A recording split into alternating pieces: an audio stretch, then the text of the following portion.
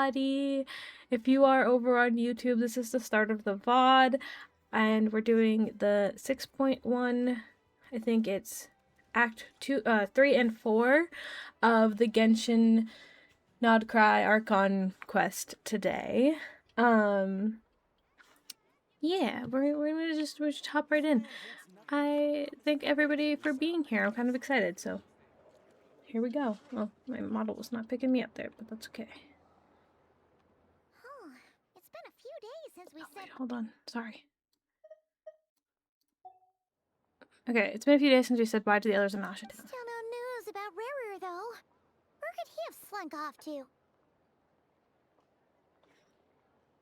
Just auto. If only he was gone for good.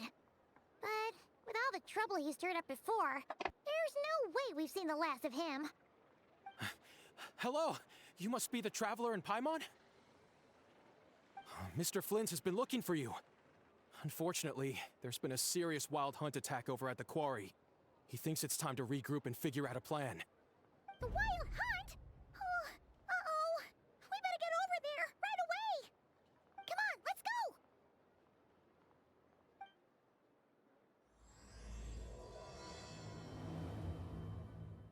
I don't think you guys understand how excited I am for Varka. I know we're gonna be seeing him. I also know that I'm extremely late to doing the story. I understand. Please, I know. I understand. It's been a long time coming. I just got really busy after this dropped, and then HSR dropped, and it was just the whole thing. Yeah, it's been a bit. Where am I going? Why am I not tracking? Navigate. Okay, go this way.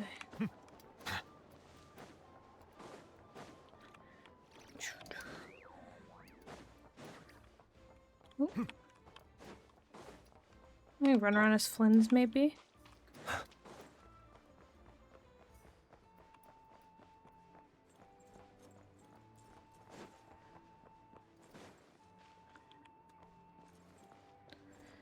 Okay, I think that's a world quest, yeah. Okay.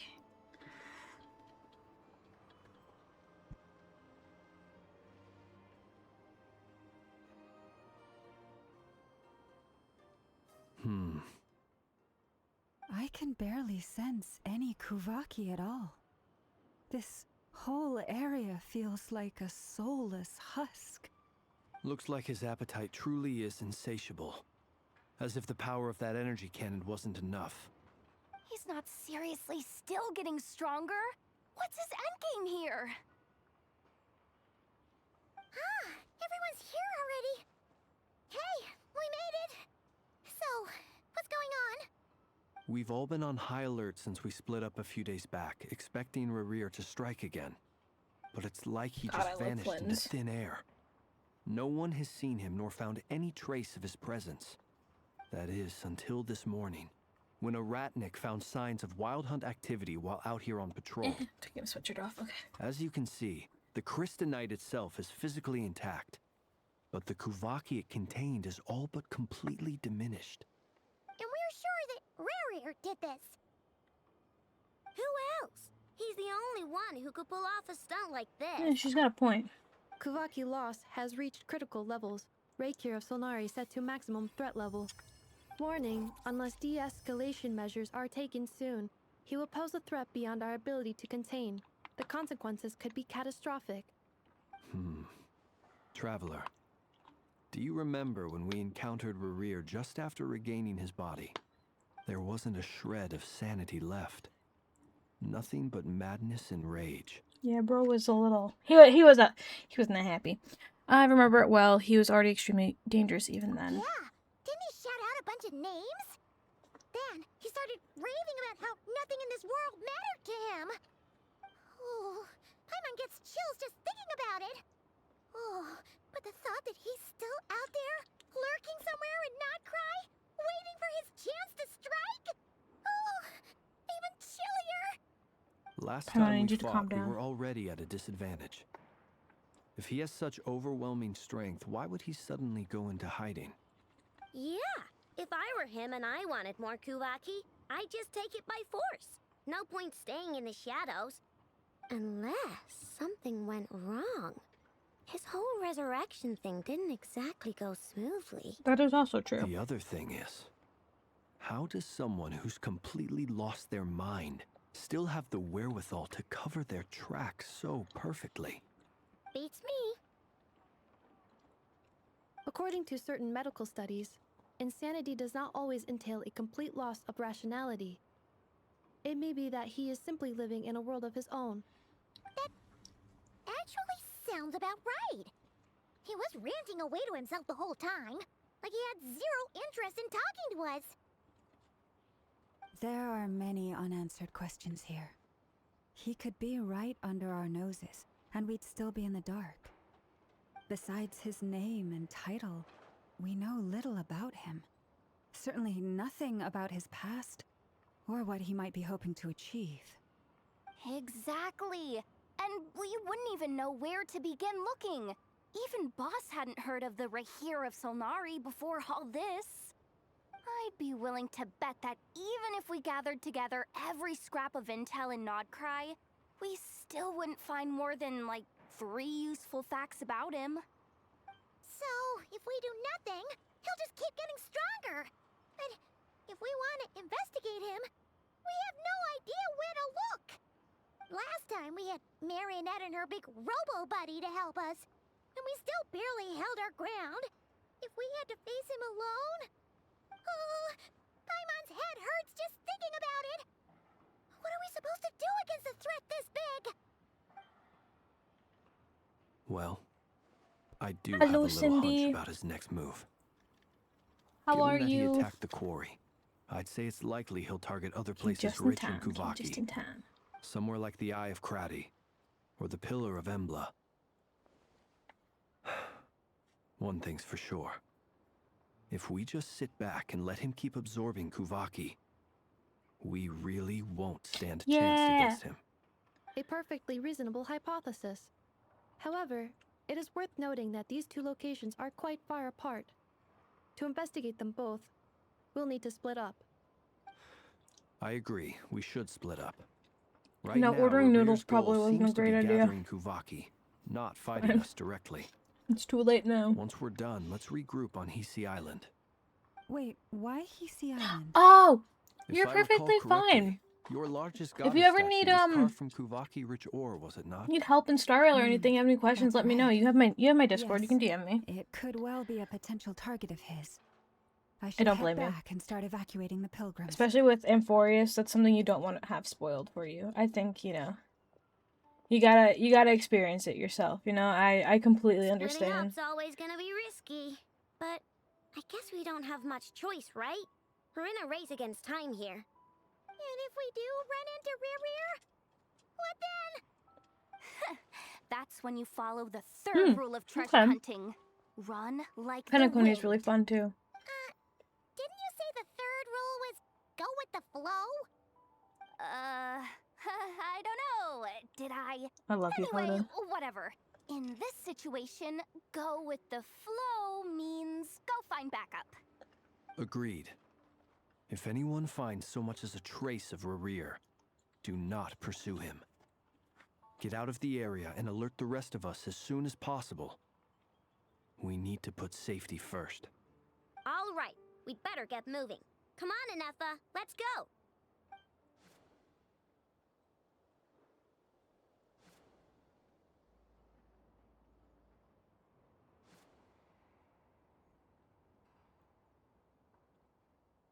So pretty. That's such a pretty, just image right there.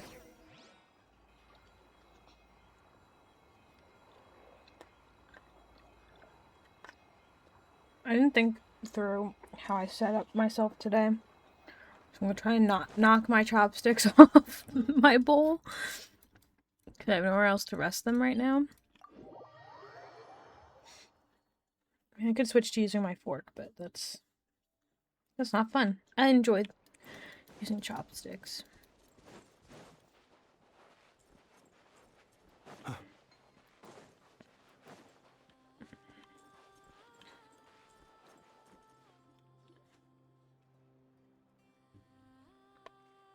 Any leads?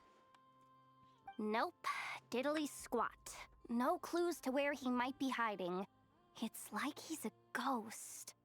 Well, he kind of is. It feels like we're sitting on a powder keg that could go off at any second. Ugh, I hate this feeling. I'd rather face him head on than be left hanging like this. So, you guys didn't find anything either? Not loving the word either. How about you, Flins?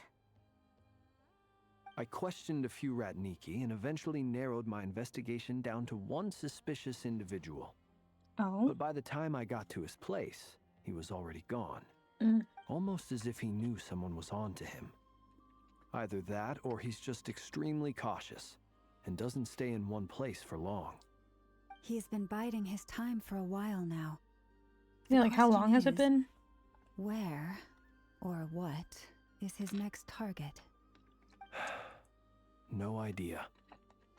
Since regaining his body, he seems to have lost all interest in the fragment in my possession. If he did still want it, he's had plenty of chances to take it. All we can do now is hope that I know and nefer turn up some leads. Darn it, Rerir. If you've got the guts, come face me one-on-one! Wait, he's actually here? I didn't mean it, I swear! No, it's coming from Silver Moon Hall. The Lady Kutar might be in danger. Let's get over there, quick! Okay, so I don't have to do anything. They're running the oh.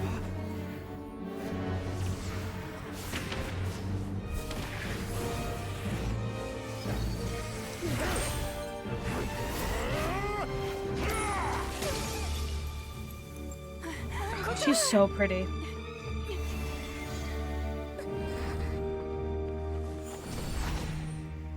Oh.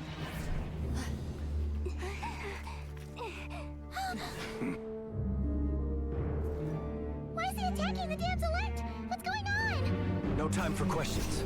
Stop him!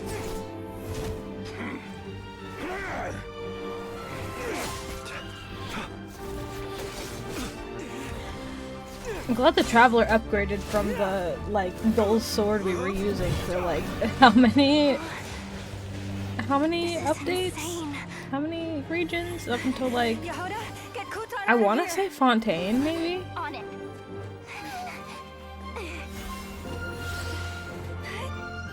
Nefer's so cool, too. Oh, I wish I pulled for her, but... Oh. Look where your feeble light has gotten you. Now you shall plunge into darkness. Thalindus, soon I will find a way. Watch out.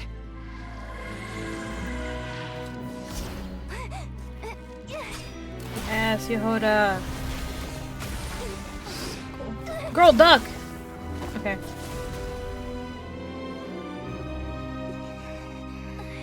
Oof.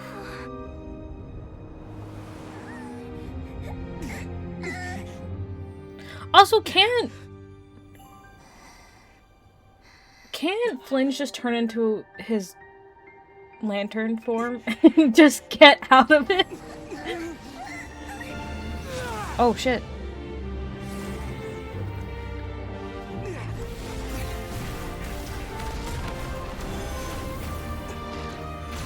Yes, Nefer. I need to pull for Nefer when she comes back around. Hopefully she'll get a rerun soon. I'll definitely be pulling for her if she does. Unless... Huh. These cutscenes are so cool. Genuinely love that we're getting more of this stuff. Find them, even if it means turning this place to ashes. They should give me him as a playable character. Just saying. Just saying. No, I think they're doing such a good job with the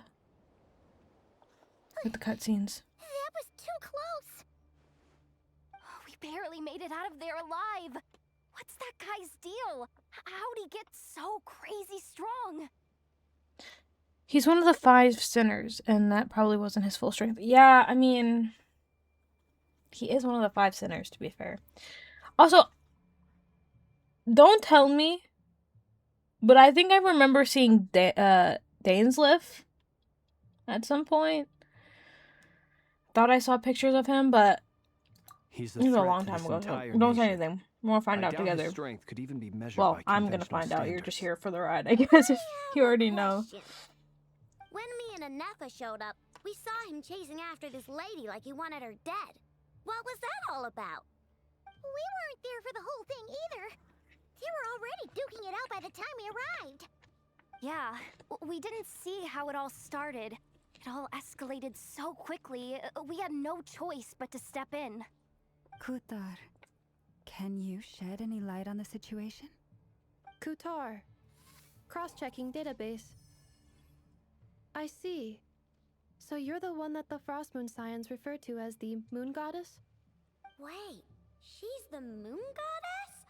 Oh, no wonder she looks just like all those statues.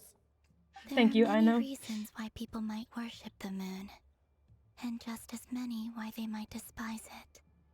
I've never met that person before, but there was no mistaking his deep-seated hostility towards me. Why he holds me in such contempt, I cannot say. Oh. But since he hunts the power of the moon, it's no surprise that I am a target. Kutar. There are many potential motives. For instance, you help the traveler escape his grasp. This could be his way of taking revenge.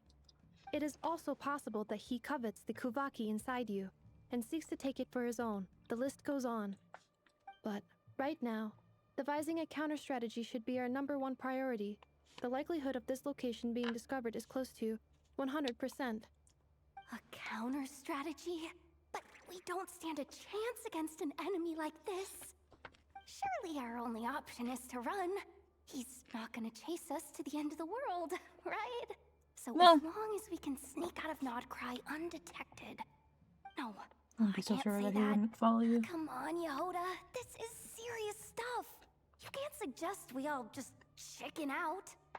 Running is our only option. Huh? Oh.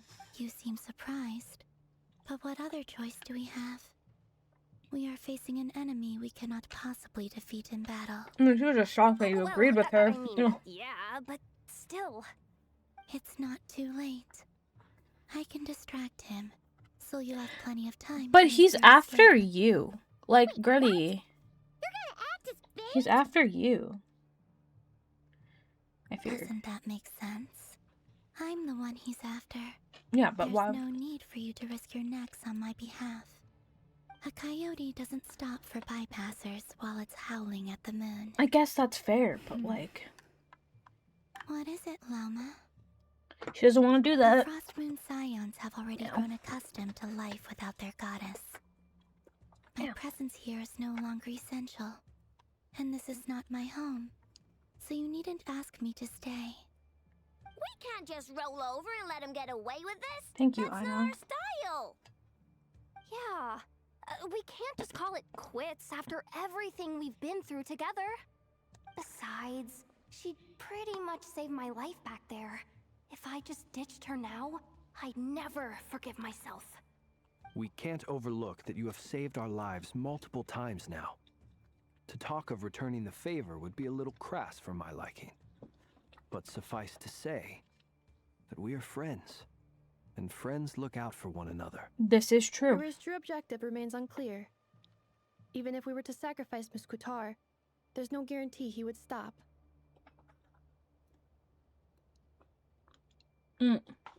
Of course. As I take a bite.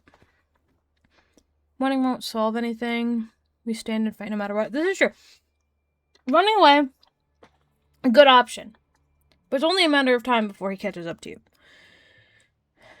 Standing and fight is also a good option. Until he starts killing everybody one by one.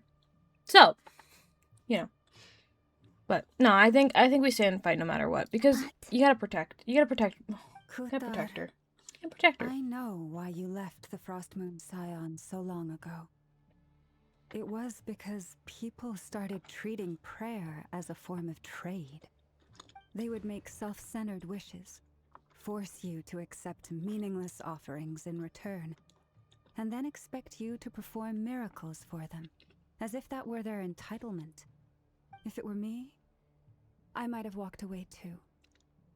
But I believe that time can change everything, and that sometimes it takes losing something precious to appreciate its true worth.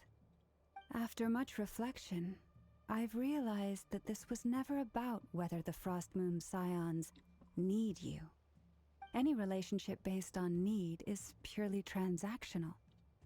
What I truly hope is that you'll choose to stay, not out of obligation, but as part of our family. You were born here, and now you've returned. Who knows? Perhaps it was the moonlight that guided you home. Thank you, Lauma. But my power is on the wane. I'm afraid I will be of little use to you now. I'll find a way. It's our turn to help you now. Exactly. We are here to help you because you are the one being tracked, my girl. So we're going to help you. Very well, then. That's what we're going to do. I'll do as you say. Both times you saved us, we were transported across great distances in an instant. Is that one of your powers as the moon goddess? It is, but I find it very draining. I barely managed to pull it off just now, and it will be some time before I'm strong enough to do so again. Rejected by the world, my power is dwindling. Like a lake, cut off from its source, slowly shrinking away. Now, it has almost run dry. What do you mean, rejected by the world? The 3 moons belonged to the ancient bygone era in which they came into being. From the moment I was born, the world itself has been steadily sapping away at my strength. And that's why we need the moon marrow to borrow the Eternal Moon's power. The 3 moons are not one and the same. As the goddess of the Frost Moon, I cannot wield the powers of the other 2. Yet moonlight has a way of blending together. Each can reflect the other's glow. So when our fingers touched, I was able to restore my strength by drawing Kuvaki from the Eternal Moon's marrow. But this method of recovery is painfully slow. If only we could find the... It's the Wild Hunt! Even faster than we expected. We'll have to finish this conversation later. See how those Wild Hunt creatures are running away from us. They're likely just a scouting party, which means Rerir won't be far behind. Yep. Then what are we waiting for? Let's get the heck out of here!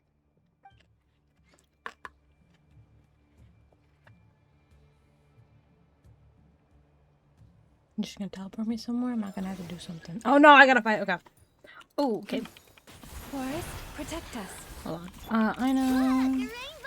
Flins. Give me flins. Give me flins. Please, thank you. Observe. Oh, they just keep coming! This is driving me nuts! Rerir's closing in on us. We need to pick up the pace. I did finish building my Ino since the last stream. Too many of them! Obviously, I'm not using her at the moment, but yeah, I have finished building her. And my flins is almost done. I think next week should be the last week I need to fight his weekly boss. But other than that, he's pretty much done. Be silent. Ding dong water bomb! The long sleep Wait, beckons. Insulation chamber deployed. Annihilation mode.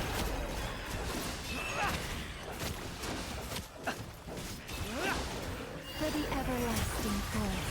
Observe.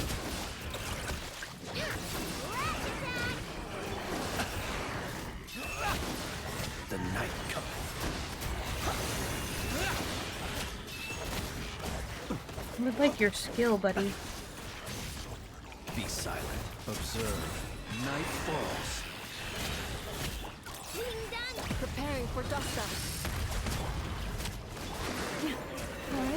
protect us with one heart. The long sleep beckons.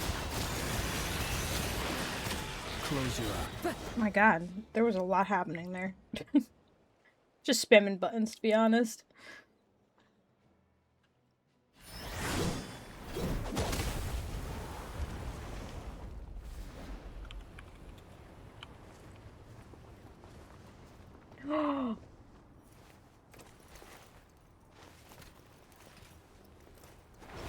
Yes!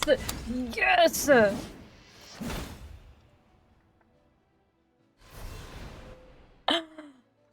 Hey! What's the matter? Bit off more than you could chew? How are you? Uncle Varka! You're back from Amsvartnir? Oh, you're Varka? Grand Master of the Knights of Favonius? Hey! We can save the intros for later. Right now, let's get you all out of this hellhole. Follow me. I know somewhere you'll be safe. Oh, is that where I think it is? That's the one. Come on, move! There's no time to waste. His model compared to... I hate to dog on D-Luke. But, like, his model compared to D-Luke's model is crazy.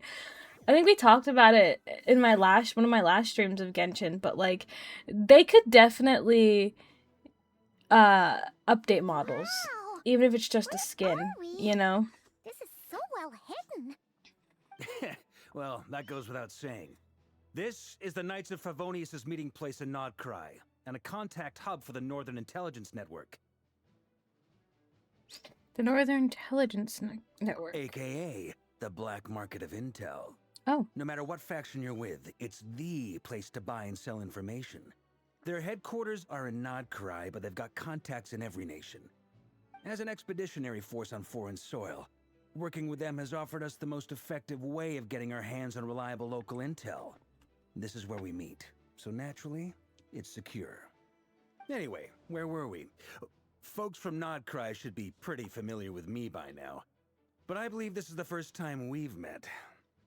Allow me to introduce myself. I am Varka, Knight of Boreas, and Grand Master of the Knights of Favonius. We've heard all about you. This meeting. Why did she laugh like that? You look way younger than Paimon expected. But you definitely have that Grand Master vibe. Look at his shading, too. It's crazy. Well, I'm no spring chicken. Just not showing my age yet. Definitely feeling some of that back pain today, though. Rushed back from Amsvartnir without a wink of sleep, only to get right into another fight with that freshly revived maniac. Another? You mean you fought him before? Yep. He wasn't nearly as strong back then, but he was still a formidable foe. I brought some of the knights along to give him a little surprise, but he saw us coming from a mile off. My squad took heavy injuries, and I barely made it out alive myself. We knew it might have been our last chance, so we staked everything on it. But still, it wasn't enough to stop him. I gotta admit, the motherfucker's I determined. tried tracking him down afterwards, but he didn't leave a trace. Even in his unhinged mental state, he's as cautious as any trained operative. So, I decided to come find you. And as luck would have it, dripping down turned my up to chin. find you being ambushed by the wild hunt. The rest, you already know. Is that why he's been frantically absorbing Kuvaki these past few days? Because he sees you as a threat? Maybe I'm part of the equation, but even if I weren't, I'm sure he'd still be gathering power. He's clearly working up towards something. Note to self, Uncle Varka's strength rating officially upgraded.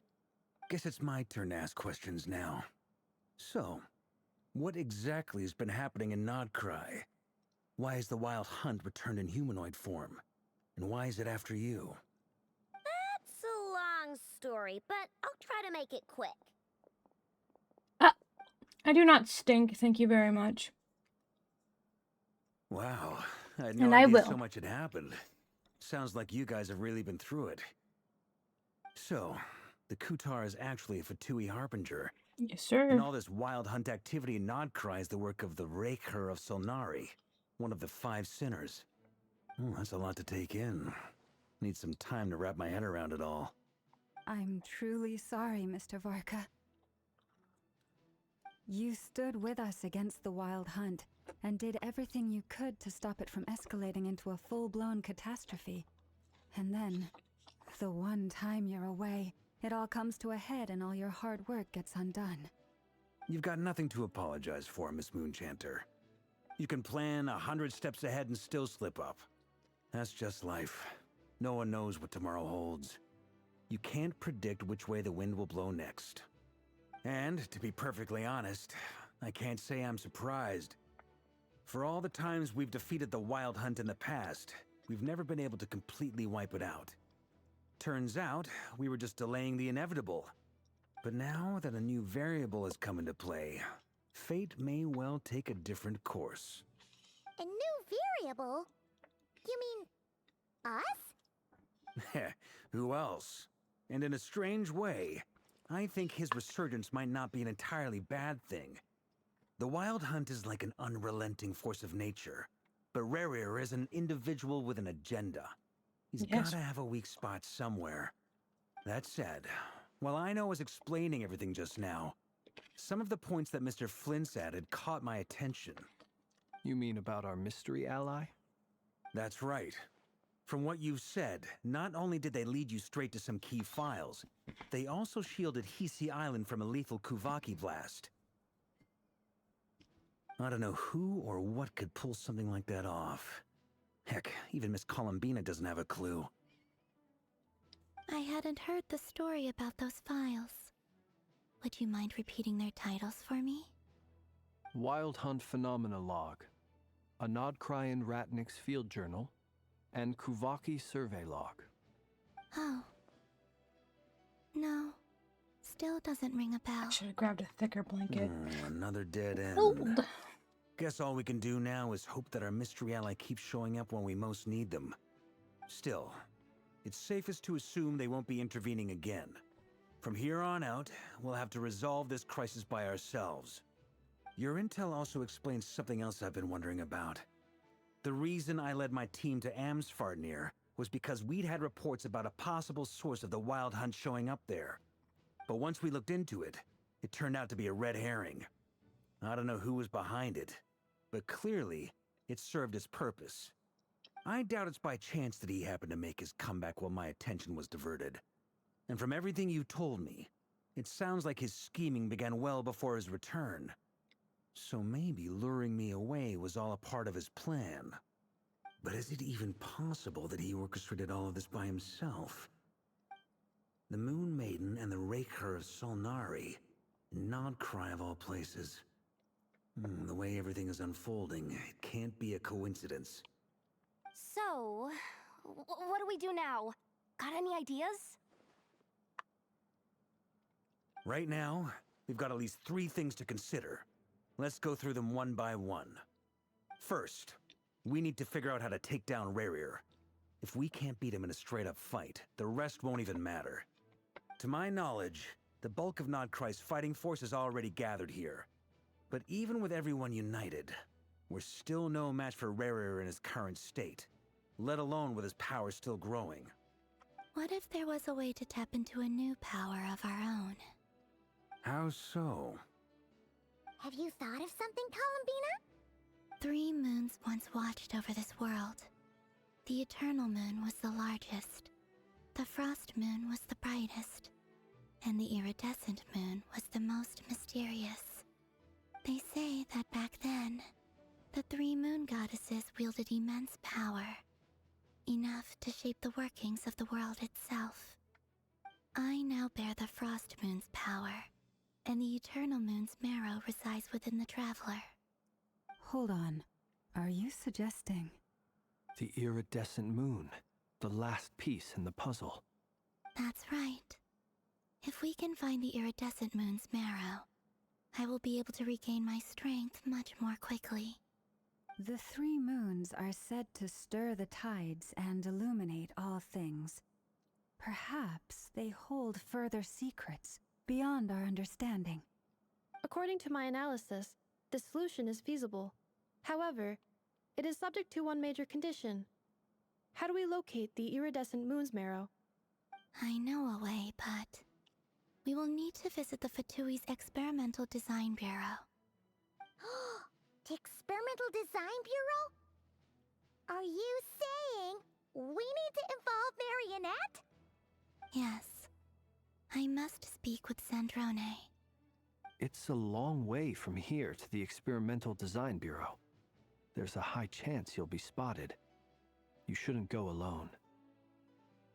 I will go with her. Then that's settled.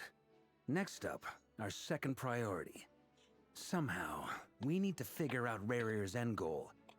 As you saw for yourselves, when he was still in his wild hunt form, everything he did was for the sake of recovering his body and resurrecting himself. His first act since then, after laying low for a while, was to try and assassinate this young lady. People's obsessions often reveal their greatest vulnerabilities. There must be a reason why he despises the moon so deeply. Perhaps it sheds some light on his title, the Rächer of Solnari. The Wild Hunt has plagued nodkrai for centuries now. If we want to stop it for good, we have to get to the root cause of what's driving it. It's true. We still know very little about him. If Kuthar hadn't given us that lead, we wouldn't even know his name. But where would we even start? I doubt even the Intel Queen of nodkrai has a clue, and she has info coming out of her ears. Oh? That's a rather hasty conclusion for someone who's so painstakingly meticulous when it comes to dealing with machines. She heard me.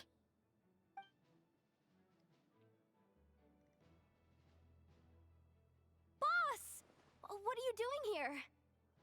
I'm now asking myself the same question. I received a letter from a humble knight of Favonius, requesting a meeting to discuss a major business deal. But it looks like this humble knight had something else in mind. Details. Miss Nefer, the important thing is that you've arrived at the perfect time. Since his failed ambush, I've been racking my brains trying to come up with a plan to fight Rerir. Given the severity of the situation, I think it's fair to say that our only chance lies in uniting as one. And I'm talking all the factions in nodkrai. We can't do this without the curatorium, but I knew it'd be a tough job to win you over. So, I took the liberty of reaching out for a little chat. Wait a sec. How did you even hear about this place, Nefer? Didn't you say this is meant to be the Knights of Favonius' meeting spot? And a contact hub for the Northern Intelligence Network? And isn't it supposed to be super hidden? You really think he could have gotten settled in nodkrai without my help? Besides, I'm the one running this gig. Of course I know where the meeting place is. Yeah. Allow me to introduce the current head of the Northern Intelligence Network. If it's intel you're after, she's your woman. Pretty much seen and heard it all. Why are we surprised? Please spare me the flattery. Let's cut to the chase. Seems like you've run into some trouble, huh?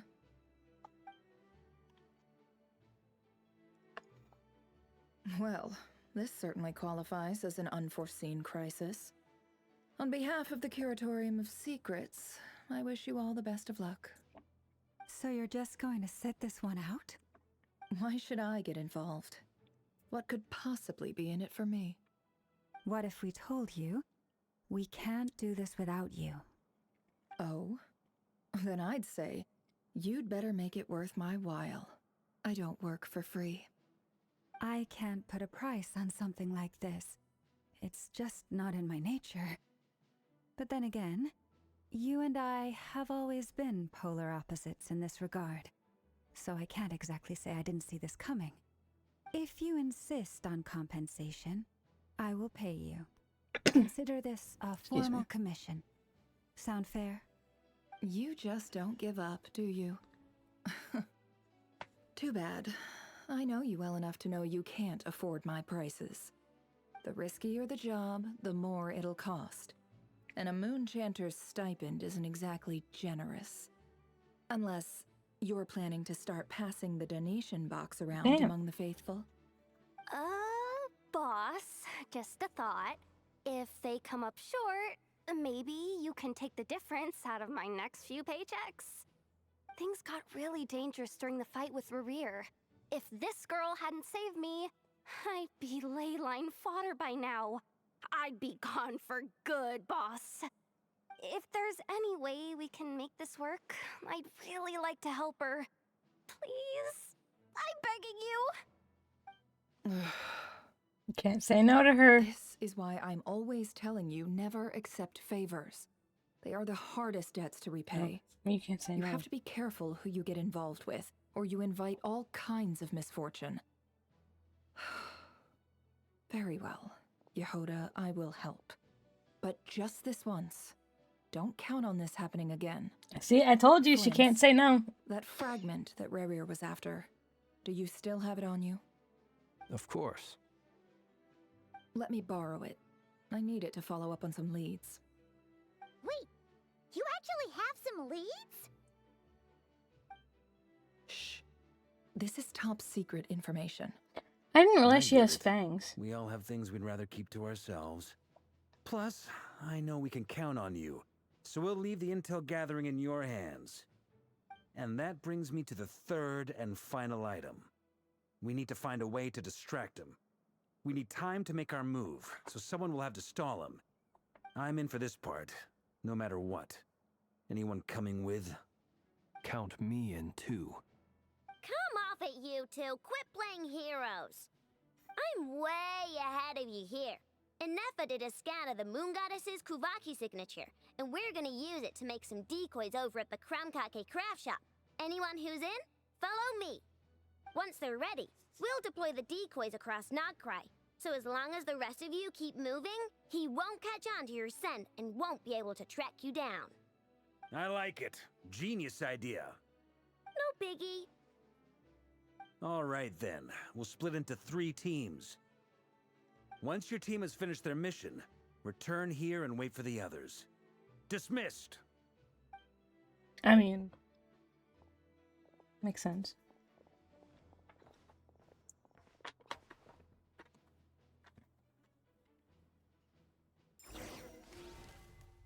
Oh, okay, fancy. I assume we'll probably go through each story.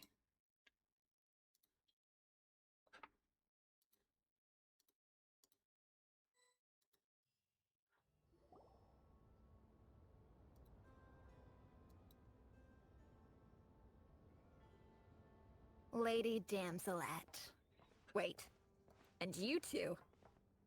What are you doing at the Kuvaki Experimental Design Bureau? We've been doing our best to mind our own business lately. But if you're just gonna waltz up here like this, you're seriously pressing your luck. Don't blame us for doing what we have to. Give her a chance to speak. That's gonna scare us off? We're not looking for any trouble. I just want to see Zandrone. Do I need to remind you that you're still a wanted fugitive for deserting us? Out of consideration for our former ties and the crisis we're all up against, we'll let you leave in one piece. But don't even think about trying to get inside. Let them in. Yeah, motherfuckers. But... Are you going to make me repeat that? No, my lady. Zandrone seems to be in a good mood. Must be maintenance day.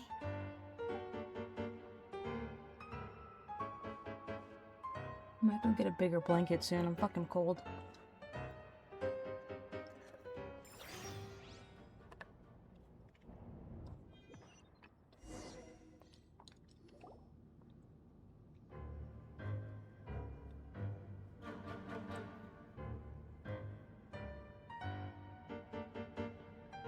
So tell me, to what do I owe the honor this time? Actually, before you answer that, just so we're clear, we're not colleagues anymore, Columbina. I don't owe you anything. I promise it's nothing big. It seems like you've gotten the wrong idea here. The only reason I let you in was because I was bored. It seemed like a way to kill some time and satisfy my own curiosity. Whatever miscalculations I may or may not have made in the past, I haven't lost the plot enough to even consider sticking my neck out for your sakes. I'd like to speak with Arlecchino. Oh. What? Huh? Father! You mean the knave? Let me I'd see like father! To speak with Arlecchino. Is she a nodkrai? No, she's not. Once the work on this facility I was thought completed, she was gonna say went no, back it was with just gonna the pan Rooster over to and Rerir. Arlecchino The sitting in only the ones corner. in nodkrai are me and... what is it you need to speak to her about anyway? Rerir is hunting me. If I'm going to face him, I must first retrieve the lost moon.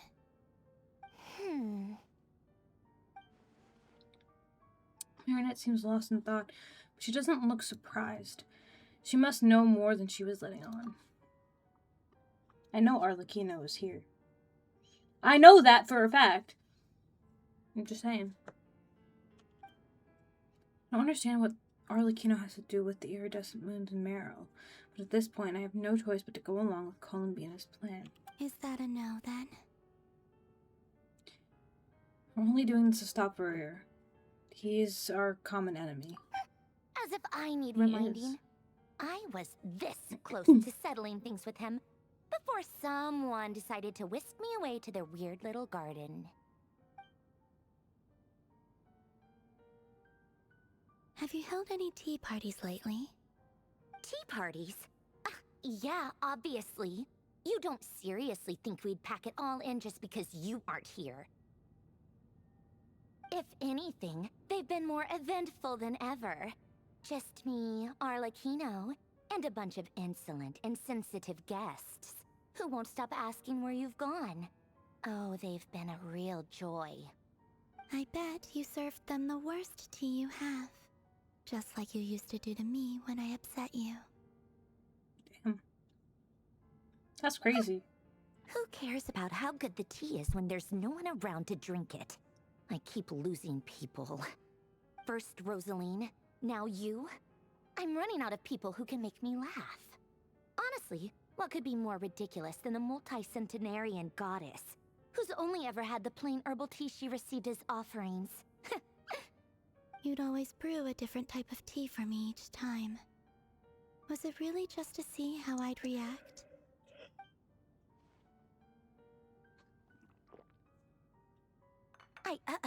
Well, duh. Why else? Watching you squirm was practically my only form of entertainment. Or was she genuinely trying to introduce Columbina to new flavors? Maybe all that coldness is just an act, and they really actually get along. Oh, yeah.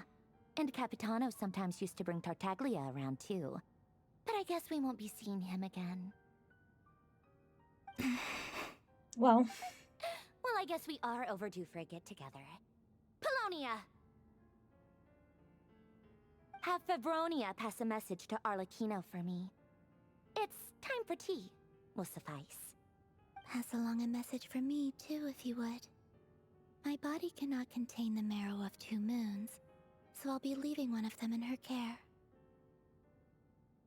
okay, Excuse me? Who said you were on the guest list? If my tea meant that much to you, maybe quitting the Fatui wasn't your brightest move. Back when you were under the Tsaritsa's protection, no one would have dared come at you so openly. But that protection didn't come for free. In fact, I paid dearly for it. At the end of the day, it was just another transaction. I just got tired, that's all. I never wanted any part in their grand ambitions, and I've had enough of being treated like a bottomless supply of power. It brings back memories from the old days, when I was still worshipped as the moon goddess. Centuries on, it may be a different group of people, but I see the same greed in their eyes. I figured you'd leave eventually. You didn't have as much of a reason to stay as I do. The Tsaritsa gave you shelter and protection, but that was it. Nothing more, nothing less. Meanwhile, the Fatui demanded everything from you in return, until it was more than you could bear. I get why you left. And frankly, I have no interest in dragging you back just because the higher-ups told me to. But if you keep hanging around with this riffraff, the next time we cross paths, Who you calling we might riffraff? be enemies for real. Girl. She says that, but she's the one who just caved in and agreed to help Columbina. Guess that's our cue to leave. Let's go. We better not keep Varka and the others waiting. That might be your plan. But it sounds like someone else wants you to stay a little longer. Huh? What do you mean? Listen.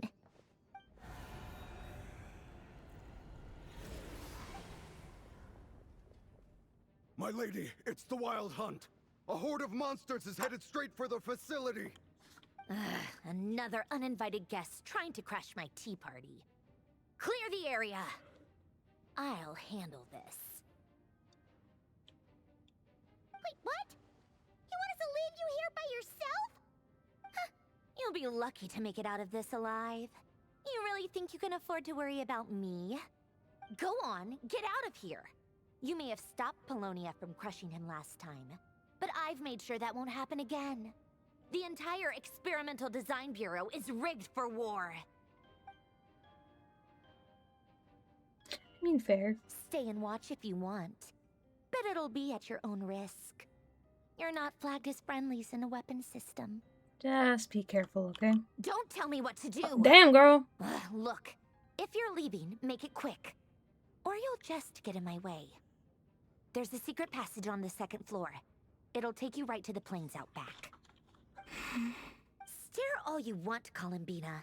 You're not getting another invitation to my tea party. I know. But thank you anyway, Sandrone. This is exactly why you shouldn't hang around with those people. All their melodrama and sentimental nonsense is rubbing off on you.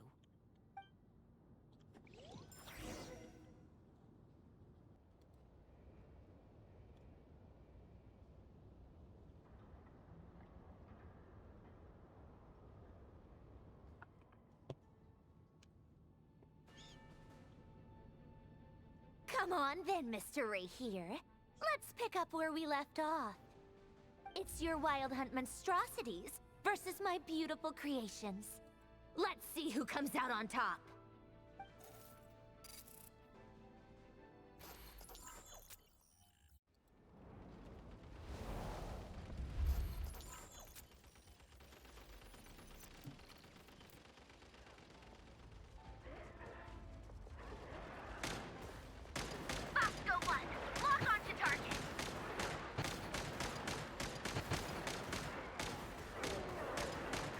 Why am I playing a shooter in Genshin right now? What is happening?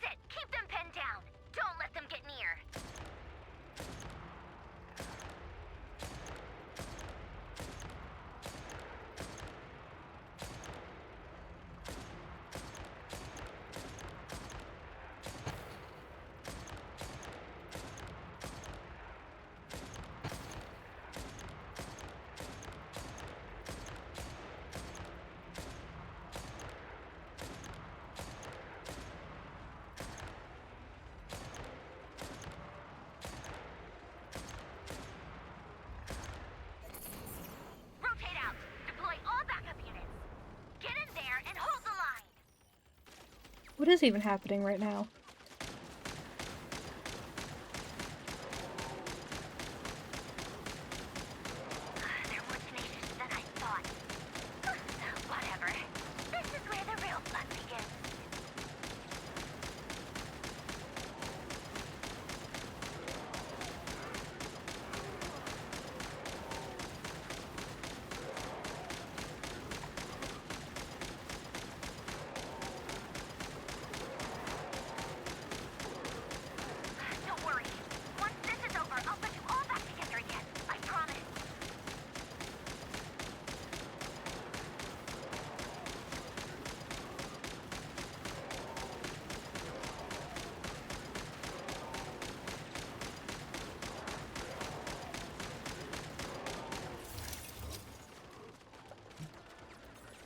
Finally, the Rächer himself. Time to... Huh? Where'd he go? Uh-oh. Well...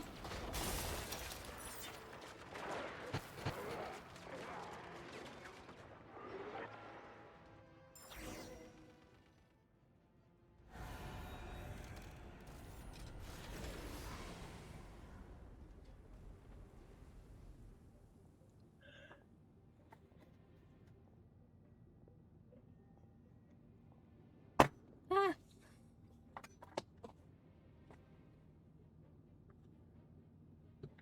Polonia, get him!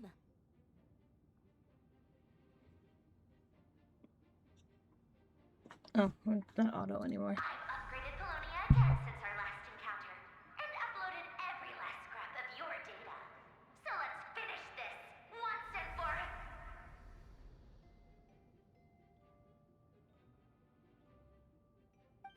She's not here. Where did she go? Hey! Over here, you big... Cursed moon. Go. Keep searching. She cannot have gotten far.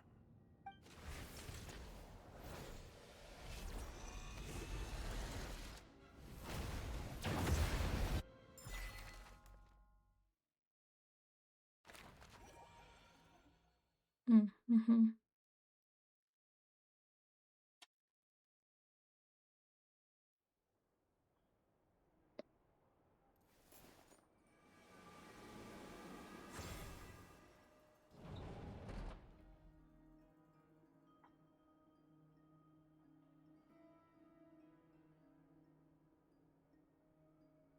So this is your Okay. method for investigating Rerir's past. It almost looks like some kind of ceremony. Give me 2 seconds to go grab a different blanket and put this dish in the sink. I will be right back, I promise.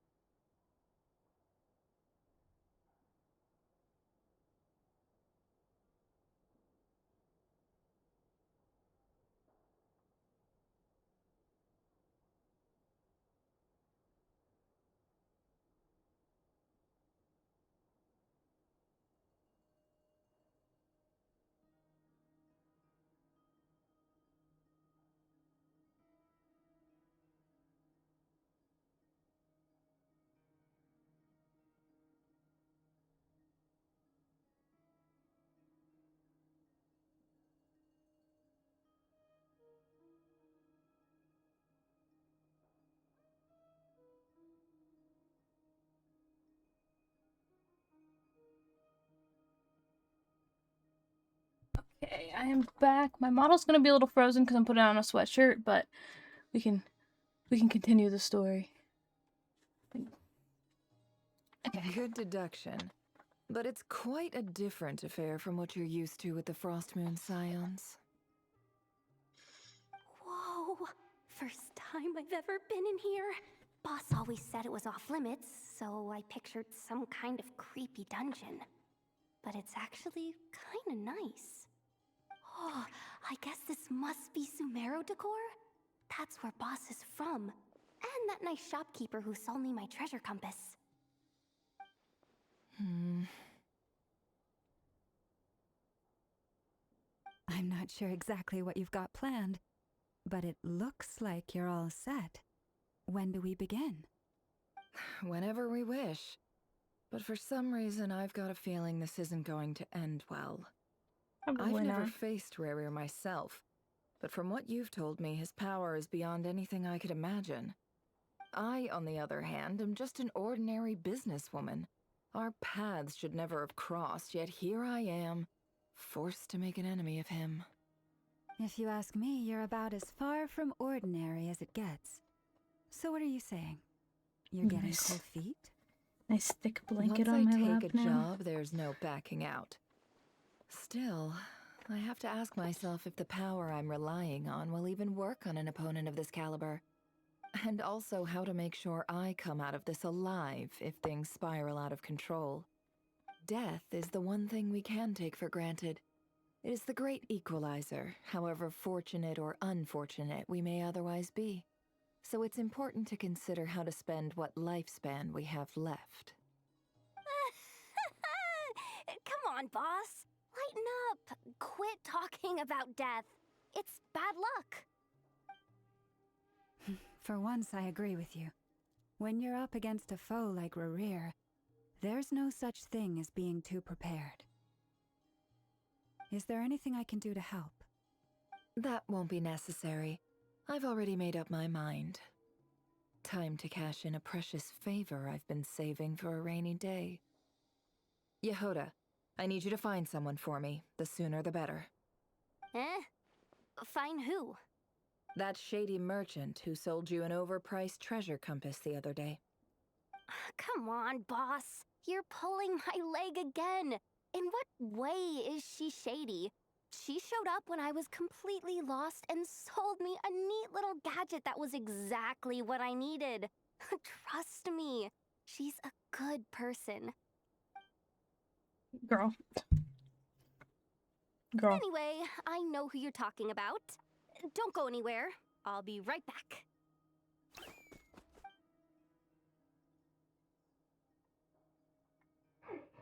Quit grabbing me.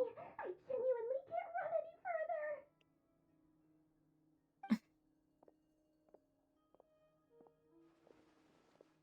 Hey, aren't you? What is it? What's the big rush? You dragged me out of a dream where I was literally swimming in Mora. I'm charging double my usual attendance fee. See, look how easygoing she is. After that rude awakening, she could have completely snapped at us. But instead, she kept it together and just asked for an extra fee. Dori Sangama Bay? I never would have pictured you two doing business together. If you want to make it big in nodkrai, it's all about connections. Lady Nefer just so happens to have a lot of intel that interests me. And she also did me a big favor in the past. It was back when I first arrived in nodkrai. My trusty assistant, the genie in my lamp, had an adverse reaction to the kuvaki and fainted. And when you know it, that's when I suddenly find myself in a life-or-death situation. Good thing my compatriot was there to swoop in and save the day. I've been giving her a 30% discount off all of my goods ever since. Now, so that no one here feels left out, I'm willing to extend a 20% discount to fellow friends of Boss Nefer. Plus, any other friends you send my way will enjoy 10% off. What can I say? The great Lord Sangama Bay is nothing if not generous. So, let me guess. You've run into some trouble. I've got everything you could possibly need, and the more you buy, the more you'll save. You guessed correctly. What have you got in the way of survival gear? The one type of gear I've never been short on. What are you looking for? A jetpack fresh from the Academia's labs? An ancient suit of armor dredged up from the bottom of the sea? At the very least, I need to know what kind of opponent you're dealing with here. If even you're worried about staying alive, it must be pretty serious. What if I told you it's someone with the power to bring a nation to its knees? Is that so? Then we really are talking top-shelf treasures. I don't have anything like that in stock right now. I'll have to ask my supplier. Your supplier? A powerful woman, make no mistake. I can't reveal her identity, but luckily for you, I hear she's planning to visit Nodkrai in the near future. If you're willing to wait, I can ask her when she's here. Can't say exactly how long that'll be, though. Then, let me put it another way. What would you do if you encountered an enemy like that? Roll over and serve yourself up on a silver platter? Course not! I have a handy little trinket from one of my generous suppliers, which... Hold on. What exactly are you getting at? No, no! This is for my personal use only! Let's just say I'm borrowing it, all right?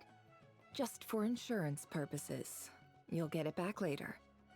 Favors are the worst kind of debt to owe, and now you've got a chance to repay one.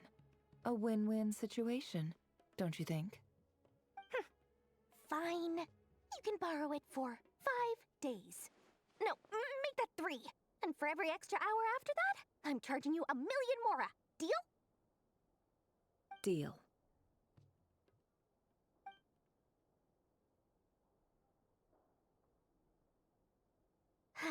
What a way to start the day. Now, was there anything else you wanted? Or can I go back to bed now?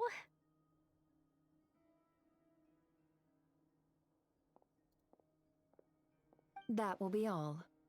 Take care now. Don't trip up on your way back, friend. See you later! You're my favorite shopkeeper.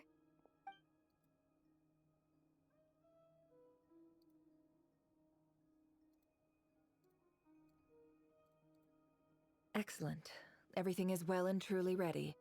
The ceremony can now begin. After initiating the ceremony, your minds will follow me wherever I go. You will see many strange things in your mind's eye. So remember, don't be frightened, and don't make a sound. Now then, let us peer into the Rächer of Solnari's past. Oh, we're looking into his past. Okay. Interesting. God, it's so cold in my house. I turned the heat on. I had to take a hot shower later. I did that last night too. So I made cold. it. I don't recognize this style of architecture. Must be Conrian. Simple furnishings, table and chairs. It's a more ordinary house than I might have expected. Looks like the fearsome Rächer of Solnari came from surprisingly humble beginnings. Unless this passed for luxury in Conria. Unlikely. It was said to be a very prosperous nation in its heyday. Anyway, I'll keep exploring. Okay.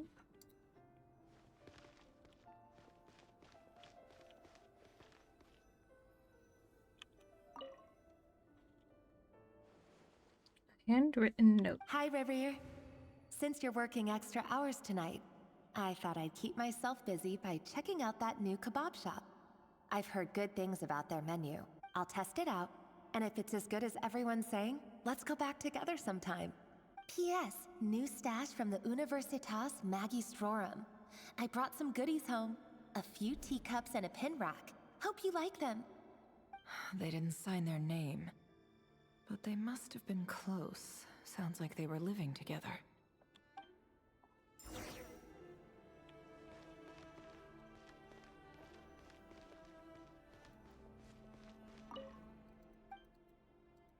Okay.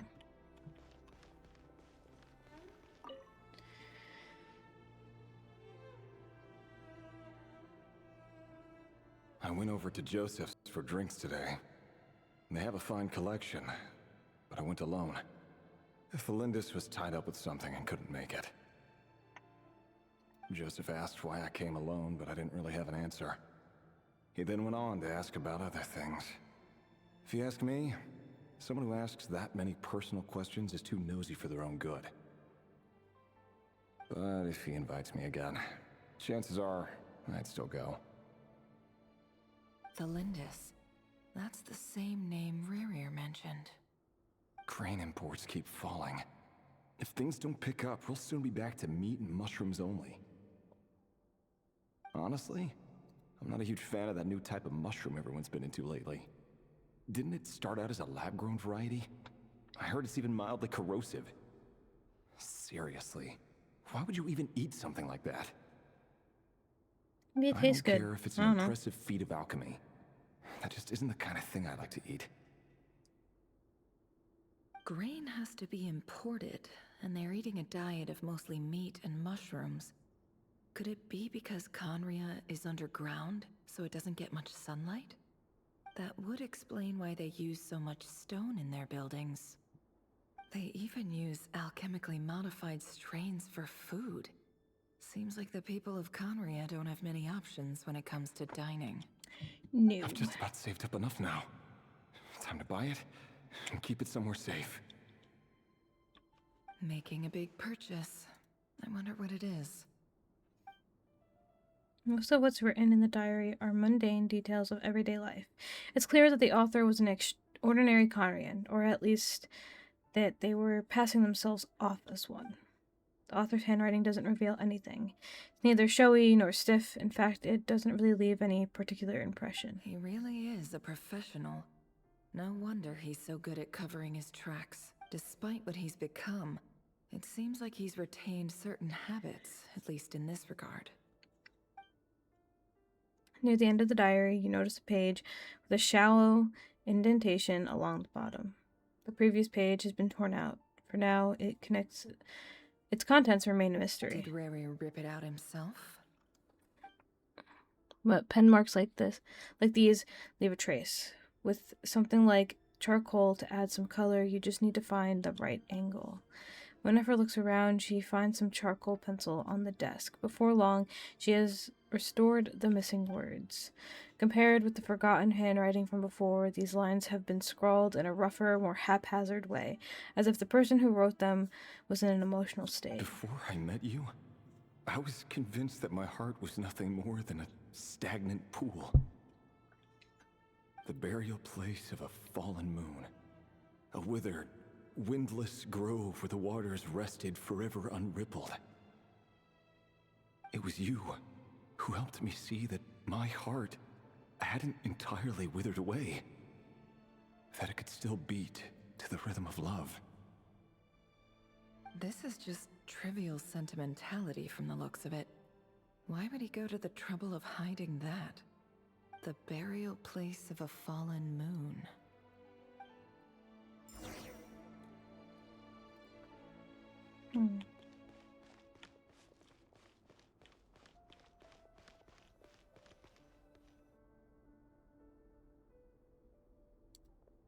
Rerir, over here. Dane! Oh, and, Vedaflin here? What a surprise to see you here, sir. Hello there, Rerir. You need not address me so formally outside of court. He doesn't get that much free time, so I invited him over for a drink. Even the court prophet deserves a break every now and then, right?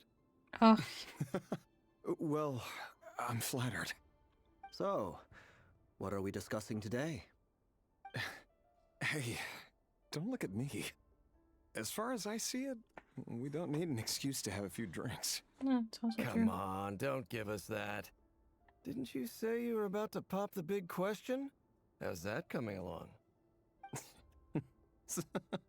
Who'd have thought the great Twilight Sword was an even greater gossip?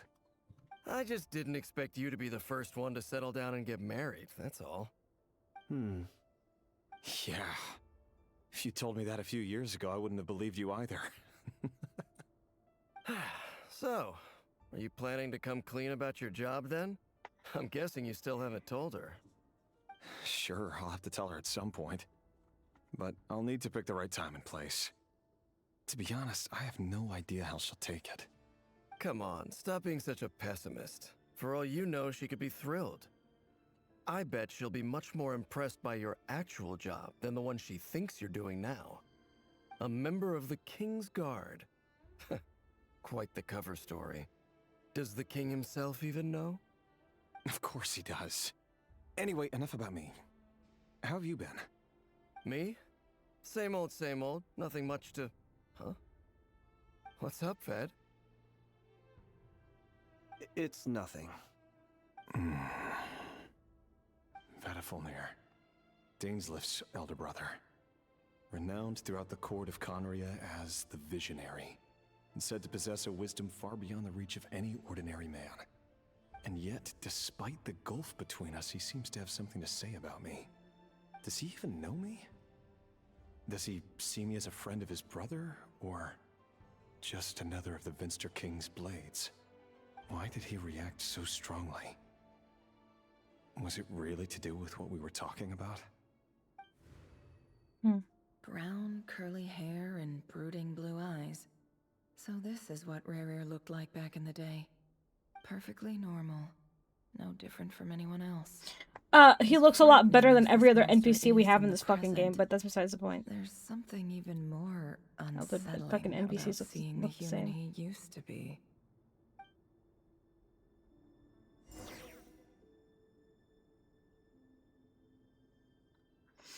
Alright, let's see. Continue to observe his memories. Mirror?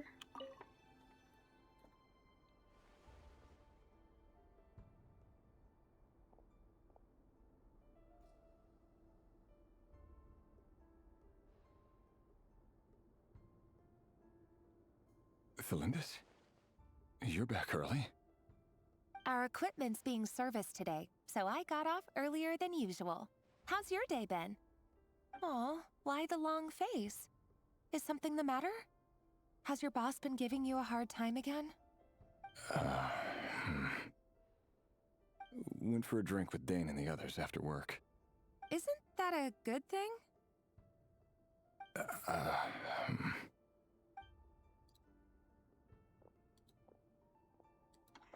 Vedifulnir showed up today, too. You know, Dainsleif's older brother. Ah, Mr. Vedifulnir. Yes, I've heard of him. They say that everything he says ends up coming true. He overheard Dainsleif mention that I'd recently proposed, and seemed to have an issue with it. But when I asked what it was, he kept it to himself. So, you're worried? You could be such a child sometimes, Rerir. We're nobodies. Why would the Visionary be concerned about us?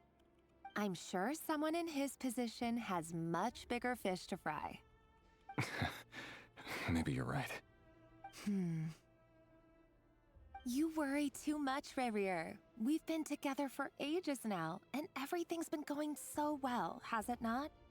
You've even proposed to me. So, you do remember. Tell me then. What's your answer? Like I said, I need some time to decide. You can't just rush into things like this.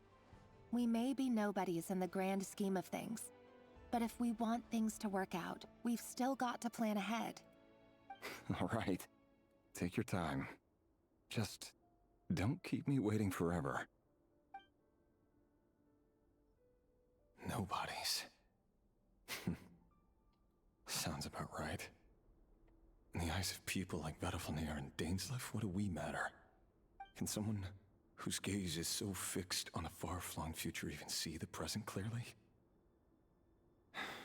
Besides, the dynasty's fate rests with the king and his inner circle. Whatever I do, it won't make much difference. Meanwhile, every idea they come up with and every decision they make, it affects everything. These days, the king is lost in his research, and the purge of the Crimson Moon bloodline grows ever more intense. The opposition tried to speak out, but nothing came of it. And I'm under no illusions as to why. Because we eliminated them and got rid of their bodies. A man can have 1,000 reasons to carry a sword, but there are few good excuses to use it. Yet the king has never even considered a gentler approach, and he never will. What becomes of someone who kills on another's behalf? Can he ever find true peace?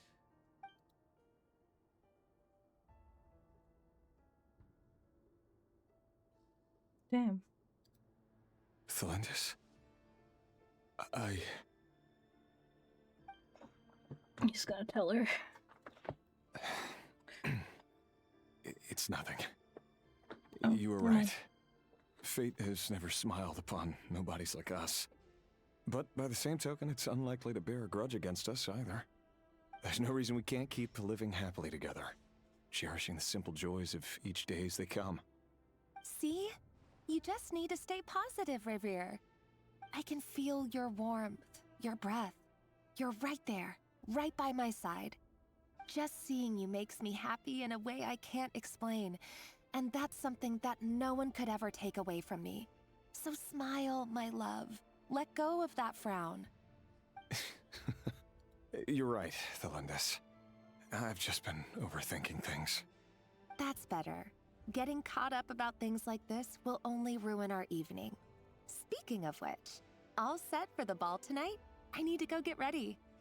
You go ahead. I just have a few things to take care of, then I'll come join you. Even busier than the big shots, huh?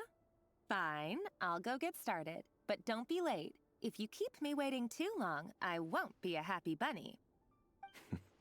Relax. I'll be there. Seriously, though, you drive a hard bargain. You're really gonna leave my proposal hanging and still expect me to take you to the ball?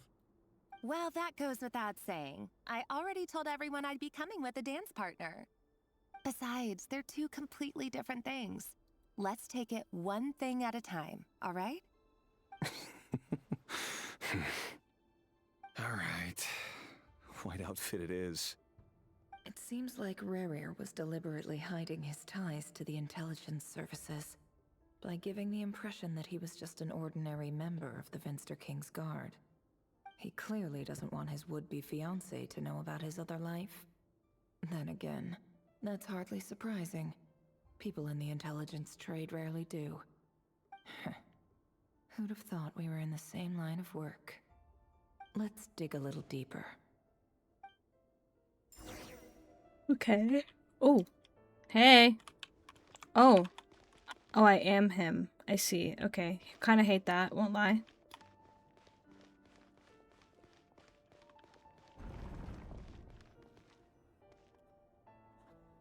Our last operation was a resounding success, and all thanks to you, Rächer of Solnari. In total, we apprehended 32 dregs of the Crimson Moon, and 67 accomplices. After all these years since the dynasty's fall, so many of them still linger on. Indeed, it cannot be denied. Yet it was destiny that the Crimson Moon should be overcome by the eclipse, and that His Majesty, the all-seeing Finster King, now guides our nation on the path to prosperity. Khaenri'ah has no further need for a dead moon. But alas, there will always be those who refuse to see the truth, choosing instead to romanticize the past. That's not entirely true. Much about the Crimson Moon era was worthy of remembrance, and that's exactly why they keep trying to see it restored. Many of its secrets remain unsolved to this day. As it happens, that's precisely the field of study my partner is devoted to. You still haven't told her what you really do for a living. Where would I even start? How do you tell someone that you're one of the king's hand-picked executioners? Oh. That your hands are steeped in blood? You didn't choose this life, any more than I did. Orphans like us don't get a say. But I'll sure as heck be the one to pay for it. Speaking of which, we need to be more rigorous in the way we identify direct descendants of the Crimson Moon. Someone, it seems, has strong opinions about my future plans. Most likely my marriage in particular. I have a feeling that we may soon become targets of the Crimson Moon's retribution. Your concerns are not unfounded. They've taken out many of our colleagues these past few years, and for that very reason. These are no helpless lambs we're leading to the slaughter. They're wolves in sheep's clothing. I understand. Take care, like... Rächer of Solnari. I look forward to toasting you at your wedding. Thanks, Thorkel. You look after yourself, too.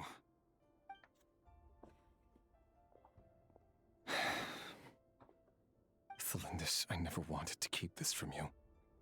You're the last person I would ever want to lie to. But that's exactly why I can't tell you everything.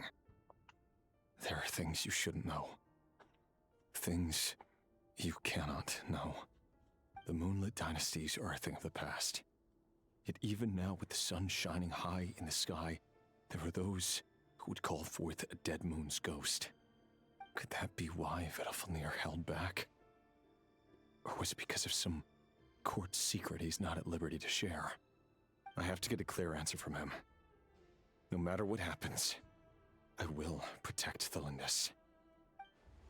Rerir seems to be very concerned by Vedalfnir's reaction. Vedalfnir and Dainsleif, the Visionary and Twilight Sword. So that's what they were really like. I've investigated this whole area now. There doesn't seem to be any other memories here. Should I try somewhere else? Wait a second. What's this black smoke? Probably something important, if I had to guess.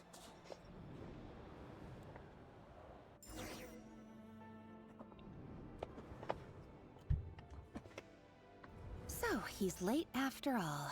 Just you wait, Rerir. You're in for it. Big time. Are you waiting for someone, ma'am? Could I tempt you into buying some flowers? Oh, sure. Pick me out a pretty bunch if you would. Thank you. But I'm afraid none of them are as pretty as you. For someone so young, you sure have a way with words, don't you? I'm only telling the truth. Look me in the eyes. You'll see I'm not lying. May we have a word in private? Who are you? And what do you want? It doesn't matter who I am.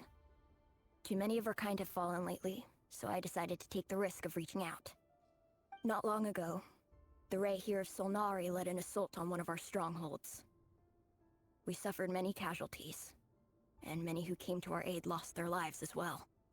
Sorry, I don't know why you're telling me this. And I don't want to get involved. Wait, hear me out. This time we finally got a clear look at his face and learned his true identity. His name is Rerir, and he claims to be one of the king's guards. What did you say? A cruel irony, isn't it? The man you're set to marry leads a double life as a brutal executioner. But surely, you must have caught a whiff of the blood on his hands. Why are you telling me all of this now? Simple. It's because... How strange. Rerir was nowhere to be seen in that memory. It clearly belonged to Thelindis. Rerir couldn't possibly know what happened if he wasn't even there. Why would her memories appear in his fragment? The ceremony won't last much longer. I think it's time to call it a day.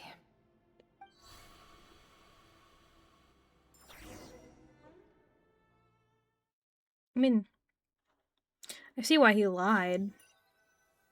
Not that you should necessarily lie to your partner, especially the person you want to spend the rest of your life with. So that was your doing? Did you just pull us inside Rerir's fragment? To spy directly on his memories? Any more questions, and I'll have to start charging. I had no idea you could do that, boss! Seriously, that was amazing! We're not worthy. We're not worthy! I gotta admit, though, I'm itching to see what happens next. Feels like we barely scratched the surface. I'm just as curious as you are. But the ceremony only allows for limited time inside. That's all we can see for now. Luckily, we managed to learn quite a lot. So far, so good. I just hope the others are doing okay too. Especially the group with the Traveler. Their mission is a risky one. Let's hope it's all going smoothly. If you're worried about them, go see how they're doing. If I know Boss, she's gonna need some time to write up all the details and make sure it's all coherent. I'll stay behind to lend a hand, but feel free to head back and meet up with the others.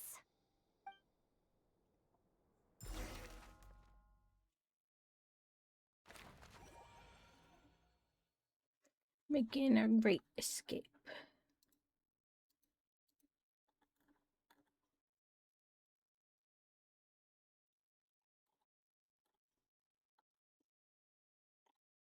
If it wants to load, that would be lovely.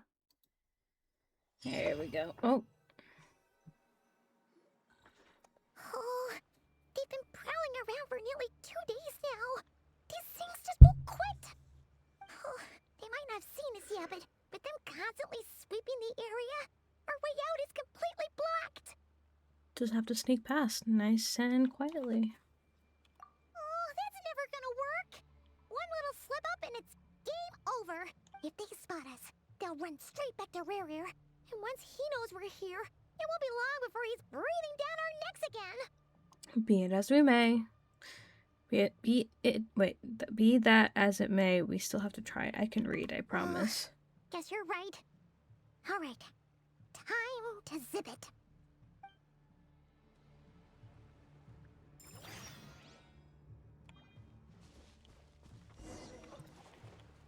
Quick, hide! We almost got spotted! Phew. That was a close call.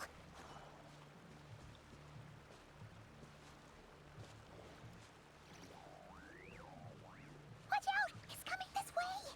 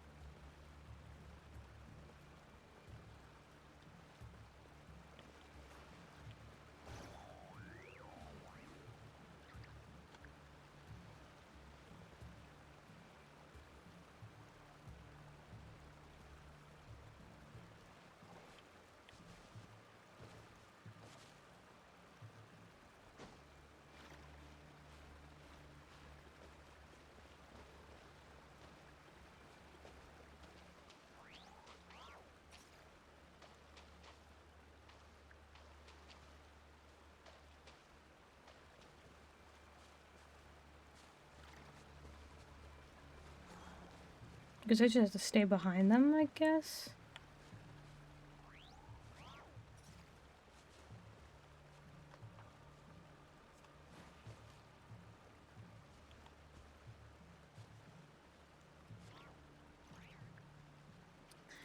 Okay, well.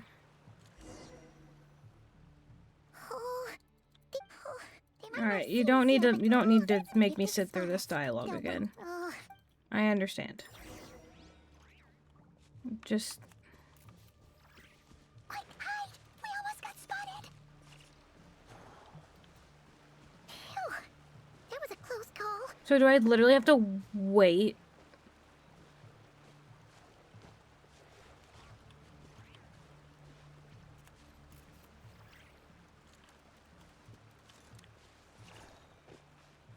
Get down.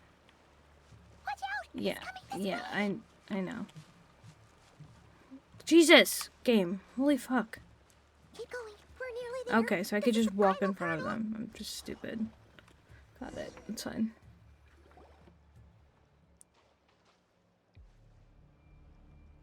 Oh, there's no end to these things. Can't keep going like this. Surely there must be another way out.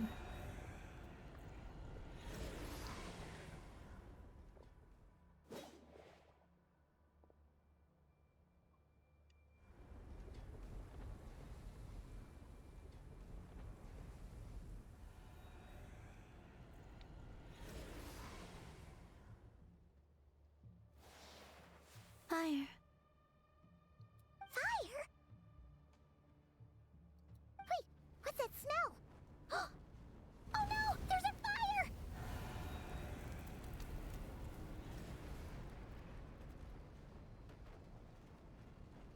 Okay.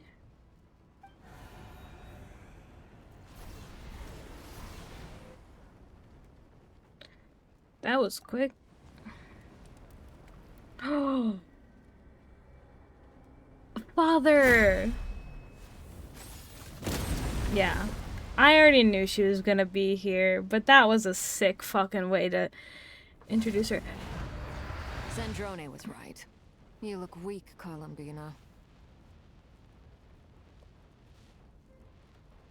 The old you would never have let such lowly creatures bar your way. Word has it that you did something for the Tsaritsa, and that's why you've lost most of your power. Freedom comes at a heavy price, doesn't it? It's Arlecchino! You came! Hello again, Columbina. And greetings, guests of the House of the Hearth. It's been a while, Arlecchino.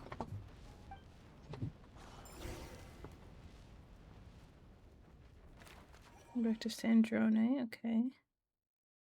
The little doodles are so cute in the corner.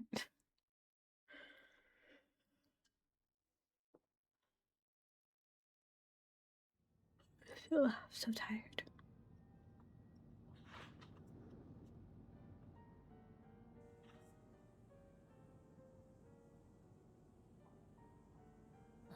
Stupid Rächer of stupid Solnari. Ugh, whatever. I've got all the data I need. Next time we meet, you're finished.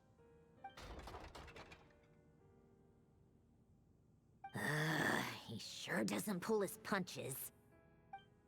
Excuse me, do you need a hand? You can do me a favor by staying out of my way. Can't you see I'm busy? Wait a minute. I recognize that voice. Hello, Miss Sandrone. Oh, it's Father my sent us over to help. babies! How considerate of her. Hey, Fremine, get over here and help me fix this. Lenny, you do your thing. Just keep your sister away from my machines. Nearly every machine that cat girl touches ends up going haywire. Go put her on cleaning duty or something.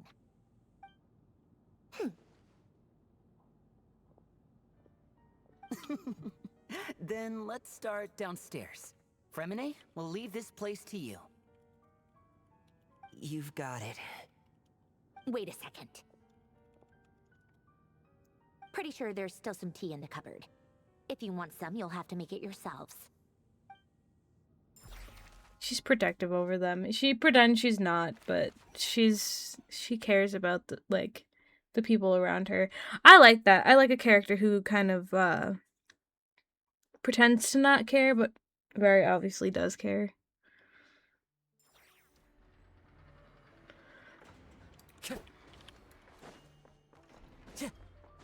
Wee.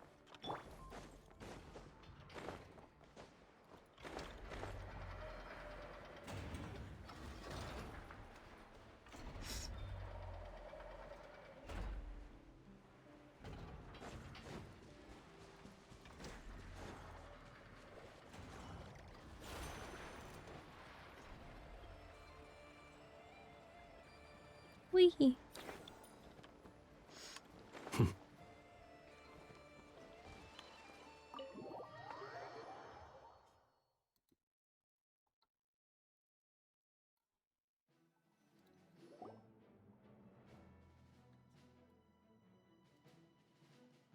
It's a relief to see you all made it back in one piece.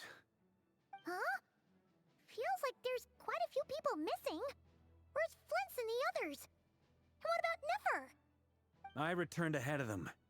Flint is helping Ino and nefer to set up the decoys and buy some time. As for Miss Nefer... Boss is still wrapping things up on her end. She sent us back to fill you all in on the top secret intel we've been gathering. I see. Then let's get right into it.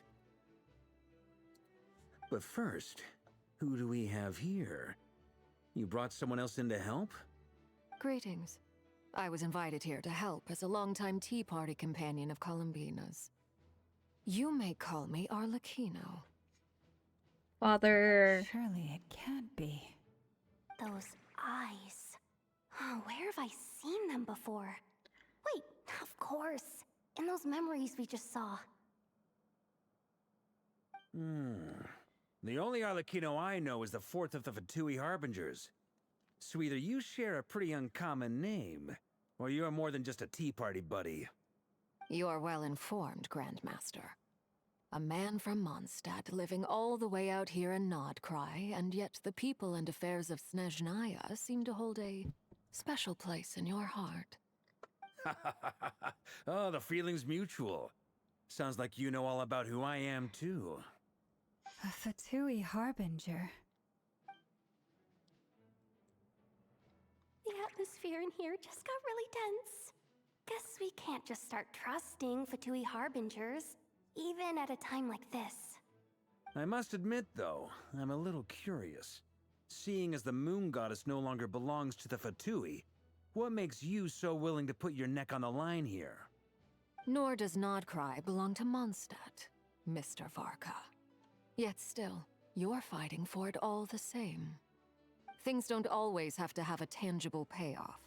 Sometimes, stopping things from spiraling out of control is a higher priority than chasing the spoils of victory. Of course, I can't say there's nothing in it for me at all. But that's between Columbina and myself. Arlecchino was instrumental in helping us save the whole of Fontaine. I'm confident we can trust her. Yep. Forgive me. I don't mean to doubt you. It's just that the Fatui really have been the source of many of our troubles. We have our own way of doing things here in nodkrai. But ever since they arrived, the Fatui have treated us with nothing but hostility. I know there's been a lot of bad blood between us in the past. I've done my utmost to avoid friction whenever I could. But sometimes fundamental conflicts of interest simply can't be settled amicably. That's why I'm here solely in a personal capacity. This has nothing to do with the Fatui. As a gesture of good faith, I'll be frank. I can help Columbina track down the iridescent moon's marrow, which will help her restore more of her power. Anyway, what else is on the agenda? Let's begin. She says she'll be frank, then completely skips over the details. Looks like she doesn't want to give away too many secrets after all. But she clearly wants to change the subject. Yeah. It'd be awkward if I tried to bring it up again now. I guess we'll just have to go along with it. She's the fourth of the Fatui Harbingers after all. One look and you can tell she's not someone you'd want to mess with.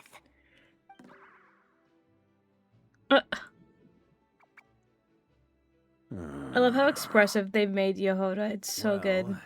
Since Miss Arlecchino sounds confident in her ability to handle that, we'll proceed to the next topic. Jahoda, time to share that top secret intel.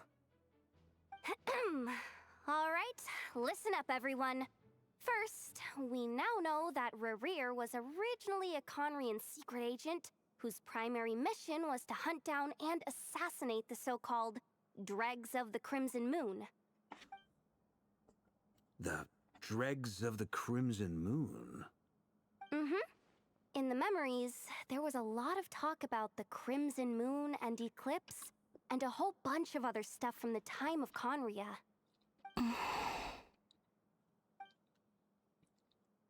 To my knowledge, those were the names of two different Conrian dynasties.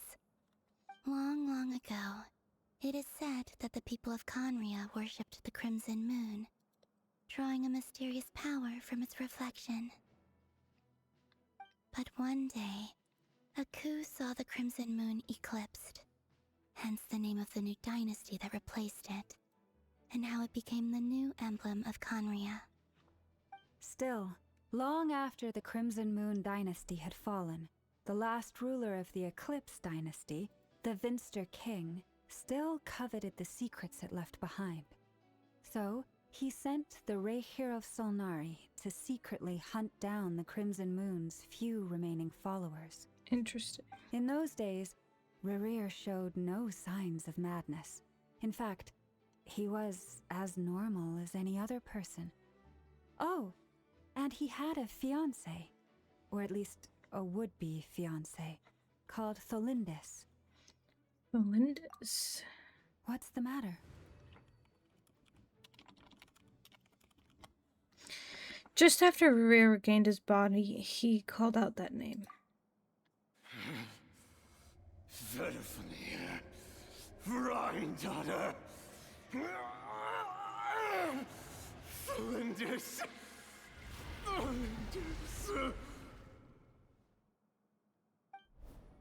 Interesting. Anything else? What about this would-be fiancé of his?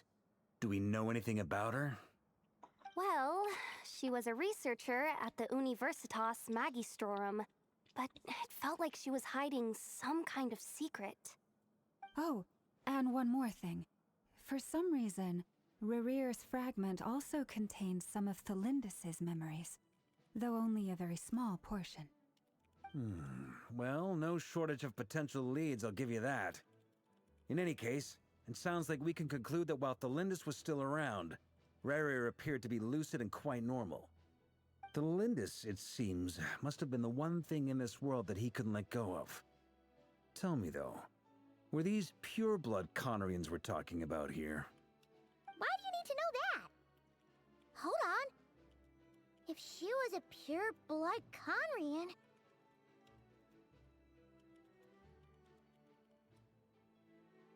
Curse of Immortality. She still might be alive. Yeah, just like how it was with the captain. If we could somehow find her, do you think there's any chance Rerir might regain some of his sanity? It's possible, but it would take a miracle. We can't pin all our hopes on that. That merchant who Nefer knows, Dori Sangama Bay. Maybe we could hire her to look into it. All right, then. Let's keep working in our separate teams. Traveler, Paimon, Kutar, and Miss Arlecchino will go look for the iridescent moon's marrow. As for the others... On the way over here, I noticed that the wild hunt monsters had grown even more frenzied in their search for Kutar. At this rate, the people living here will be in grave danger too.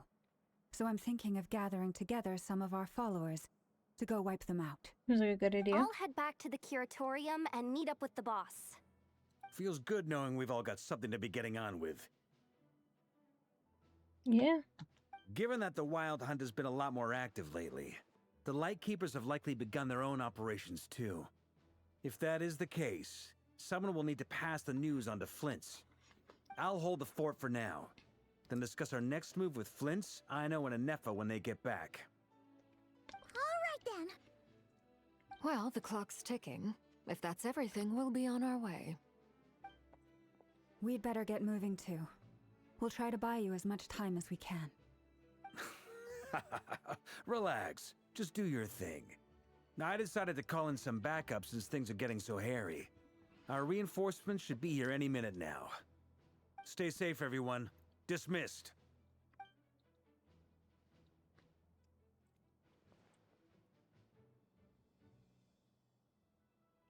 You gonna tell me who the reinforcements are? There's Flins. We're back. Did we get here a little early? Or a little late? A tad late. The others have already set off. To summarize, our resident moon goddess has found us a new ally, and Boss Nefer has uncovered some promising info. Everything going smoothly on your end? Not great. I don't know how long we can stall them for. The decoys are getting taken out way faster than we imagined. I'm gonna make some more later, but I need a timeout first. I'm so tired right now. He's so cute. Oh, right. Nefer, could you fill in Uncle Varka on what we just discussed with flins? Sure. Uncle Varka, you previously told us about how when you went to investigate a source of the Wild Hunt in Amsvartnir, you discovered that it was just a diversion. But according to Flints's intel, several outbreaks of the Wild Hunt had already occurred in Nodkrai in the period leading up to that. That was before Rerir had regained his body, when he was far from regaining his full strength. In other words, in theory at least, he still lacked the means to act in two places at once. Flins, with everything that's been happening, the Lightkeepers across Nodkrai are rallying to fight back against the Wild Hunt. They're gonna need your help. I know, I'm sure you're capable of coming up with something far more effective than decoys. But for now, you should stay here and get some rest. And Nefer and I will head back over to Amsvartnir to see if there's anything I missed. I told you Uncle Varka would say that, didn't I? A deal's a deal. Not a word about my snack intake for the next week. Database updated. Reliability of Aino's predictions increased. What does that mean? They were betting on how you'd respond after hearing their intel. It's the obvious choice, isn't it? That's hardly worth betting on. We already decided that Nefer should go investigate the situation over at Amsvartnir on her own. You might as well stay here and keep watch. Someone needs to hang back and oversee our strategy meetings. And besides, you still haven't fully recovered from ambushing Rerir. So I've ended up with the easiest assignment. Well, I appreciate it, everyone. See you when you get back. No, give me more Varka. It's fine. Whatever.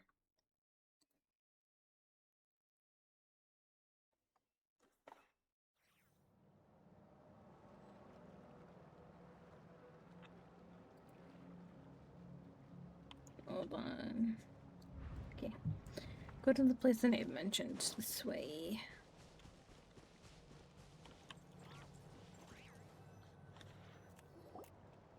Here. This will serve as a good spot to cross over. Arlecchino, hold up a second. Since you brought us all this way, would you mind telling us what you've got planned? We still haven't got the slightest idea what's going on here. And if even Columbina doesn't know where the iridescent moon's marrow is, how do you? Simple. Because I am an inheritor of the royal bloodline of the Crimson Moon. And one of the last surviving embers of the Two Worlds' flames. Huh? Mm-hmm. Are you serious? As in, you're a descendant of that Crimson Moon dynasty we were just talking about? The one from ancient Conria? Your surprise is understandable. I was also taken aback when I first learned of it. But the more I thought about it, the more I realized the signs had been there all along.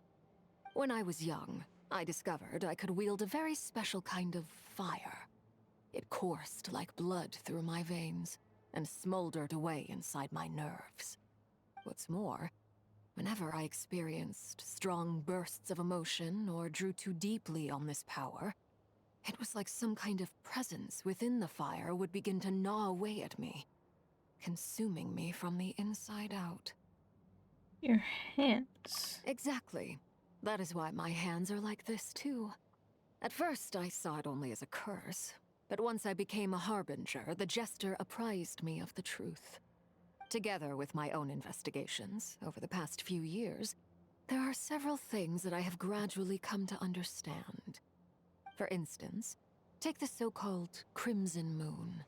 In truth, it is nothing more than the shattered remnants of the iridescent moon, fused with the abyss to prolong its lifespan.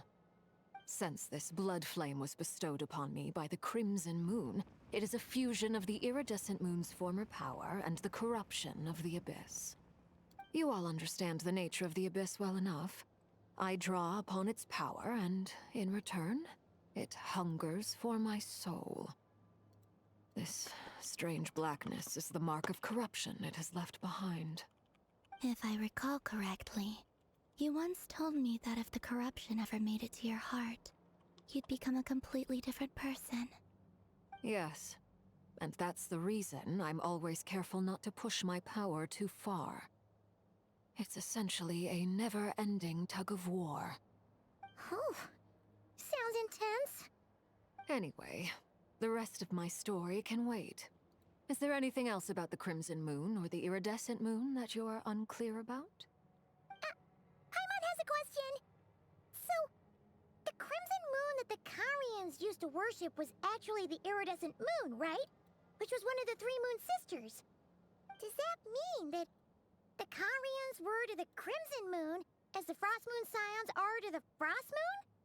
So much of that history has been lost. We have no way of knowing exactly what they were like.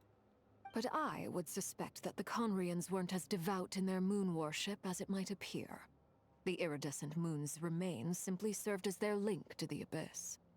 Later on, perhaps someone discovered a way to make direct contact with the abyss. Or maybe there was some kind of ideological divide. Either way, a dissenting faction staged a coup and drove out the royal heirs of the Crimson Moon dynasty. Still, even with the dark sun looming high overhead, the Crimson Moon's glow never truly faded. If you want living proof, it's standing right before you. The first time we met, I sensed something familiar in your presence. When I looked at you, I felt I could see that mysterious red moon in the corner of my eye. In your flames, I saw its broken image, surrounded by a strange black aura. Well, I appreciate that you kept it to yourself. Much about the Crimson Moon is still a mystery, and I'd prefer not to end up as the object of an insane research project. Anyway, time is against us here, so if there's any other questions, they'll have to wait. Hello, Jules. She I is just here. want to make sure I've got one thing straight. In her letters, Sandrone mentioned that since you are unable to contain the iridescent moon's marrow yourself, you intend to leave it in my custody. She did say that, yes. That's right. For now, it's the only way I can pay you back for your help. The iridescent moon is already part of who you are, so with its marrow in your possession, you'll be even more powerful than before. Deal. Then let's get started. Get what started? What does this place have to do with the Crimson Moon? When I first became a Harbinger, the Jester gave me a book called Paranhari, also known as Leobranto Inamorato. You should be able to buy a copy next time you're in Fontaine. Yeah. It's a love story set in the Crimson Moon era, but setting aside the Makes more tangled sense that she. romances of its This is why she got characters, one. I knew she was it going to be in the also story, records though. a few interesting details. In the Crimson Moon era, or so the story goes, there was an orphanage that received children from beyond the bounds of this world, and subjected them to a peculiar induction ceremony. Beyond the bounds of this world? For real? And what kind of induction ceremony? The Crimson Moon sages looked beyond this world for beings with powers that surpassed the gods. But fearing they might lose control, they subjected these children to a process of refinement. They made these children crawl up a fireplace and kept asking them, "Have you died? Did you see it?" Until they finally admitted to having died and seen a crimson moon. The adults embraced the children who passed the ritual, telling them, "Within the fireplace, you have traversed the flames between two worlds. Here and now, you are born anew." The book leaves much unsaid, but I suspect that this was their way of branding the children they had enrolled, leaving an indelible mark upon them so that they would forever live in the Crimson Moon's light. That explains why I can't sense the Crimson Moon's marrow in this world. It makes sense that it would be sealed in a special space that can only be accessed temporarily through some kind of ritual. But there's no fireplace here. Do you see a chimney anywhere? Oh, are we supposed to build it ourselves? Okay, fine. Paimon will go find some bricks. That won't be necessary. The fireplace is purely symbolic. The key to the ritual is crossing the flames between two worlds. In other words, the flames that burn within me. Those burned away by such flames leave behind a kind of ghostly afterimage in the world.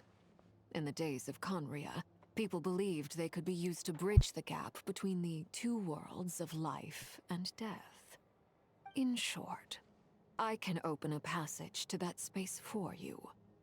That's the easy part. The catch is I'll need to stay on this side to keep the passage open, so I won't be able to come with you. Once you're inside, you'll have to find your own way.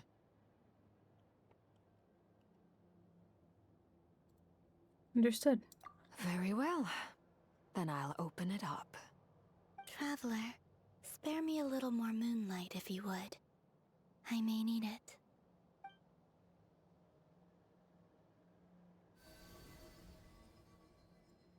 Thank you. I feel like I've recovered some of my strength now. It should be enough to move us across short distances and confront whatever dangers might await. I looked something up and I fucked up my model. Mistress of the seven hues My of bad. ages past. You guys didn't say Mother anything. of the present, crimson-clad sovereign of the two realms. By fire severed, by fire renewed. I offer myself now and beseech your descent. Oh.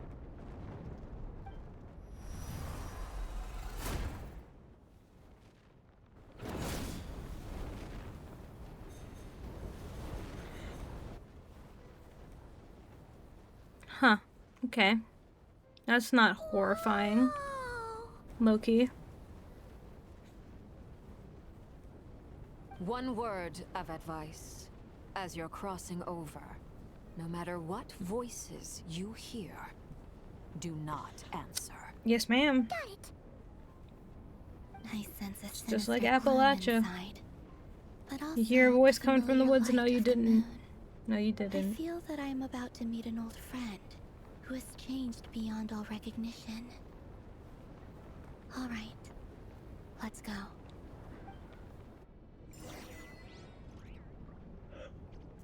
Oh man, I'm so tired. Okay.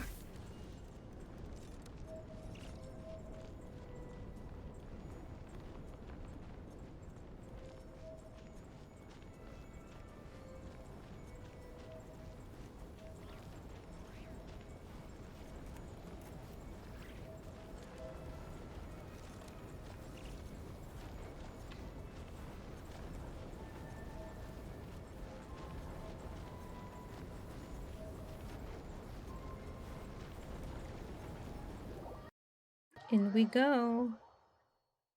Into the darkness.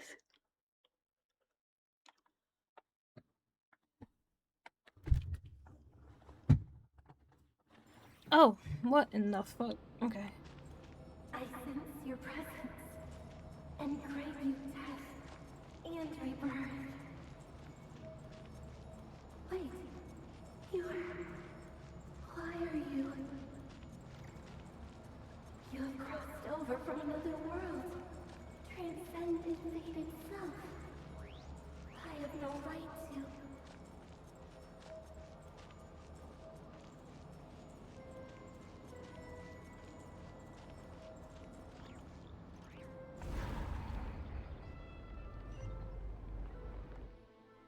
Hey, look up at the sky! A red moon! This must be the spot, right? Is that the abyss? It's practically filled the entire place. What now? What a tragic sight. Fragments of your broken body, seized by the abyss, and hung up aloft like mummified remains. Iridescent moon, was this truly what you wished for? Looks like there's only one way through here. Let's keep going and see what's ahead. Careful! There's something spooky about this place. Feels like something is lurking in the fog. Paimon's right behind you. Whatever you do, don't run off without her.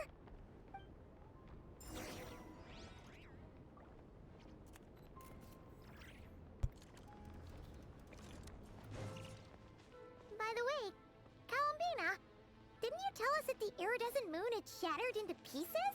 The moon up there looks pretty whole to Paimon. How is that possible?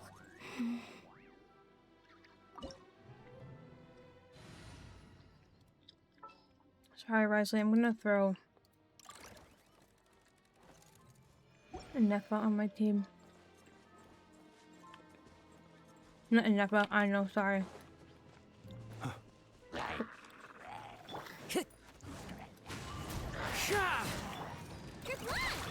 Observe.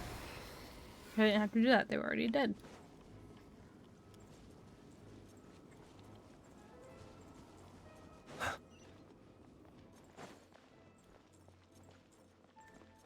Oh. Just like I thought. It was only a facade.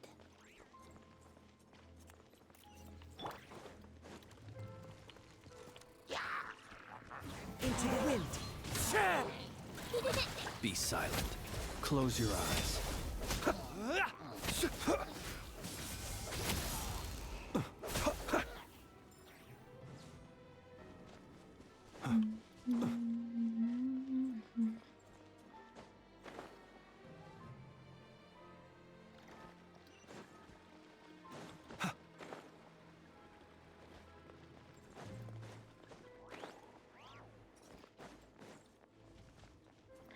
Farming the stuff I need for Durin, and like part of me is like, I remember when fighting ruin guards used to be so scary. To dust. It's not scary anymore.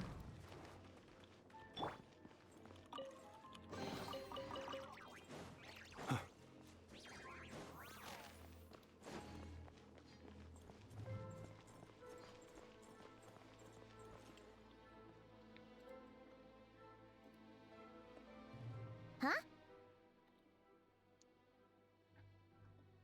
So the iridescent moon's marrow is up there in the sky. For real?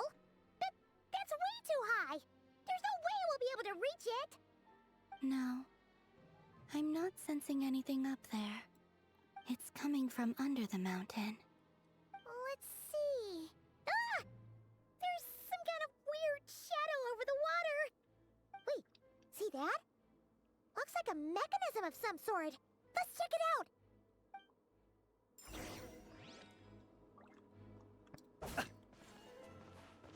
Oh, almost just walked off right off the edge.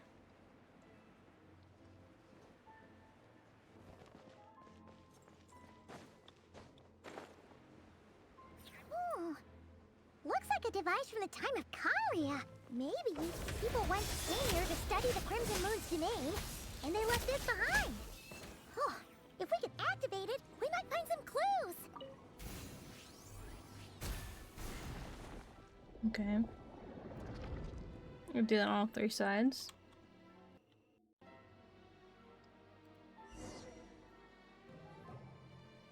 Hey, look at that! Now that the mechanism's running, the shadow in the water looks different. Do you think these mechanisms might be the key to unlocking the secret? Let's try to find more of them! Thalindis, we'll leave the rest of the research in your hands. We'll be heading back now. I hope this isn't ruining date night. Ugh. Mind your own business. Just leave me some snacks on the table. Thalindis? Is that Rerir's girlfriend? How come we're hearing her voice here? Didn't Nefer previously mention that she was a researcher at the Universitas Magistrum? Oh, yeah! So, do you think she was studying this strange space all along? The Abyss has made this space extremely unstable. Maybe that's why some of the things she said and did were preserved here. Like echoes. Or after images. Whenever I see this view, It takes me back to a poem from my childhood. Waning moon, oh lifeless damsel, weeping on the mountain crest, mourning still in wistful tone, her fragile soul now laid to rest. For me, of all people, to be here investigating the mysteries of the Crimson Moon space, is it a coincidence or something more?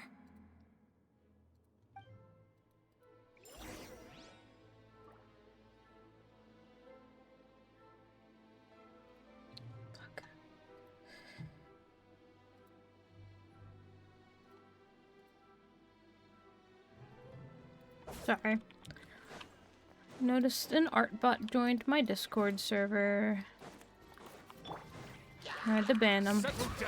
Observe.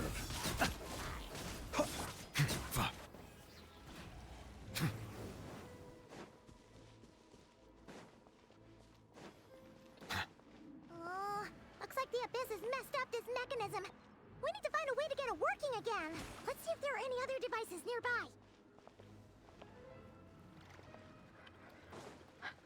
Then up here. One with nature. Bow your head. Close your eyes. Observe.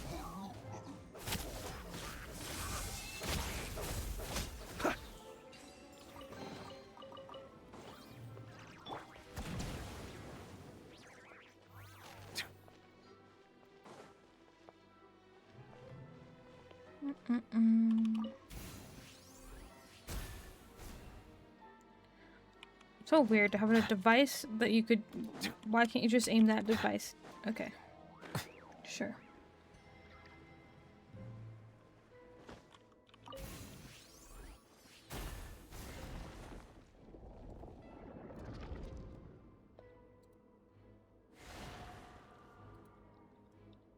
Got one more. One more to tackle. I see. So the moon marrow, or rather the power of the 3 moons, is the key to unlocking. If it really does exist, then maybe this madness can finally be put to an end.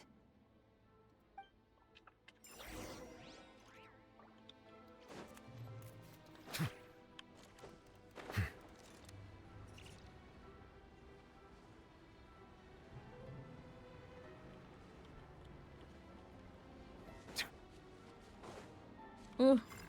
Oh.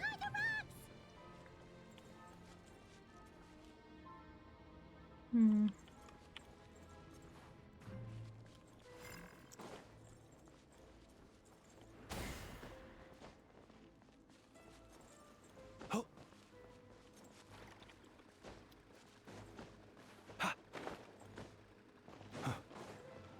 Aha. Perfect. So they're gonna give us like a platform to get up or something?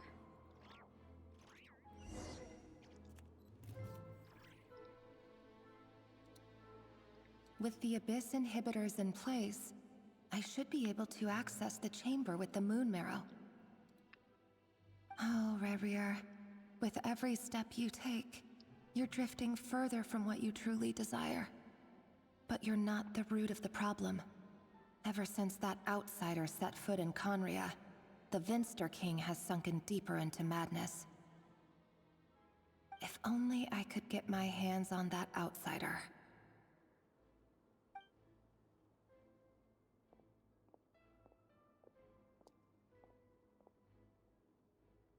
Hey look! The moon's reflection is back to normal! Elindis' voice mentioned a chamber with the moon marrow. Do you think maybe it's hidden in the moon's reflection? It must be. For within it, I sense the fragile aura of a dying soul. Then there's no time to lose! Let's go!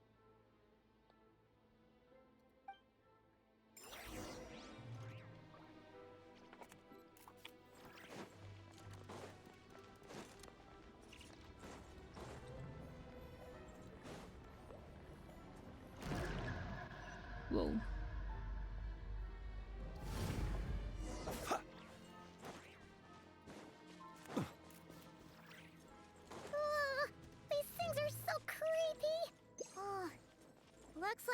to destroy them if we want to get to the iridescent moon's mirror.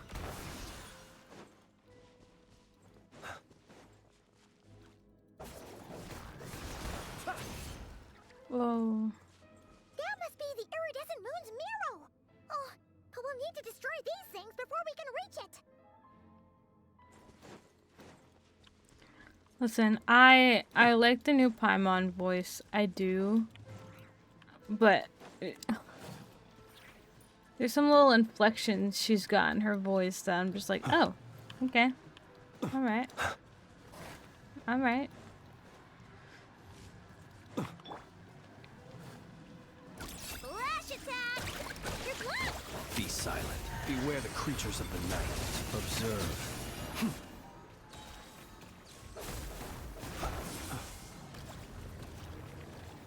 Work my way down. That's my thought process. Okay.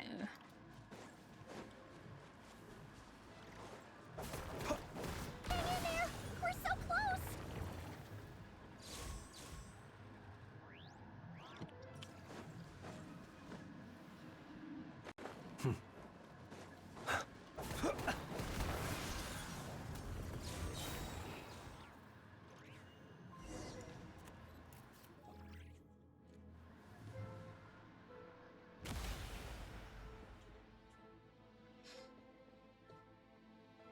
That looks sick, though.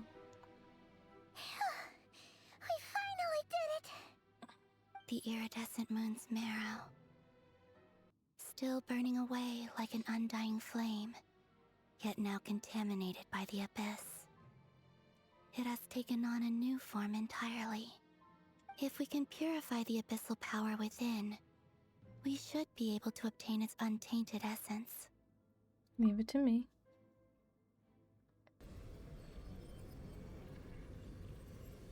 I always forget that we can do this. Nice. It's so cold. Hold on. Is it you? Are you here? Huh? Are you talking to us? Come on, we're not supposed to answer. I can see you once more.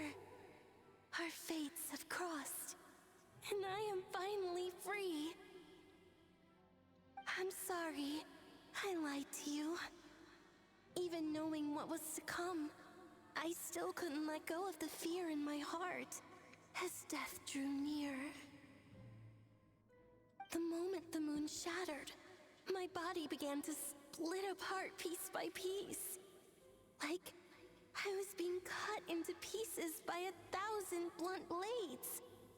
My thoughts scattered as the cold crept in, but I could not bear to fade away like that. Tell me, what was it that brought you to us all that time ago? If only I had possessed your courage, then I might have been spared this torment more painful than death. You look so puzzled. That's how I felt too when I first saw you. But trust me when I say that everything happens for a reason. Farewell, Hypo.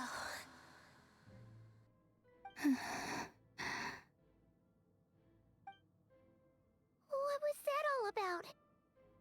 Was that the goddess of the iridescent moon? Oh, it sounded like she was speaking to a long-lost friend.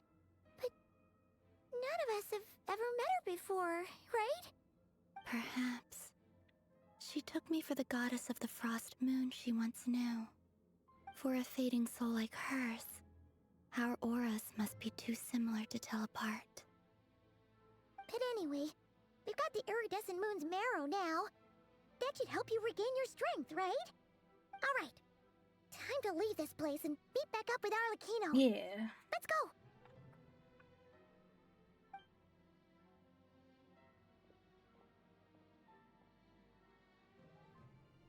That's odd. This place looks different than when we came in. Waning moon, oh lifeless damsel.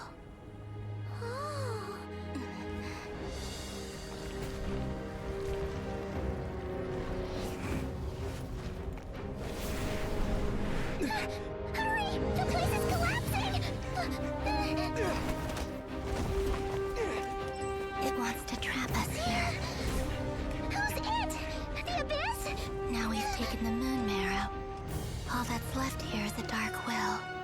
It will show us no mercy. I love how she just like glides along.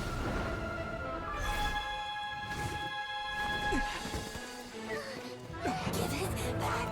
The crimson moons! My marrow! My heart!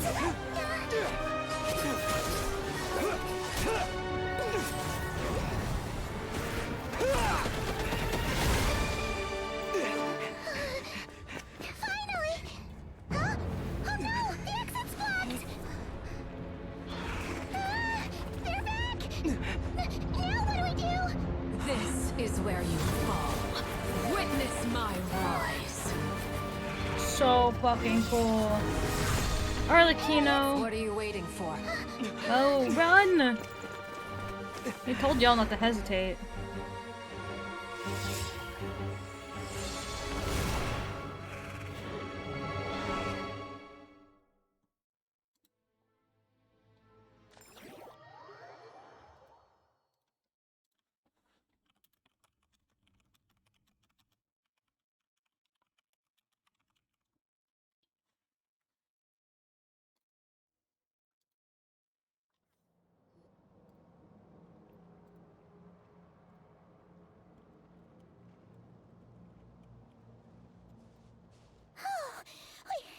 We made it!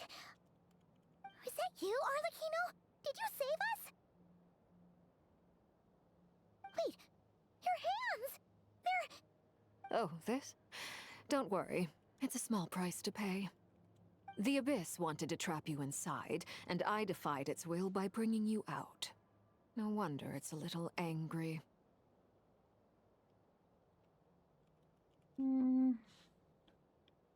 No. I have paid the price, albeit a small one, and it cannot be undone. My hands have already fused with the Abyss. Purification would simply destroy whatever's left of them. But surely... Oh... We're so sorry, Arlecchino. Paimon can't believe you'd make a sacrifice like this for us.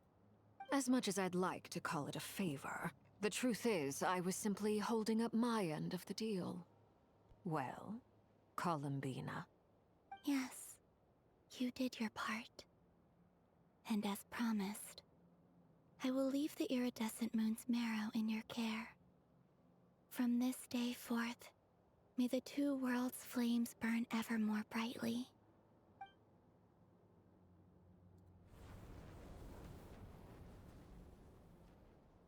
I'll take that as a blessing. Now, Columbina, give me your hand. Accept this moonlight I offer in return.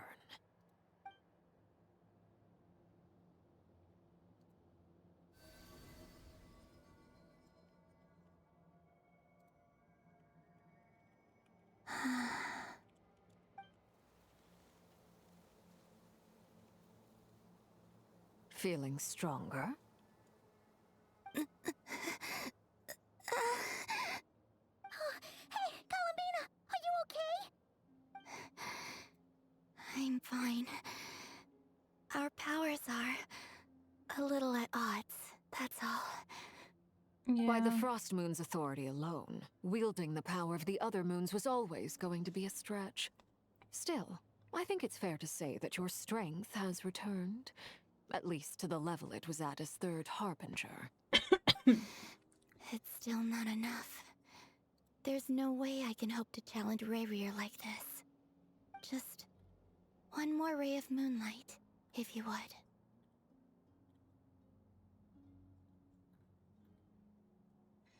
Please, Columbina, don't push yourself too hard. It's okay. I can take it.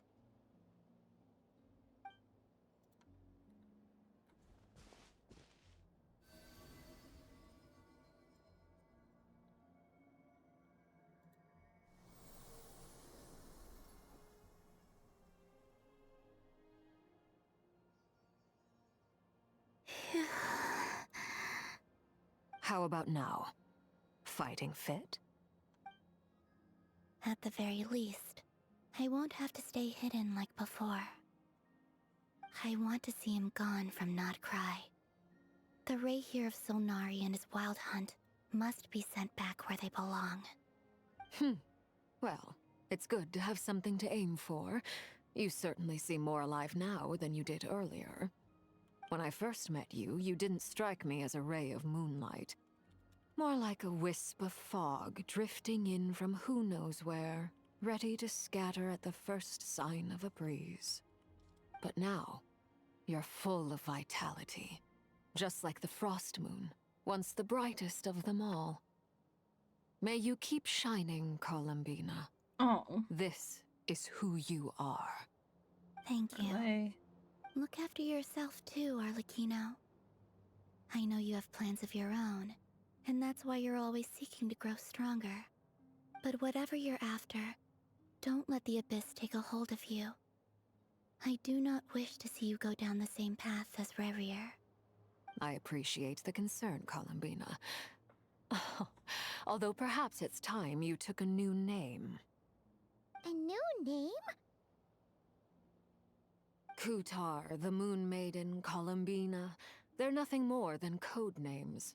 They describe who she is and the roles she's played, but they're not her real name. We often use code names in the House of the Hearth, too. But it's knowing your real name that keeps you grounded. Up till now, you've been living a wandering life, so you've probably never really cared. All I'll say is this. Once you've defeated Rerir, give it some thought. All right, that's it from me. I'll get you back safely first, then go meet up with Sandrone. You're the best! Let us know next time you need a hand. We'll be sure to return the favor. I appreciate the gesture. It speaks to your good character. Anyway, let's get going. Choose there are her more name. urgent things to do I didn't right even now think than about trade that. compliments. She doesn't know her real name.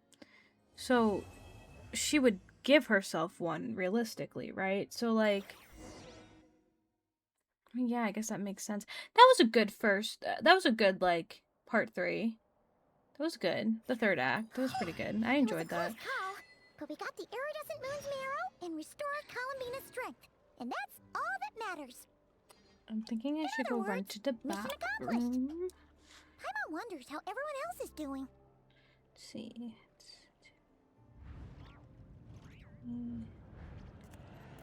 I'm gonna go run to the bathroom real quick, guys. I will be right back. You can stare at Flins while I go. Be right back.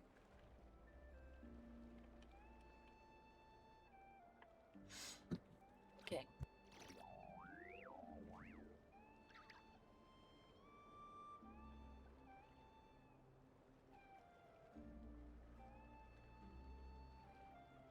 He who wishes to peer into the abyss needs simply to wander through nodkrai on a misty night.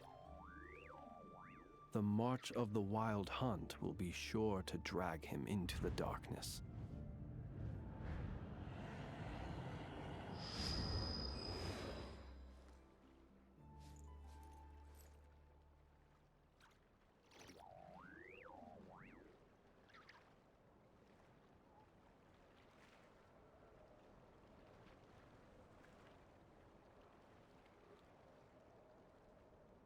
Let us have a modicum of patience for the richness and complexity of humanity. The wanton cruelty of the few is not worth our ire.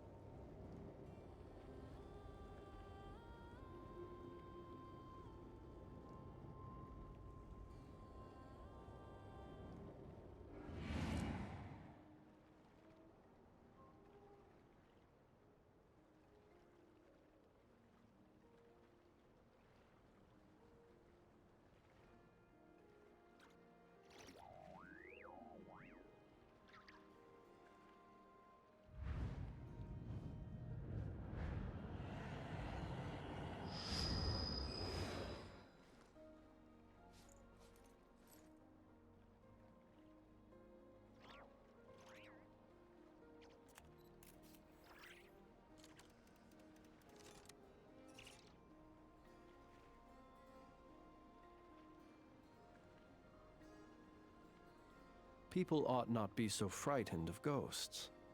They are merely talking shadows, chattering away endlessly about their past affairs. Okay, I'm back. I'm gonna get my model back up. There we go. Right. Get comfy again, and then we can go teleport back over to where we gotta be.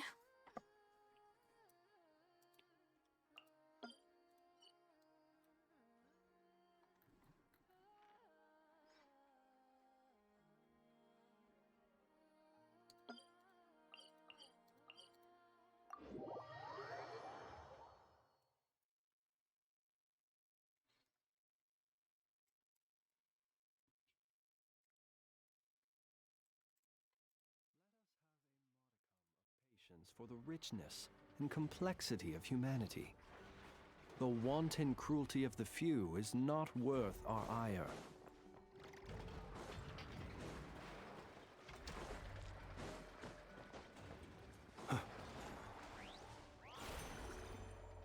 Whee!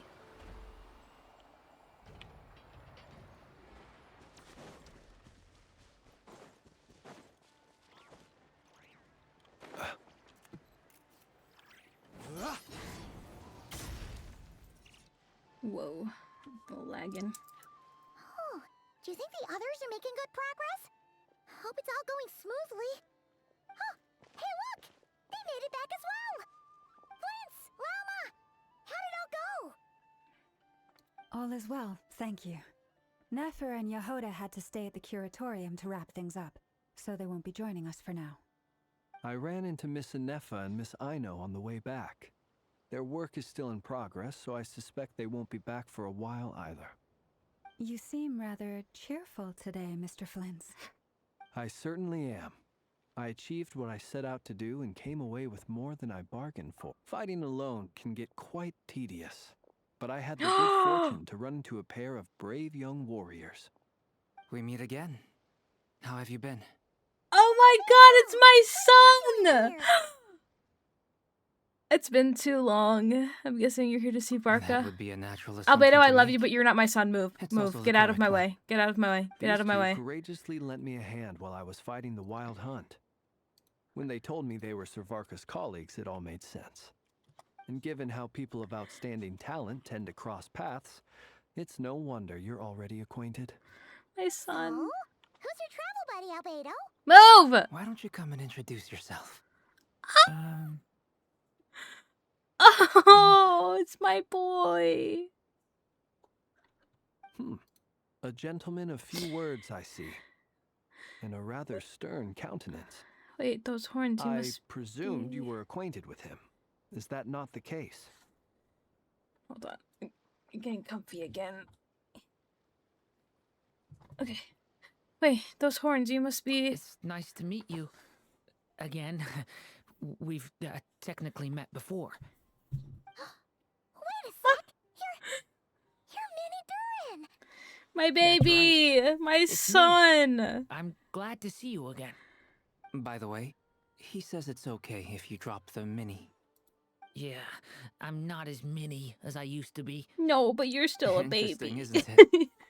The first step towards blending into human society appears to be reflecting on whether one's name really reflects who they are. Wow! You look so different! In a good way, of course. It's great to see you looking so healthy. Thank you, Paimon.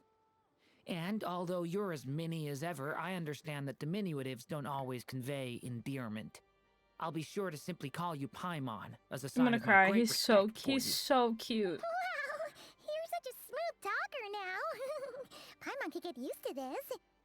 From now on, you may refer to her as your esteemed guide, Paimon. I was actually thinking a diminutive is warranted here. Little Paimon is pretty tiny after all. Personally, I think our little Paimon is the perfect size. When people call her little Paimon, it's just because she's so adorable that they can't help themselves. If that's not a sign of endearment, what is? You're absolutely right, Miss Lauma. My brother still has a long road ahead of him when it comes to understanding human relationships. Anyway, speaking of long journeys, didn't Columbina, leave with you? How come she isn't back yet? She's been catching up with old friends. Wouldn't be surprised if she stopped for a cup of tea or 10 on the way back. Uh-oh. People are talking about me. Hope it's nothing negative. Seems like she's in a much better spirits after meeting her old colleagues. Judging from your expressions, I'm guessing it all went well? It's getting crowded here. I'll go grab some chairs. No need. This is a job for an alchemist. I'll whip some up momentarily. Thank you for your hospitality, ladies and gentlemen, but I was merely escorting my friends back. I'll be meeting Sandrone shortly, as we still have some things to discuss. It's been a pleasure, everyone. But this is where I'll say goodbye. We really appreciate your help.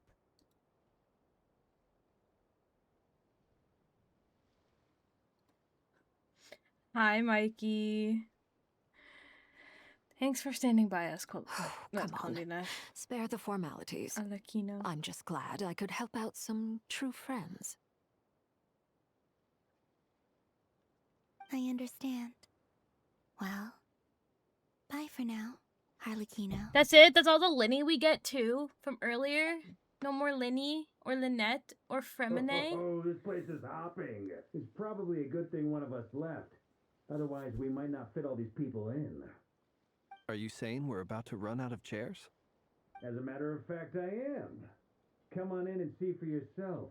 Who else could be in there besides Nefer and I know? God, my freaking house is so cold! Even with 2 blankets on, it's still not enough. I'm wearing a sweatshirt, sweatpants, socks, fuzzy socks. Ow. I was right. I said it before. I knew Dainsliff was going to show I overheard up. your little chit-chat outside, by the way. With Miss Columbina's colleague gone, we should be back to the original crew plus the other colleagues I brought in. Though, it looks like we have another new face. Someone else managed to rope in a colleague, too? Sorry, he's probably here for us. Frankly, you and Paimon are the only people I know here. This here Happy Thanksgiving, is Mikey. Dainsliff, I did. I colleague hope of you had one Tibet's good. greatest guide, I had a good one Paimon, too. and greatest adventurer, the Traveler. Well, not exactly colleagues, more sort of friends. When someone else jumps in to do the announcing, you know you're speaking to someone important. Let's hear what he has to say. Note to self. Once Paimon knows your name, the rest of the world will soon follow. When he comes looking for us, it's usually something important. That is true. Paimon's guessing you've heard about the Wild Hunt, then. From the looks of it, you're about to hold a meeting. If I were to say that the Wild Hunt is our mutual enemy, would that earn me a seat at the table? There's so many people As in the these saying stories. goes, the enemy of my enemy is my friend. Mr. Dainsliff, there's a seat with your name on it. Though, I can't promise the same for everyone else. Hey, Albedo, think you can rustle up a couple more chairs? After all this time apart, Grandmaster Varka's first order is to rustle up a couple more chairs. I've missed this. Is he being sarcastic? Hey, he's your brother. Why are you asking us? I've still got a lot to learn about the nuances of human conversation. Trying to decipher Albedo's way of speaking has been like jumping in at the deep end. Oh, good point. Paimon gets you now. Don't sweat it. There are people who go their whole lives without getting the hang of it. You're ahead of the game already. Look at you, Paimon, an expert in the art of encouragement. I wonder what's taking Nefer so long. Perhaps you should go and check in with her. If anyone can hurry her along, it's you. I just got back from the curatorium. Besides, aren't you curious to see what's taking her so long? Miss Nefer doesn't strike me as the type to share secrets. And since gathering intel is her specialty, I'm guessing she'd prefer to keep her methods confidential. Under such circumstances, would it not be tactless for me to impose? Oh, but it's fine for me to impose. Oh. What can I say? You have an unrivaled ability to garner people's affection, thank you Miss so much for Moonchander. the raid. Besides, How you doing? You have far more in common with her than I do. I get to... Oh, that's not what I wanted to do. Hi, Max. There we go. There we go. Wait. Oh, I'm dumb. There we go. There we go. Thank you so much for the raid. What were you guys doing? What were you guys doing? I hope you've been having a good day, and I hope that your stream was going well. We're doing the Genshin story today. Okay. Nice. Nice. I actually, some of my friends started a Cobblemon server. So I've been playing a little Cobblemon. Completing some of the Pokédex. Okay, nice. Yeah. Yeah. We've been, I have to hop back on. They updated the mod pack recently, so I gotta go back in and update it. But I haven't had the chance to hop back on. But the last thing I was doing was, yeah, everyone's starting Cobblemon servers. Yeah. I have, yeah. Hi, Ninja. Yeah, no, the best Pokemon I have is actually a Gyarados. I caught it. I didn't even level up or evolve a Magikarp. I caught a Gyarados, and I've never been happier because I did not want to have to level or evolve a Magikarp. I'm in none. That's okay. Cobblemon would still be fun alone. To be fair, like, we never really played as a group. Like, we kind of just would play separately. Some of us would be in VC, some of us wouldn't. It was actually last time I was on there, I was building a house. But I don't know if I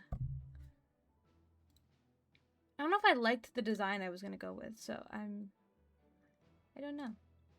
But yeah. Thank you so much again for the raid, Renee. We're gonna get back into the story. We're gonna hop back into the story. Keep going. If anybody has to go run, go get a snack, go eat, go get something to drink, go take care of yourselves. That's all I worry about. But yeah, we're gonna keep going. We're gonna keep going. I do kind of just want to keep staring at him, but I kind of can't. I gotta keep going as much as I want to. All right then. Also, Lauma, nefer. Impressive. Absolutely would do anything She barely for you, fought so. back at all. I admire your powers of persuasion, my friend. As I'm sure Miss Lauma will realize soon enough, the trick in life is to always pitch in with other people's responsibilities so that you can be selective with your own. Another trick is to simply hide in the background. Spoken like a true sage. God, Albedo, I love you, but you look like a bug. Anyway, looks like we've got some time to kill before the meeting. Bug Beto. Let's take a little breather, folks. And feel free to chat amongst yourselves. We'll get down to business once the other two arrive. God, it's so okay. It's so weird to me. I absolutely love the way Varka looks, but it's so strange to actually see a nose on a character from every angle. Like obviously Flins has a nose, right? But if I go like this, you can't really see his nose. But if you hold on, I'll talk to her in a second. If you come over, double Flins. You come over here and you see Varka, and you can see his nose from any angle. It's very strange, but like I like it. I don't know. My son. You're both awfully quiet. Why don't I start us off with an icebreaker? Much obliged. Have either of you ever had your portrait painted? If not, please, that'd be so glad to cute. help. Can I have the portrait of Durin, please? That sounds like a lovely idea. You know how to paint, then? Yes, he does. I dabble occasionally. He's an excellent painter. Tables, chairs, people, dragons, you name it. He'll paint it for you. I'm flattered. I can't get a good angle of all three of them. I want to look at Durin's face, though, so we're gonna... If I ever get the chance, I'd like to give it a try myself. Wait, stop. Albedo, you better teach this woman how to paint. I swear. You I'll better. bear that in mind. Anyway, how about you, Durin? What sort of portrait would you prefer? Oh, I'd be fine with anything. Whatever style feels best to you. Very well. Then I'll play it by ear. You can replicate any style I want? I can try. If you show me a sample, I'll do my best to match it. Thank you. In that case, I'll dig up some reference material for you. Fuck, I love this. I love seeing everybody interact. Hey, buddy. You didn't stay with us for very long during the last interlude quest. You want to chat about that? Is there something you'd like to say to me? Yes, there is. Yeah! For starters, why'd you just show up here without even giving us a heads up? Yeah, why are you here, brother? If I you know think why back you're here, to but our why are you previous here? interactions, you may recall that that's hardly out of character for me. You do have a point there. That's true. Sorted out your own accommodation yet? Oh yeah! You'll need to find somewhere to stay the night too, right? Want to tag along with us? You never know. We might get a group discount. Sure, let's do that. Great! Paimon will handle it. And Oh, in return, Dainsleif, how I missed we you. can get Dainsleif to be our very own personal bodyguard. Paimon, you're thinking out loud again? If that's what you had in mind, you should have said so sooner. I'd be happy to help. Oh, okay then. Oh, is that I right? was only kidding, but good to know. Anyway, since we're all here together, we might as well watch each other's backs. That's just what friends do, right? Indeed. Thank you.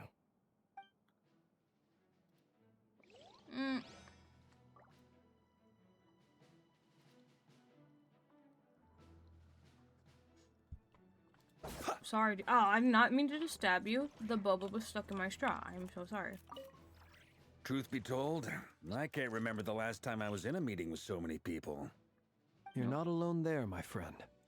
The Lightkeepers also struggle to bring everyone together for a serious discussion. I don't doubt that. I've only ever met two Ratniki, one being you, and the other being that young guy, Eatlua. Eatlua is a good apple. I'll give him that. Wait. He's kind, honest, and regularly delivers supplies to my lighthouse. A true Ratnik to the core. In that sense, he puts me to shame. So you're what? A fake Ratnik? That's what it sounds like you're saying. But I get the feeling that's not quite what you meant.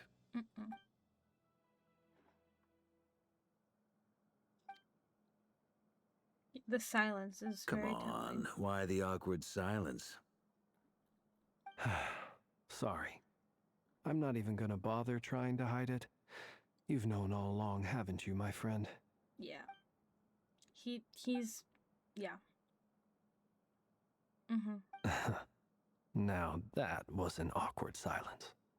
Let's just keep this between ourselves.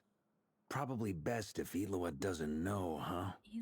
That goes without saying. Gotta be careful what you share with youngsters, after all. Anyone else in the know? Let me guess. The Traveler and Paimon? It's dangerous being too sharp for one's own good, you know. Then, in the name of the Animo Archon Barbados himself, I swear your secret's safe with me. When we went for drinks, you said that you and Barbados were practically best buds. In the light of that claim, do you really expect me to take your oath seriously? Of course. Just as long as you don't go spreading around the fact that I'm close with Barbados, all right? Fair enough, then.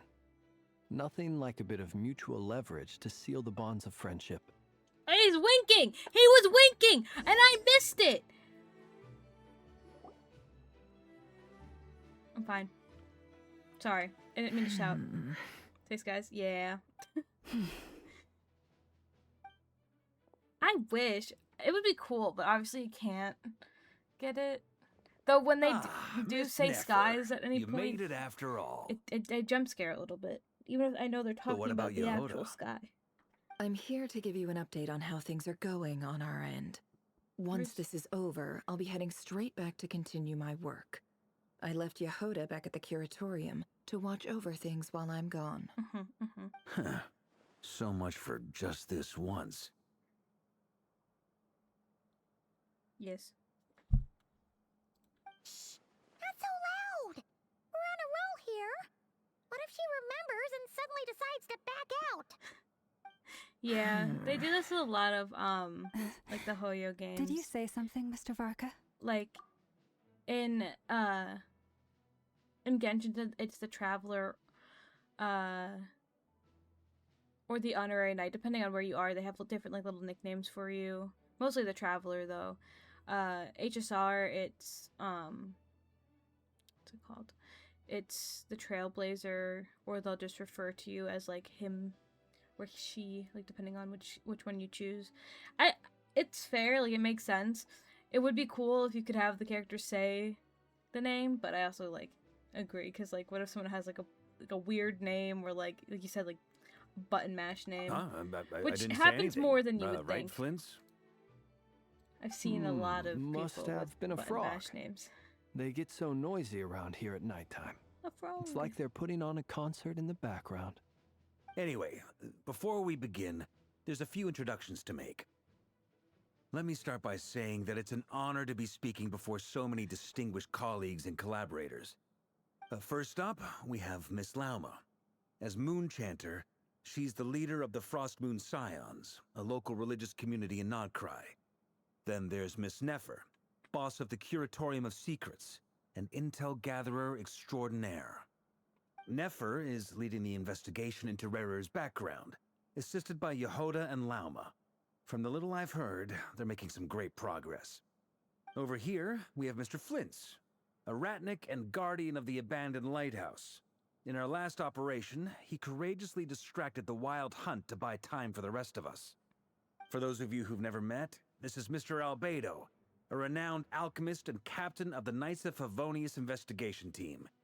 By his side is a new face for us all, myself included, Mr. Durin, who has come to lend his aid. My son. Next up, we have the Moon Maiden and former Fatui Harbinger, Miss Columbina. She's so tiny. Then we have the Traveler. I love it, but it's who's earned so more funny. titles than I could possibly hope to list out, so I'll spare you the rundown. And Paimon, the ultimate travel companion and quite possibly the best guide in all of Tevat. Quite flattering of you, Varka. That's a lot of people. Great turnout. Miss Nefer, it looks like you might have another job coming your way, so, congratulations on the booming business, I guess. You think I haven't got enough on my hands as it is? Who's looking for me now? That would be me, Miss Nefer. I have a commission for you. And you are? Who I am doesn't matter right now. What does matter is that I'd like you to gather more intelligence about the Rächer of Solnari. Well, it's not as if we never take on anonymous commissions. But in your case, I'll have to decline. I'm gonna take a wild guess and say your job's probably more hassle than it's worth. Something about you seems like bad news. Is it the mask? It's my eyes, isn't it? Oh. Conrian, I assume. And what's with the mask? Yeah. Are you trying to hide your identity? In any case, the fact that you're even still alive raises an awful lot of questions for me. I don't think he's trying to hide it. I My think name is Dainsleif. his identity. And yes, I am from Conria. As I'm sure you're aware, the Rächer of Solnari's real name is Rerir. He was once an acquaintance of mine. Gary Lowenthal. Really? I never get Then tired you of must have listening been to you quite an speak. influential figure yourself. You flatter me, but none of that matters anymore. My point was simply to clarify why I have asked Miss Nefer to investigate Rerir's background. So you're both from Conria, and it sounds like you used to be friends? What am I missing here? Surely you already know how he became one of the 5 sinners. I'll tell you everything I know. The history of Conria, The names and identities of the 5 sinners? I remember it all like it was yesterday. I have never spoken openly of this before, but the truth was exactly as people say. The 5 sinners were each driven by their own desires, and it was by playing upon these that the Abyss tempted them to their fall, tearing Conrial apart in the process. The visionary, Vedifenir, who wished to foretell the future. The wise, Hoyocreators, who sought limitless knowledge. Gold, It's okay, Mikey. Rhine-daughter, They'll be back. who desired to create life. The foul, Sertologi, who pursued supreme strength. And last, but not least, Have Rächer fun, of Solnari, Ninja. Rerir, Enjoy. Ravager of the Moon. Of the 5, Rerir is the only one who remains a mystery to me. He never harbored grand ambitions. So what changed in the space of a single night? How did he come to fall like the others? In other words, you're saying that his change came as a shock to you, and you have no idea what actually happened? That's right. You mentioned how the Abyss tempted them, which led to their fall. But what did that look like in practice? And what other context can you give me about the events of that time? The more detail you can give me, the better. Strangely, now that it comes to it, I hardly know where to begin. The fateful night took place during the era of the Eclipse Dynasty. One day, my elder brother, the visionary, Vedifenir, was summoned to the palace by the Vinster King, only for the king to gouge out his eyes and cast him into the dungeons. When I came to hear of this, my fury knew no bounds. I gathered together every ally I thought I had, and together, we set a night to storm the palace and free Ved. Centuries on, the memories of that night still haunt me, like a never-ending nightmare. We broke through the palace gates, just like we had planned, each striking towards our separate targets. But then, I was betrayed. Even Vedifenir, the very person I had come to rescue, abandoned me and partook of the Abyss's power. So, it's personal after all. Then tell me, Mr. Dainsleif, what price are you willing to pay? You, of all people, must know that nothing comes for free. I cannot say what price would be worthy of such a commission. But know this. Rerir was not always a madman. Believe it or not, there was a time when he was just an ordinary man, working for the Conrian Intelligence Service. They usually get uncovering the truth of Rerir's past is the original. only way to unravel this mystery. But before you decide if you will accept my commission, I will tell you more about him. Enough, I hope, to help you plan your next move. Sounds pretty good to me. Feels like we just flagged down a random passerby, only to discover he's actually a master strategist who has a score to settle with our enemy. Must be all that good karma I've been building. Can I borrow your halo? It could be useful in the lighthouse. Hey, enough with the wisecracks! Besides, isn't that lamp of yours bright enough already? Damn. Relax. It was meant to be a compliment. If that was a little over the top for your liking, I'll make sure to tone it down next time. No, keep going. I'll give your proposal some serious thought, Mr. Dainsleif. Let's speak in private once the meeting is over. Before that, there's a few things I'd like to share. He speaks. You recount the meeting with the knave. Meeting the knave and how the iridescent moon's marrow was retrieved from the crimson moon space. Make it clear that the knave chose to help you out of her own accord, then conclude by reporting how the hearts of the 3 moons are finally in your hands. Now that we've united the hearts of the 3 moons, your power should be greatly enhanced. But it seems like that hasn't happened yet? I believe it will take a little longer. You've done so much for me, So I want to be completely honest with you all. Even though I'm doing a lot better now, the truth is, my recovery will likely be an ongoing process. From the moment I was born, my power has been slowly ebbing away. And that is because Tevat has never accepted me. Even with the moons united as one, it seems my rejection cannot be undone. So far, I have yet to find a solution. It may turn out to be a problem that will plague me until the day I finally leave this place behind. Even so, I will do everything in my power to help you drive out the Rächer of Solnari. As Arlecchino put it, this is not about chasing the spoils of victory. It's just a gesture of heartfelt gratitude. Kutar. She seems a lot more energetic and positive than she did when we first met. Defeating the Rächer of Solnari will be no easy task. While my strength slowly recovers, we'll also need to gather more intel. Naturally. We should take all the help we can get if we hope to defeat him. We've considered several viable plans now, but our choice hinges on the answers to a few key questions. Is it even possible to kill Rerir? What experiences shaped the person or monster he became? And what's he really after?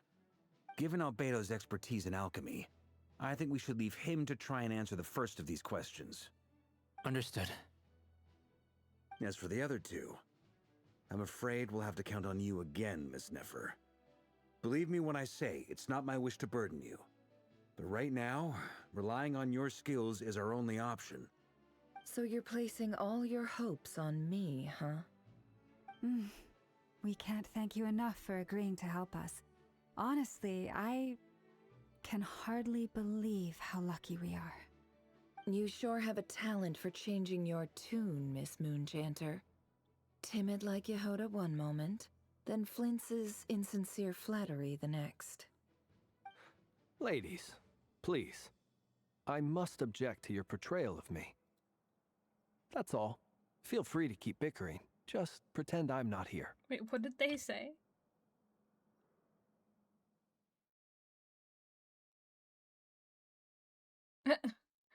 Timid like Jahoda one moment, then flins insecure flattery the next.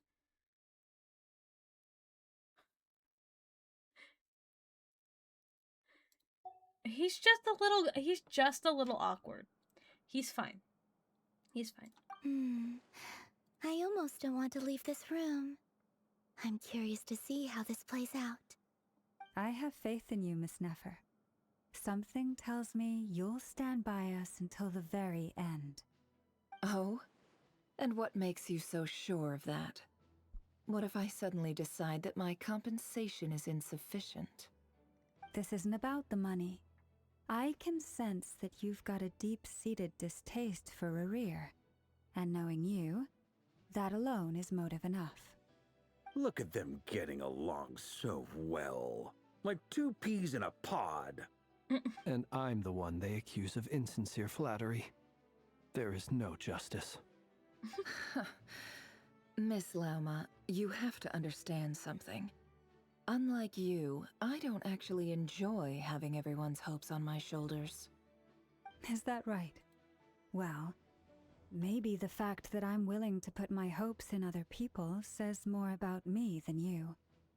But the fact is, I also trust you. And that's because I know that you're someone we can count on. Anyway, we've got our plan, so let's get moving. Mr. Dainsleif, let's talk. And Traveler, once we're finished, if you've nothing else planned, I'd like you to come with me. This whole experience is teaching me a lot.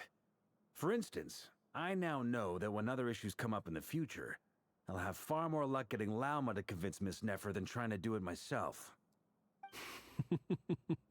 Hate to say it, friend, but that's one of the funniest things I've heard in a while. Why? You think I've got it wrong? Quite the opposite. But what makes it so hilarious is how long it's taken you to realize. Nefer and Dainsleif converse intently for quite some time. When the gravity of their expressions You can tell how heavily the next stage of the plan weighs upon them both. After a short chat, Albedo and Durin head off with Varka on what they describe as a sample finding mission. Lauma steps out for a while and comes back loaded with emergency medicine. She tells you that while people rarely expect to get hurt, it's her duty to be ready when they do. You and Paimon wait patiently for Nefer, content to see how well everyone is working together. Once Nefer is finished, you follow her and Lauma back to the curatorium.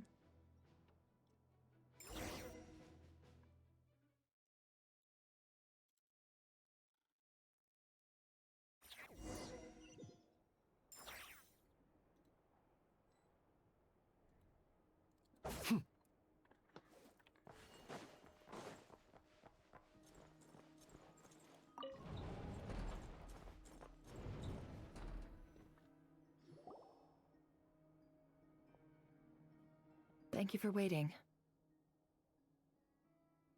It's okay. We actually used the time to help Dainsliff get a room at the hotel. That's very considerate of you. Now, I trust you share my curiosity about Rerir's past, and you seem fairly familiar with Mr. Dainsliff already. That's right, we've known each other for quite some time now. We spoke at some length after the meeting. He was the one who suggested I should invite you to join this operation. He feels confident that these secrets will be safe with you. Dane has a lot of faith in us, that's for sure. Thanks for your trust too, Nefer. Likewise. I appreciate that you got right on board without interrogating me about why I invited you. It shows that you trust me to explain everything in due course. That's because we know what you're capable of. We appreciate you too, Nefer. You might have been forced to help in the beginning, but this time, it was your choice. That's one way to put it.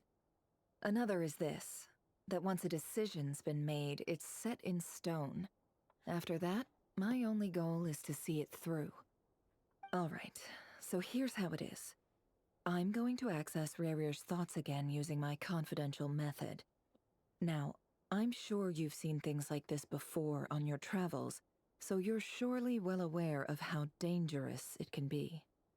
The reason I've gathered you all here is to ensure my safety during the proceedings. I plan for us to enter the fragment of his consciousness together, and once inside, I will focus on searching for information. Think of this as a diving expedition into someone's brain. If I'm the diver, you are my safety equipment, tasked with keeping me alive while I'm under the surface. Once the ceremony begins, we will all be spying on privileged information. But in the interests of safety, you must remain absolutely silent at all times. We will discuss our observations after the ceremony has concluded.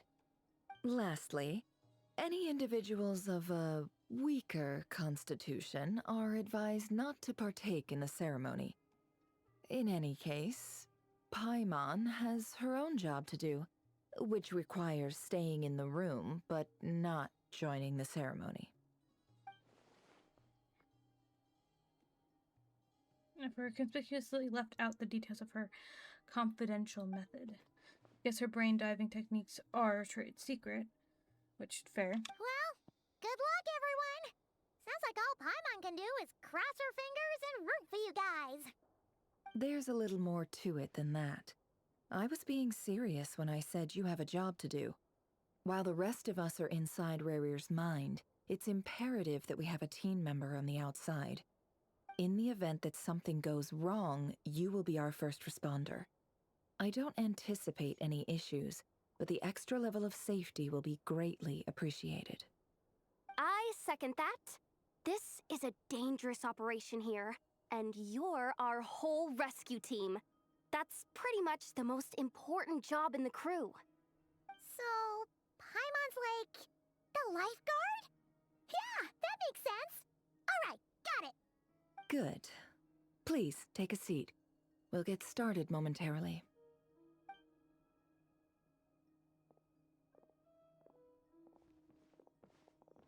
So, did Mr. Dainsliff tell you anything else? He told me that he believes Rerir kept some big secrets in his life. He's not sure that they were the cause of his eventual downfall, but he's asked me to uncover what those secrets were all the same.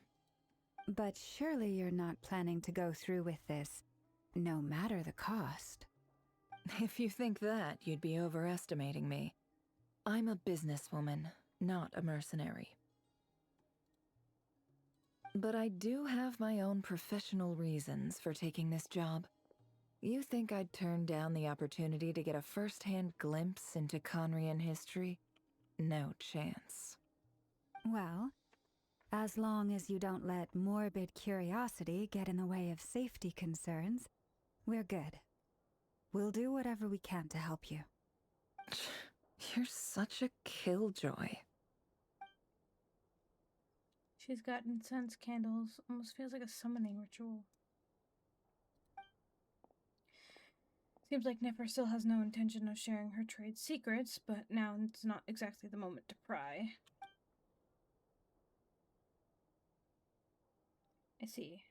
There's a chess set on the table. That has something to do with her intel gathering methods.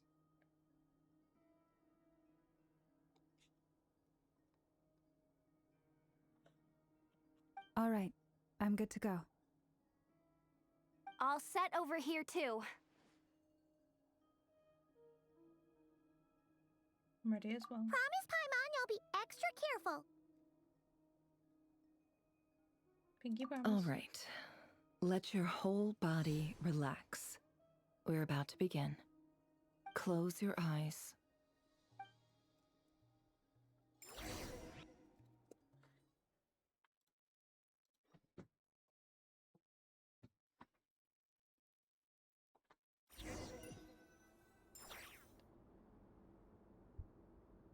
Phew. Could this be his office? Pretty standard setup. Bookshelves, paperwork, files. According to Dainsliff, Rerir used to be an intelligence operative.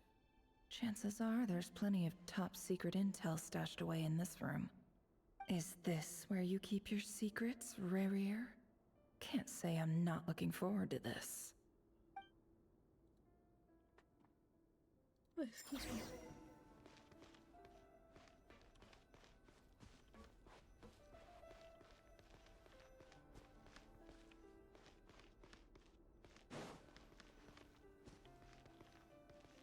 He looks even gloomier than last time.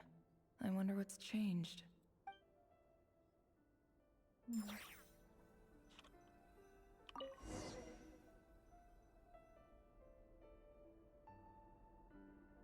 Today's files are in. Time to wade through them, just like usual. Male, 51. Occupation, cook. Confirmed Crimson Moon descendant. Has maintained frequent contact with other descendants over the past year. Poses a threat to the dynasty.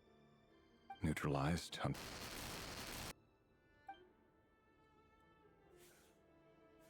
This one should be archived under purged targets.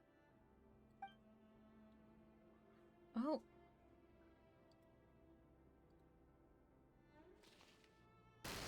Female, 23. Occupation, office clerk. Confirmed Crimson Moon descendant. Has maintained frequent contact with other descendants over the past year. Poses a threat to the dynasty. Neutralized. Another one for purged targets. Sounds like she was that other man's daughter. Never mind. What's it got to do with me? Don't you have some remorse? Male, 40.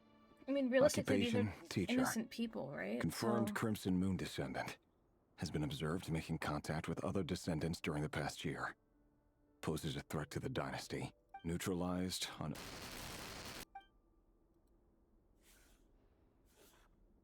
Just another nobody for the archive. Come to think of it, I remember surveilling this man. A case like his never would have been considered a priority in the past. Huh. He barely even interacted with other Crimson Moon descendants.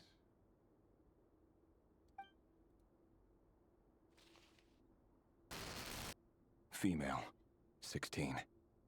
Occupation, none. Orphan and confirmed Crimson Moon descendant. Has been observed making contact with other descendants during the past year. Poses a threat to the dynasty. Neutralized on...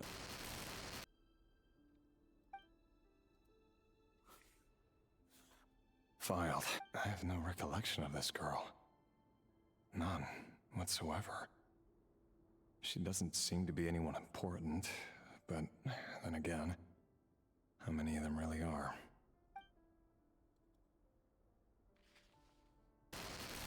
Female, 13. Occupation, none. Orphan and confirmed Crimson Moon descendant. Has been observed making contact with other descendants during the past year. Poses a threat to the dynasty. Neutralized on...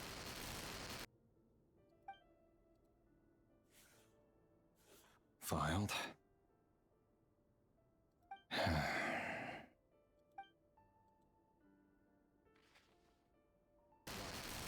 Male, 11. Occupation, none. Orphan and confirmed Crimson Moon descendant. Has not been observed making any contact with other descendants during the past year. They're children, Poses dude. a threat to the dynasty. They just keep getting younger. Neutralized on...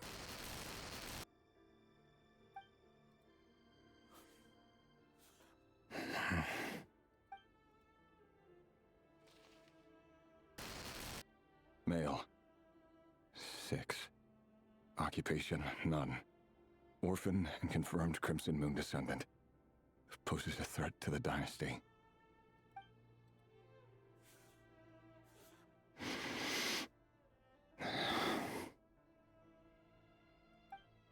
It's funny, isn't it? Your job is becoming both harder and easier at the same time, depending on how you look at it. Sooner or later, the Crimson Moon descendants will be completely wiped out. But as their numbers dwindle, they become harder and harder to track down. That's not how it is. Fortunately, however, most of the able-bodied adults have already been taken care of. The remaining weaklings will be increasingly easy to deal with. No! No. My job is to ensure the survival of the Eclipse Dynasty. And the only way to do that is by eliminating any and all potential threats. It's a perfectly legitimate line of work. Every single one of my colleagues can attest to my fairness.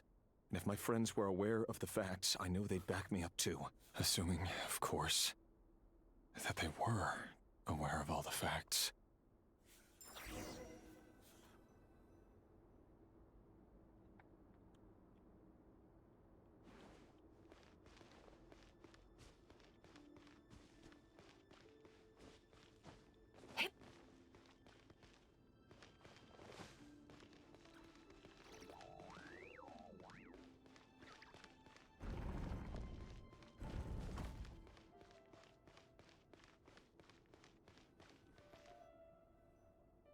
Mr. Vedafelnir, it's been quite some time since we last met. Rerir, I trust you're here because you have something important to discuss. Forgive me. I wasn't tuning out, it's just, I noticed you didn't even phrase that as a question. As if you knew I was coming. Tell me. Does someone in your position ever feel the need to ask questions at all? It is indeed within my power to foresee certain things. Things like your arrival. I was just thinking. It won't be long before I'll be inviting both you and Dane to my wedding. That isn't a lie, but nor is it a fact as such. It's a wish, isn't it? No fooling a prophet, is there? Ever since that day we met for drinks, I knew it was only a matter of time before you came looking for me. Does it feel good? Knowing how the future will unfold. I'm afraid the notions of good and bad fail to capture the complexity of what such a power entails. Once you've seen what will come to pass, it can be all too easy to succumb to fear and melancholy. Unless, of course, you learn to abandon these feelings.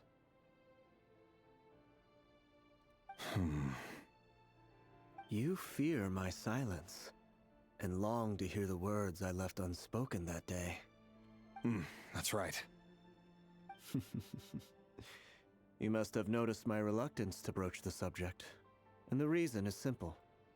Because the truth could never have lived up to your hopes. For both our sakes, such words are better left unsaid. The burden of prophecy was never meant for your shoulders. So who exactly do you deem worthy to hear your prophecies? None but our exalted king? Or rather, our king as he once was. You're closer to his majesty than I am. You must know better than anyone how much he's changed. You say that as though it is to my benefit. Yet precisely because of that, I dare not speak rashly. A king can turn out to be the most virtuous of rulers, or a tyrant more terrible than the most vicious of dragons. You are so wise and far-sighted, yet still you would have me live in fear of the unknown? You make a fair point. Especially given my silence alone was all it took to send you spiraling downwards. Very well then. Let me offer you some advice. And I say this not as a prophet or a visionary, but simply as the brother of your friend.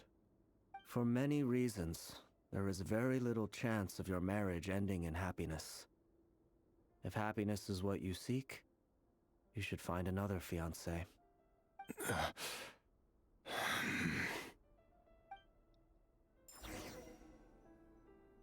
Hold on.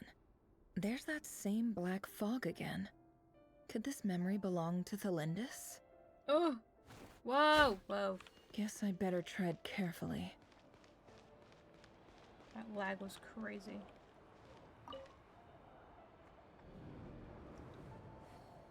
Wait. Hear me out. This time we finally got a clear look at his face and learned his true identity. His name is Rerir, and he claims to be one of the king's guards. What did you say? A cruel irony, isn't it? The man you're set to marry leads a double life as a brutal executioner. Why are you telling me all of this now? Simple. It's because I want you to kill him. You are the only person he would never suspect. No, absolutely not. I would never dream of doing such a despicable thing. So you'll just stand by and watch him slaughter us to the last? Do not forget that the blood of the Crimson Moon flows in your veins too. The blood of the Crimson Moon? What does that matter now? The dynasty has long been dead and gone. You think that alone is reason enough for me to throw away everything I have? Why wouldn't it be? Girl, I fear he's...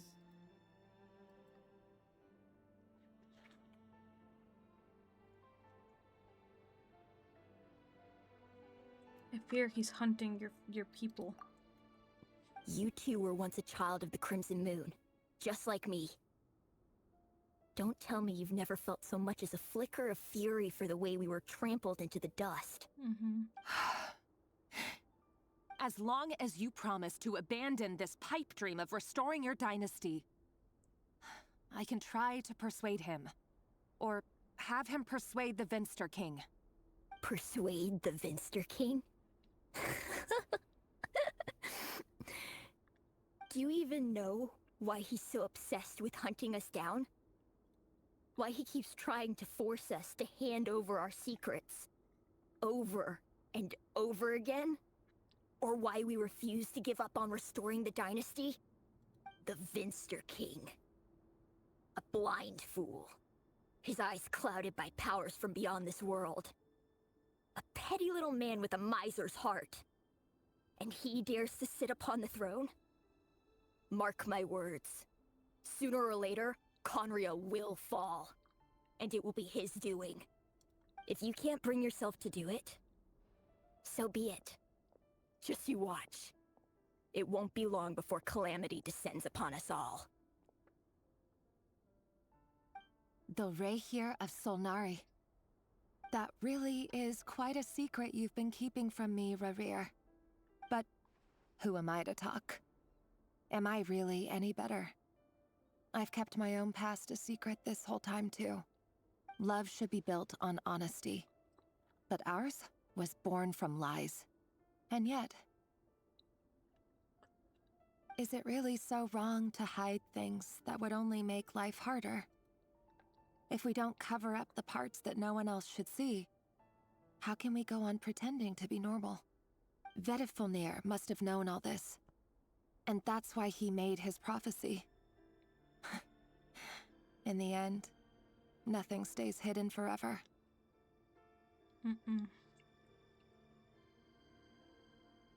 But I won't just sit by and watch this disaster unfold. I'll do everything in my power to protect what I cannot afford to lose, no matter who I have to face.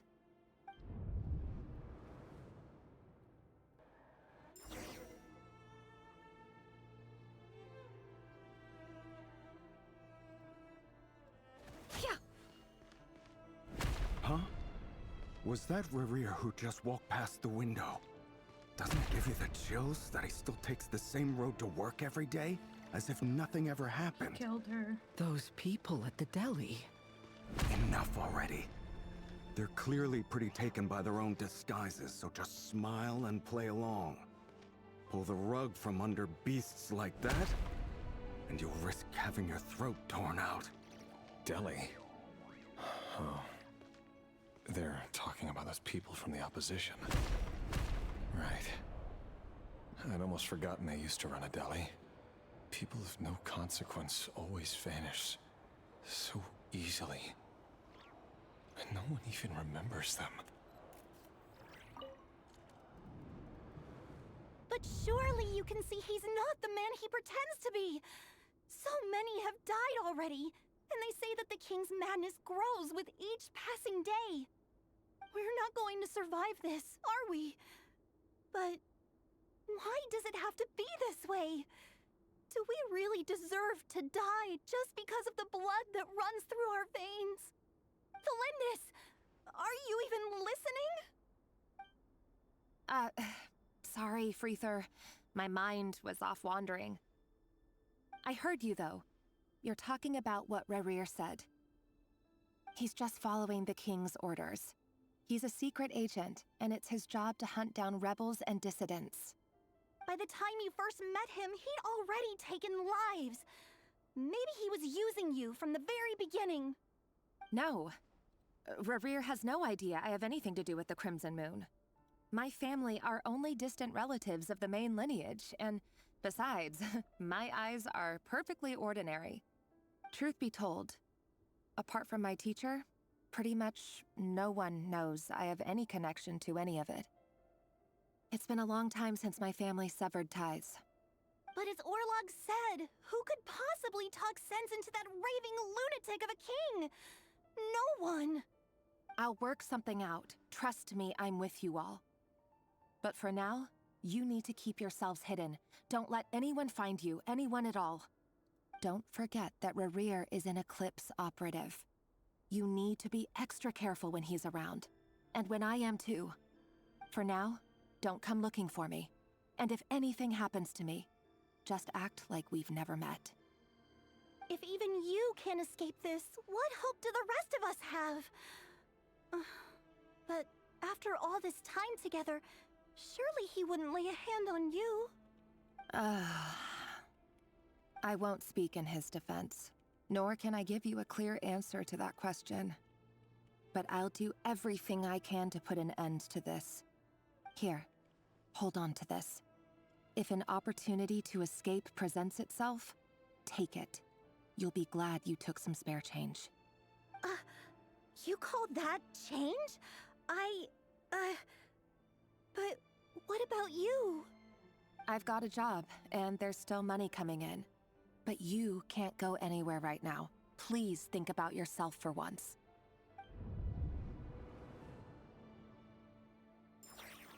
He definitely killed her. He found out he killed her. He had to. If that was his job, I'm not defending him because obviously that's not right and it's really fucked up that he's killing all these people. But like... Another day, another round of assassination training. Training ground is just beyond this hidden passageway. When you kill a person, doesn't it bother you when you end up covered in their blood? Why would it? Aren't we all just walking blood bags? I mean... But not everyone is accustomed to hunting down others like prey. You've been a hunter for so long now, you seem to have forgotten that most people don't just go around killing one another. Leave me alone.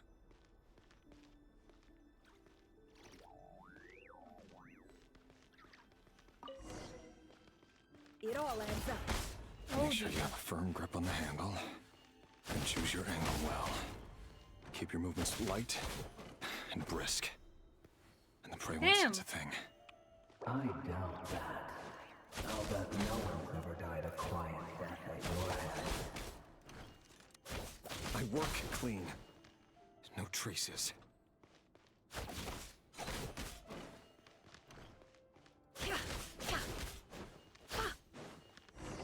That doesn't make it open and hold doors, though. The king happens to need you right now. What if someday he doesn't? That won't happen. You say, ever since you fell under the spell of that power, in the beginning, he only had you take out a handful of the defeat. Now... The ones I dealt with have always been guilty. And I've carried out my work flawlessly.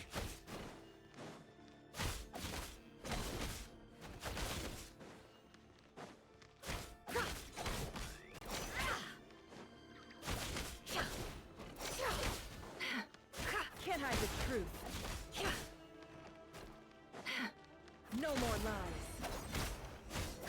You know why Felindis didn't accept your proposal, don't you? Was it because he didn't trust you? Or something else? Enough!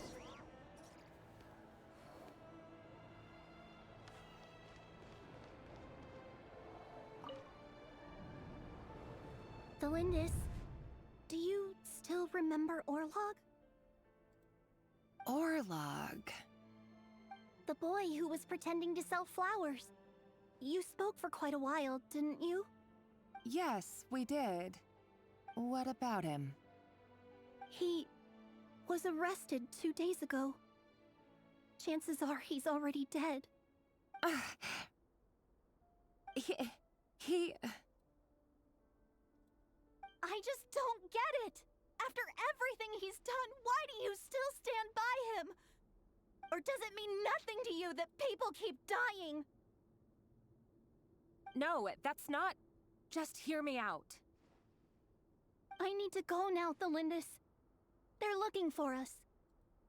You take care too. If you ever need a place to hide, come find us.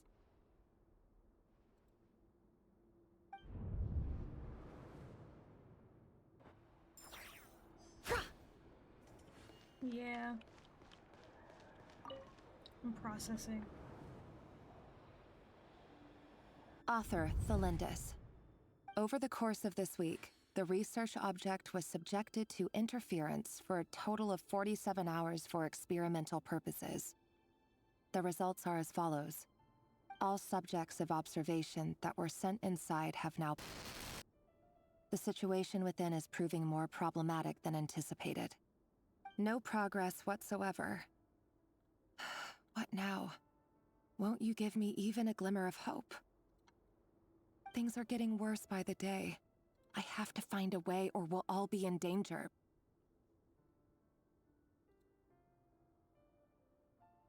But I...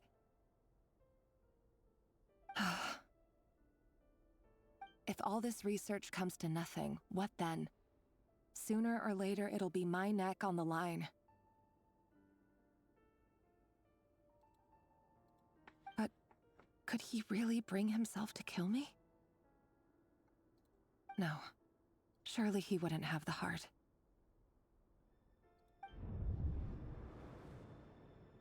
probably wouldn't want to, but he's going to do it.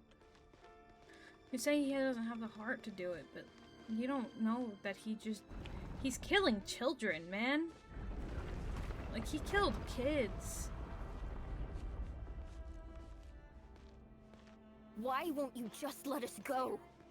We don't even know each other.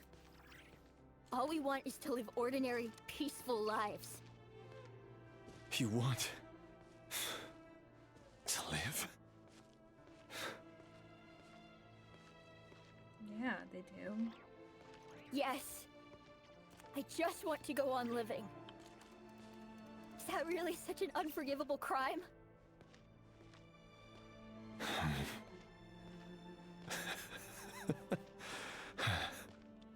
You want to go on living.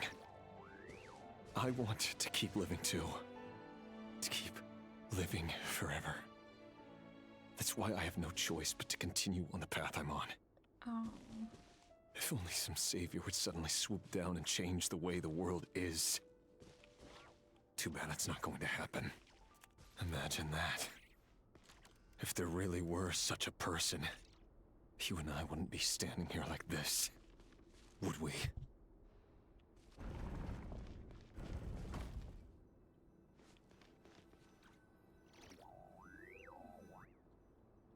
Today's files are in.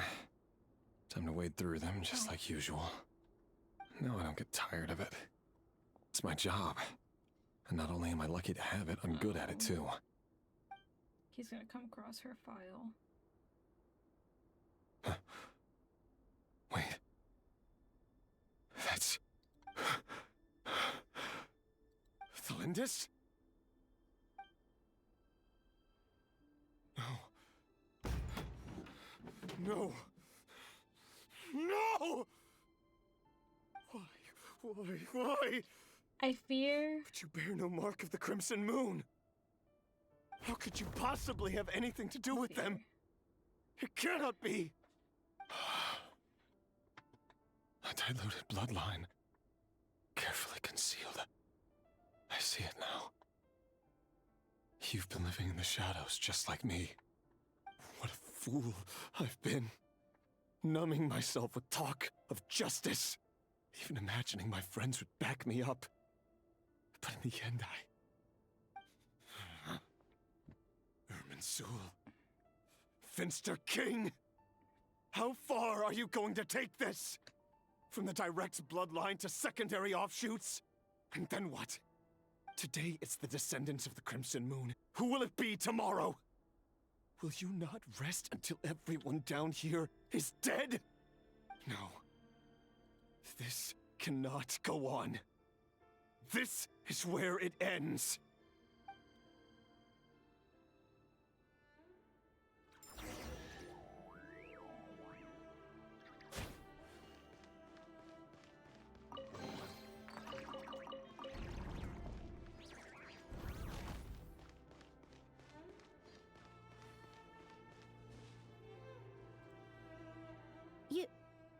You're really letting me go?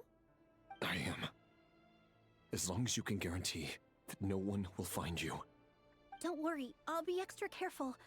No one will know I was here. But what about you?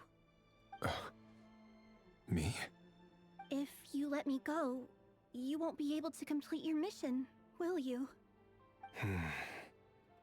Good point. In that case, maybe you should stay. No, please! I just want to see the outside world again. Go on living? Yes. I know you're a man of your word. So please, just let me go. If I let you leave, what will become of me? Just kidding. Go, now. But remember, don't let anyone know you were caught. We'll be seeing each other again very soon if you do. Oh, man. Even shadows in the dark must live by a code. But you can't save everyone. You've been whispering in my ear for days now, Vetter.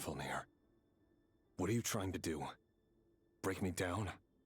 I only say this because you long for an answer to your problems. Let her go, Rerir, or you risk losing everything. I will not abandon Thelindis. Then you'll need a little more vigilance and a lot more power. The world is changing, Rerir. Keep your eyes peeled for your moment of opportunity. That voice used to be so unclear, but now I know exactly whose it is. It's Vetter. He won't tell me how to actually resolve any of this, but he keeps trying to manipulate me like a puppet. What's his game here? Tell me then. What will this moment of opportunity look like? And no answer. He's like a ghost. Always disturbing me when I'm on edge, but never answering when I need him most. So, the Eclipse Dynasty was purging, well, massacring the descendants of the Crimson Moon. And it seems like it was all connected to the Vinster King's research. The King's obsession with abyssal power left the future of Conria hanging in the balance. No wonder every aspect of Rerir's life was so unstable. And it looks like this Thelindis, Rerir's would-be fiancée, herself belonged to a sub-branch of the Crimson Moon Dynasty's descendants. It almost defies belief that a couple like them could hide the truth from each other for so long. If the Vinster King hadn't intervened in such a drastic way, they might have gone on deceiving each other for the rest of their lives. And why does Vetter, Daneslif's older brother, keep talking in Rerir's head? This guy kept more secrets than I ever imagined. The human mind is like a vast desert of shifting sands. When you follow the flow of someone's memories, you only ever see the parts they're willing to let surface. Time for something a bit more creative. We've been inside Rerir's mind this whole time, building up a picture of his psyche. There's already enough clues on the board to start reading between the lines and mapping out the rest. Now, we can finally begin to put the pieces together. Sure, it'll only be a reconstruction, part simulation, part reasoning, but it's usually pretty accurate. Once we've built up a cognitive profile, we just need to cross-check the logic behind his actions. And then we'll be able to take a sneak peek at whatever it is that Rerir has really been hiding.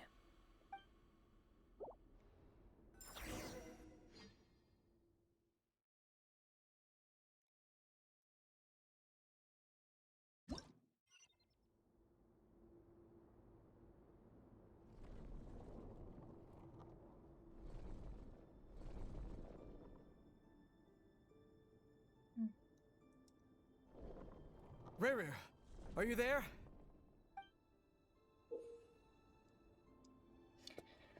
Moving pieces consumes action points. When all your action points are used up, it will return to the previous save point. When the piece moves to a square with this marking, you'll gain the corresponding number of action points. This square will also become the latest save point. Okay. Can I... W... Okay.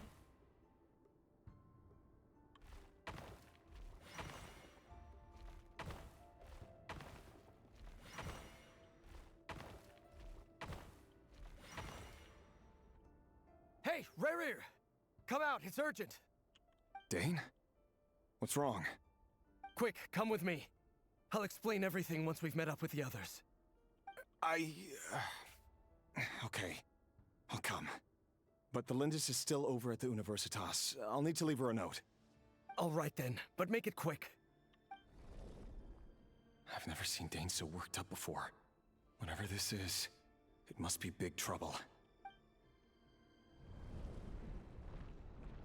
This is cool though. I like this little... It's an interesting way of storytelling. Make use of movement squares, pieces... squares to move pieces the marked directions. Moving this way does not consume action points. Ooh, okay. Can I?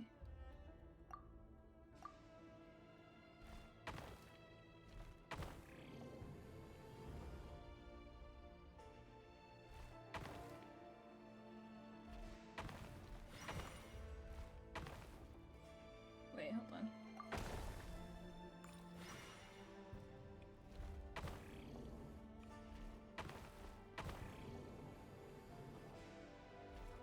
Fuck, I didn't mean to do that. Ay, I'm at the, okay.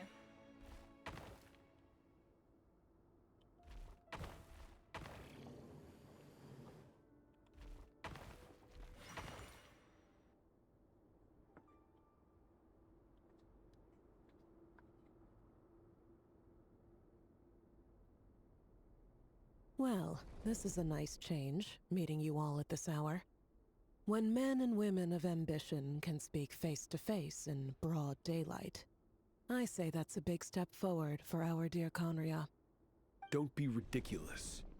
We do not fear the day. Why would we seek refuge in the night? You might ask your blade that same question. I'm told it prefers the cover of darkness. The word on the street is that Sertologi only strikes when he has an unfair advantage. But that is patently false. I see you're missing an arm and a leg.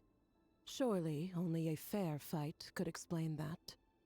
If this is your way of offering me replacement limbs, believe me, I'll take them. Oh, we can certainly discuss that. With bioalchemy, anything is possible. Assuming I have your full support in my research. Lunatic. Roptatir, what brings you here? Why, Dainsleif, of course. He invited me. Please, cast aside your apprehensions, Miss Rhindaughter. Whatever the rumors may say, I am but a humble servant of the king, and I can assure you he affords me no greater convenience than he does you. Well, the Universitas Magistrorum won't stop fawning over you, so at least some of the rumors must be true. You're clearly doing well for yourself, so drop the humble servant act. It endears you to no one. You're president of the Universitas Magistrorum, the chief royal mage known as the Wise by royal appointment, and by far the most favored among the 4 pillars of Conria. Vice President Veit doesn't even try to hide his envy when he sees you. My success is the product of hard work and good luck. It's as simple as that.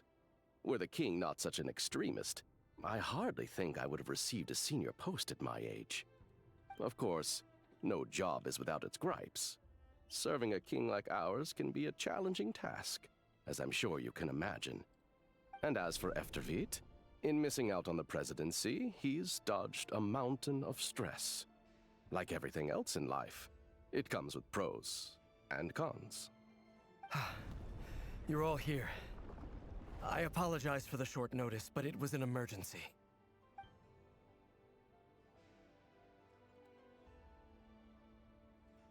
You must be Rerir.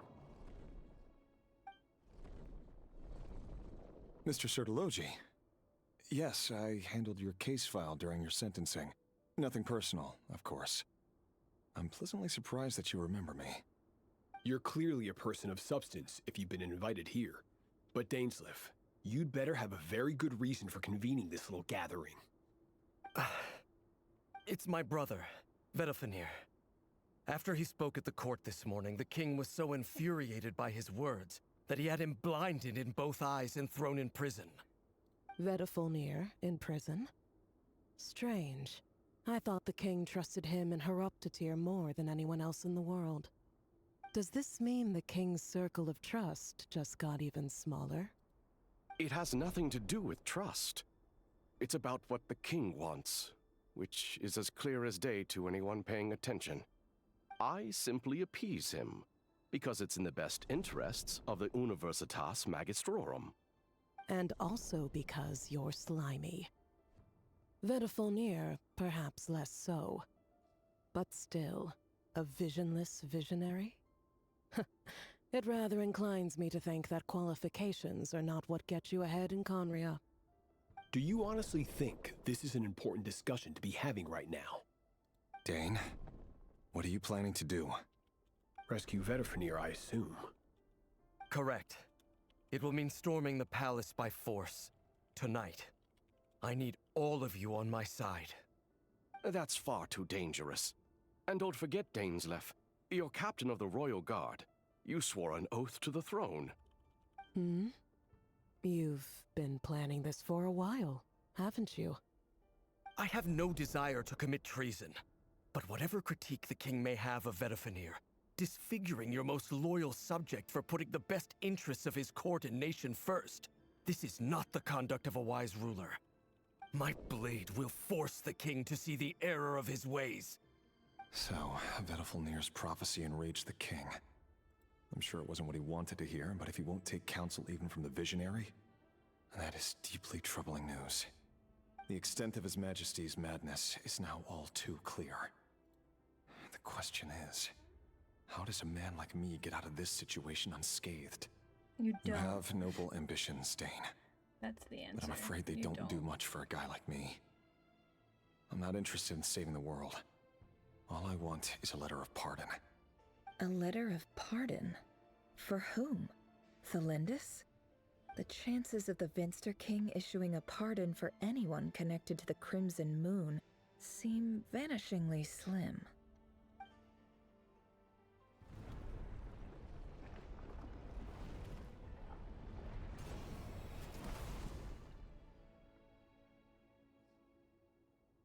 This black fog over the board must have some connection to Thelindis. But why is it taking this form?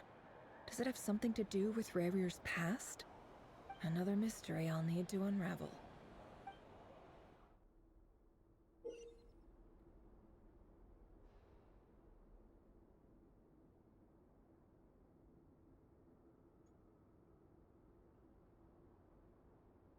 Consume the marked number of action points to defeat your opponent's pieces. Your pieces will only attack when they have more action points than... Okay, so, okay. So, if I attack this one, it will give me 2. Or it would add 2, right? No, it would give me 2. We could go that way and get pushed up here. But I have to defeat them, so...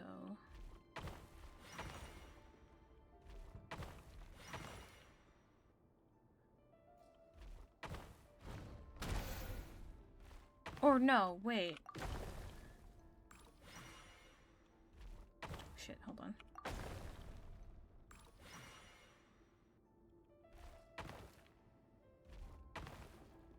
Okay, sorry, I'm trying to figure out, because of the angle, it's weird. Oh, sorry, hold on.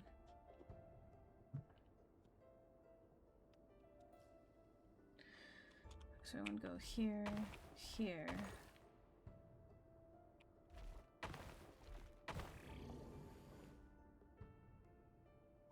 It's not enough, though.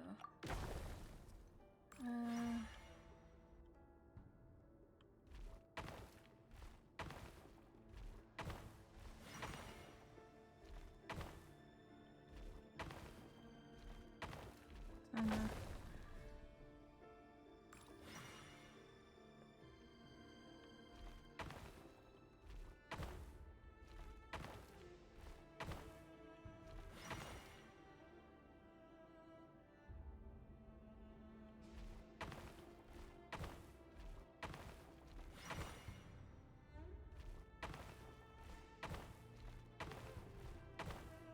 Fuck, I did not.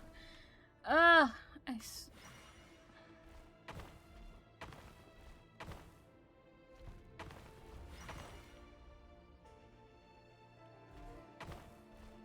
we go.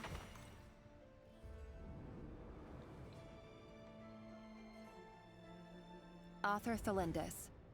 Over the course of this week, the research object was subjected to interference for a total of 60 hours for experimental purposes. The results are as follows. Research dating back to the Crimson Moon Dynasty has established 2 points regarding moon marrow.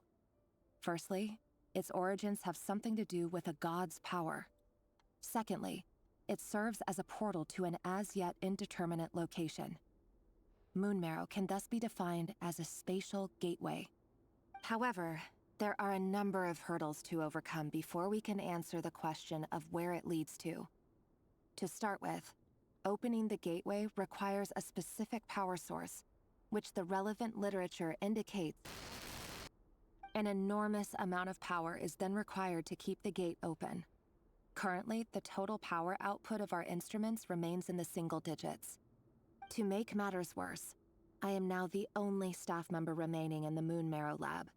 The Universitas Magistrorum recently decided to move most of its personnel into abyssal energy research, which has stymied all Crimson Moon-related projects. This is not a wise move.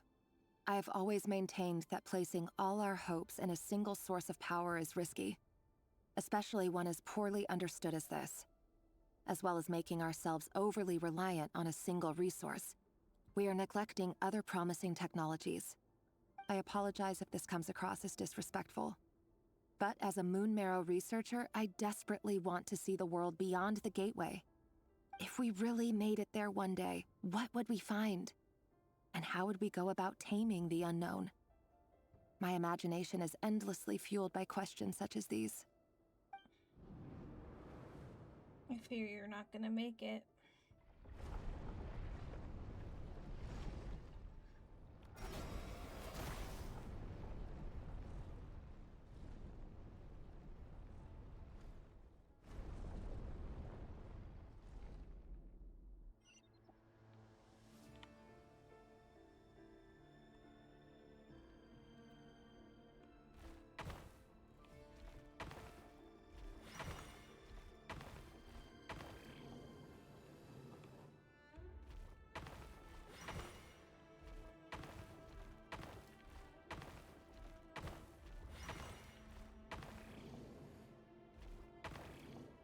That's not what I can do.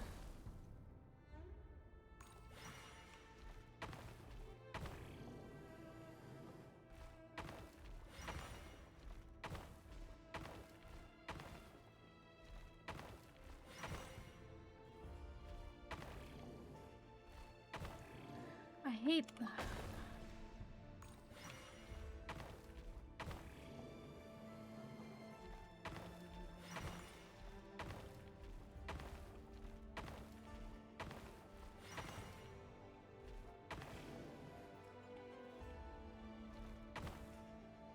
Just not enough.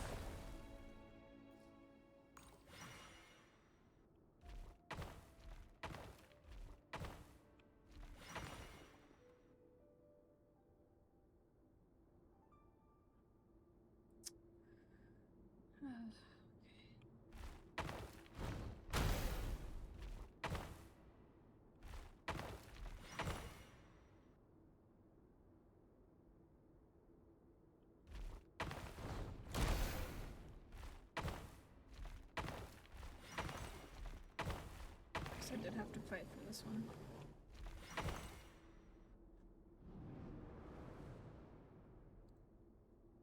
This is for you. I heard you're gonna leave the city with your parents.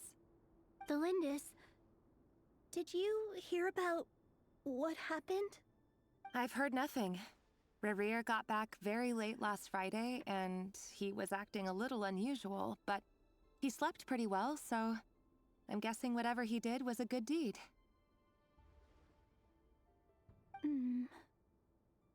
You never saw him, and I don't know what he did. And this conversation never happened. You understand? What if he finds out that you pried into his secrets? Don't be silly. I don't know what secrets he does or doesn't have. All I know is he's just a normal guy who happens to run some errands for the king. Are you scared of him? I don't know. The Rerir I know doesn't match the person you all describe. Logically, I should be scared of him. And yet, I don't want to lose him. But enough about that. You should get going, and be careful with the package I gave you. Keep it secret. Keep it safe. What's in it? A piece of the moon. All you need to know is that as long as you keep it safe, then in the future, everyone will be able to see a red moon. A red moon? You mean our moon? That's right. Our moon. Promise me you'll look after it. I promise, Tholindis. The Crimson Moon bloodline will never die out.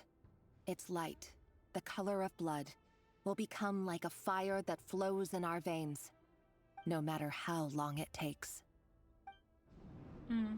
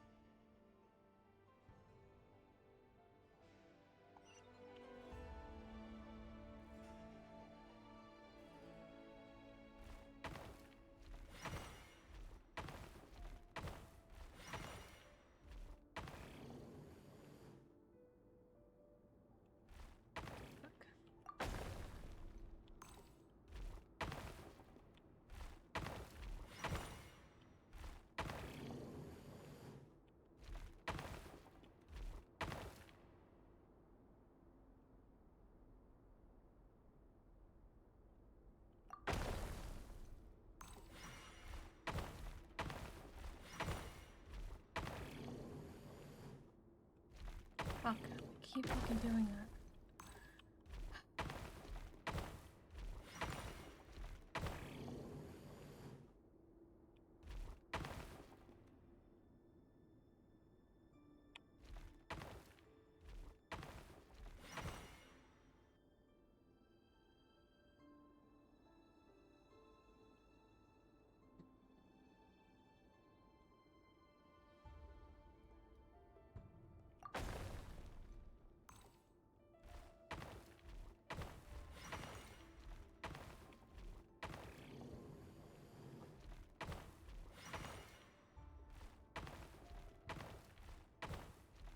Fuck.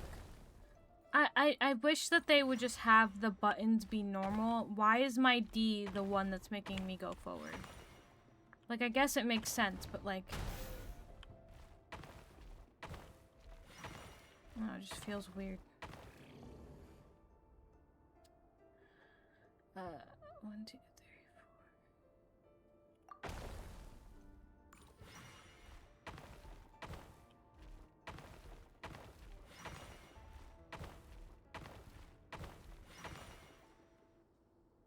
Hurry, everyone, and stick to the plan. Sir Dainsleif, what are you? Is this treason? You know what happens to those who betray the throne. Please, don't do this! It is the king himself who has betrayed the throne. He has betrayed all of Conria. If you have any love left for justice in your heart, you should join me. It's showtime. Dane and his group will handle the troops in the palace. Then Hraptatir and Rhindaughter will disarm the security measures. My job is to enter the prison and rescue Vedifalnir. Stay safe. Wish me luck.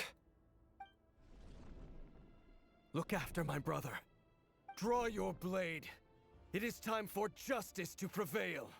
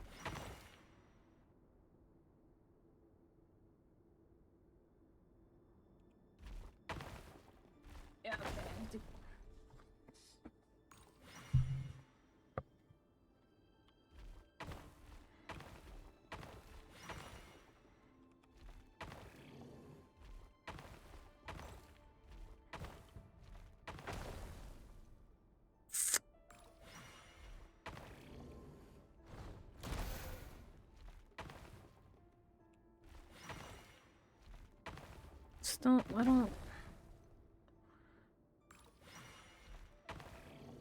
Oh.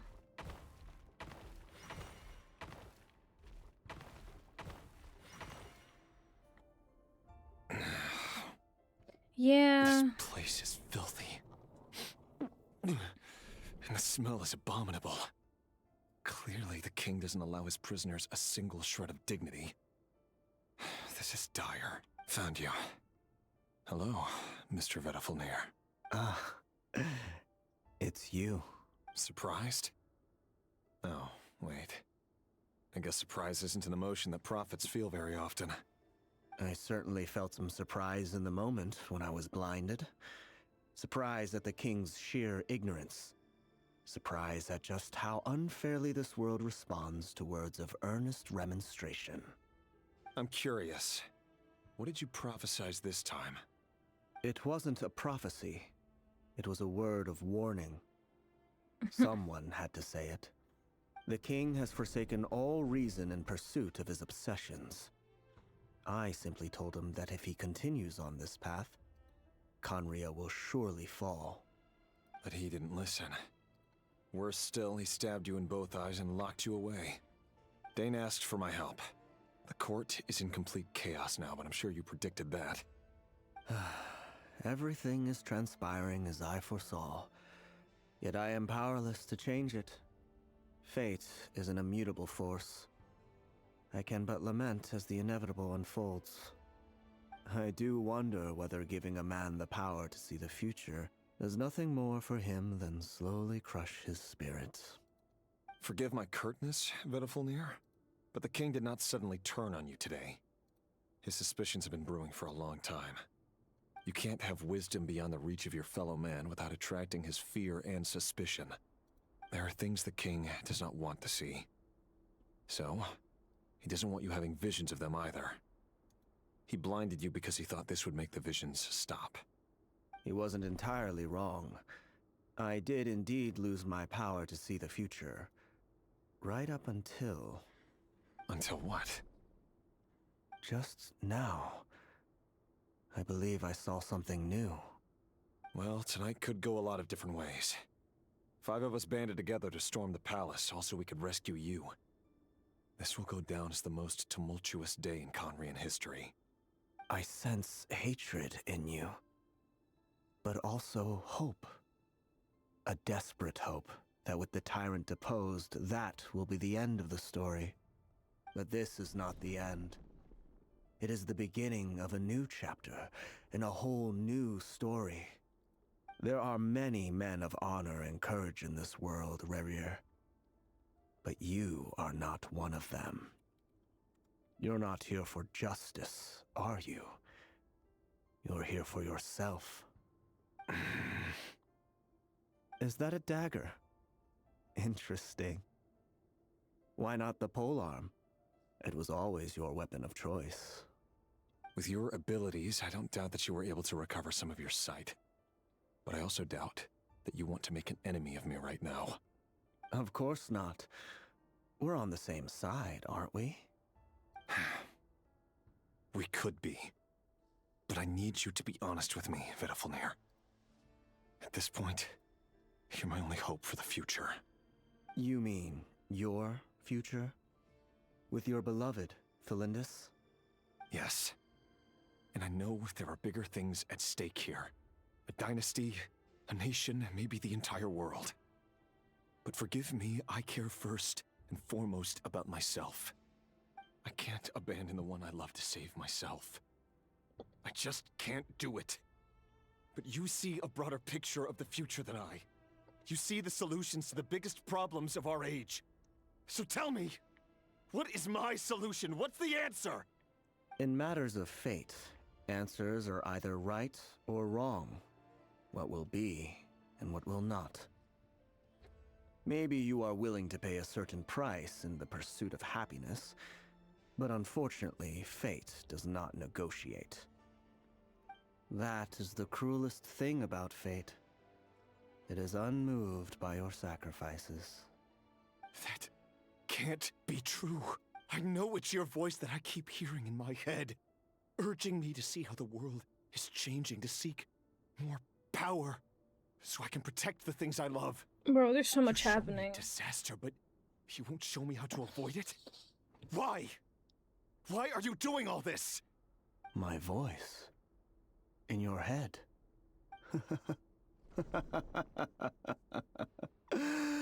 So, you hear it too?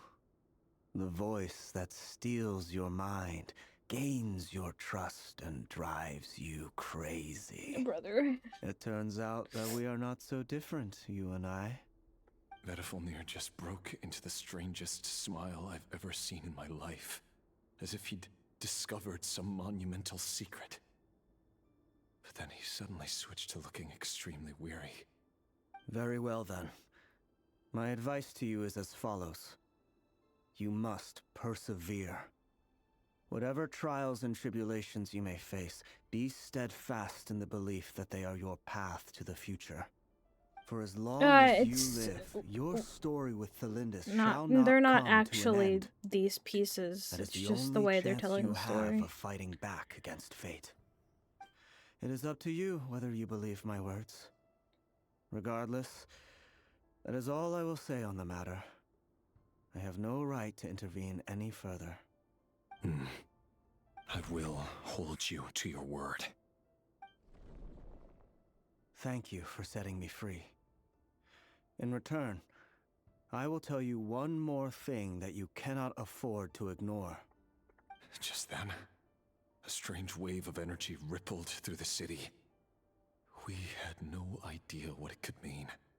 If I were you, I would head to the Universitas Magistrorum. The Universitas? Oh no! I'm sure we'll be seeing each other again very soon, Rerir. Whatever Vedifalnir said, I didn't catch it. I didn't even help him out of the prison.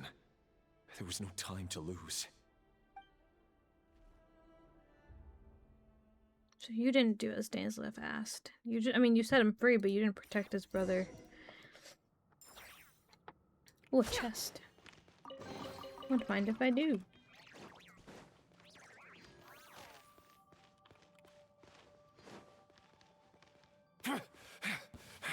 Monsters?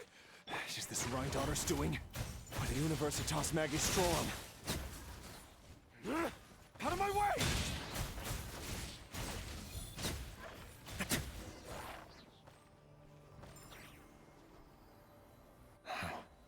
The Universitas.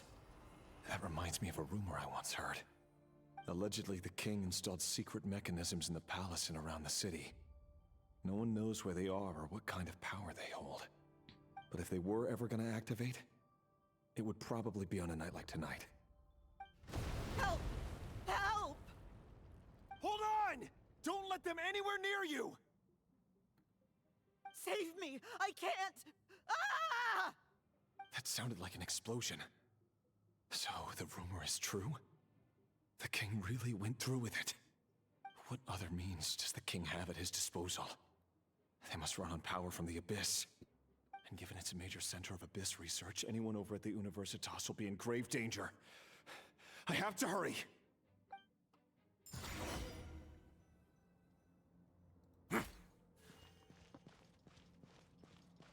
There's no tea left in my boba, so I'm just sucking on air trying to get the pearls out.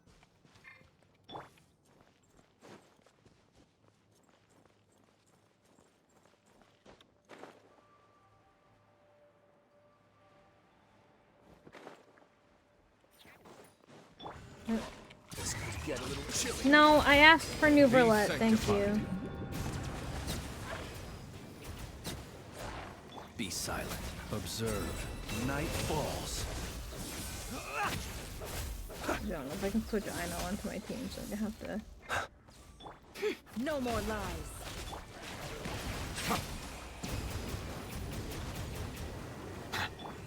Way now.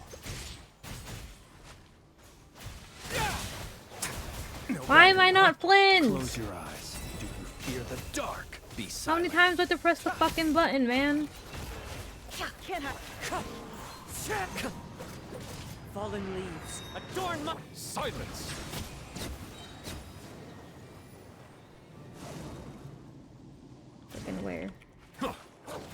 Ow. Let the mighty be humbled.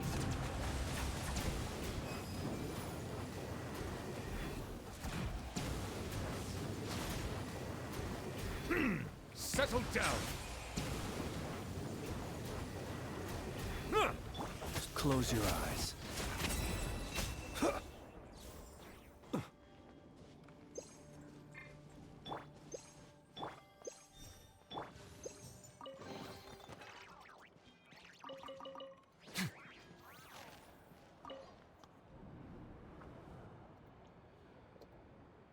Monsters at the Universitas Magistrorum? Why now? Oh no, they're coming. It's no use, the table won't hold out much longer. The weapons. Where are the weapons? Of course. All the lab equipment was upgraded after the inspection last week, but the new weapons haven't been allocated yet. I'm done for. Is anyone there? I need help! Ah! Stay back! Please stay back! Please!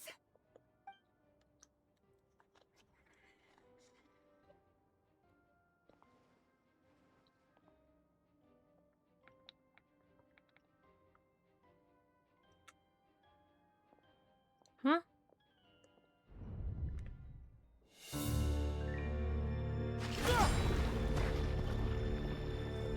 What's that? Rerir! So the rumors about your work are true. What? No! Listen, something happened at the palace tonight. We have to leave! You don't need to lie to me anymore. What do you mean? I know why you're worried, and I will respect the decision you've made. But it's okay, because I found a solution. I know how to end all this. You can have it back. The normal life you so desire. But until then... What the fuck are you gonna do? I'm afraid our wedding will have to wait. This? No, don't do it! Cylinders! Cylinders!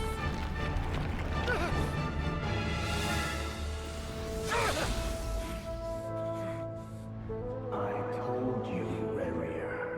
Let her go. You will find someone better. No! No, I won't do it! I have to save her! By what means exactly? A lowly pawn. You lack the power and the strength of will. Do you know why? Tell me! Come to the palace. Join us.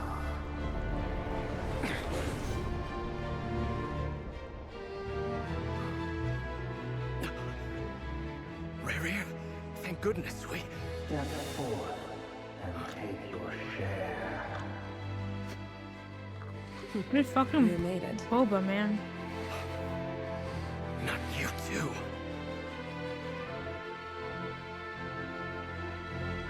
Hatred or grief, despair, desire. We all have our own.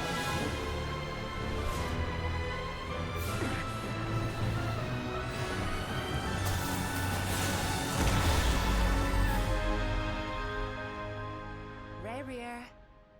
Rerir. Cylinders? Were you daydreaming?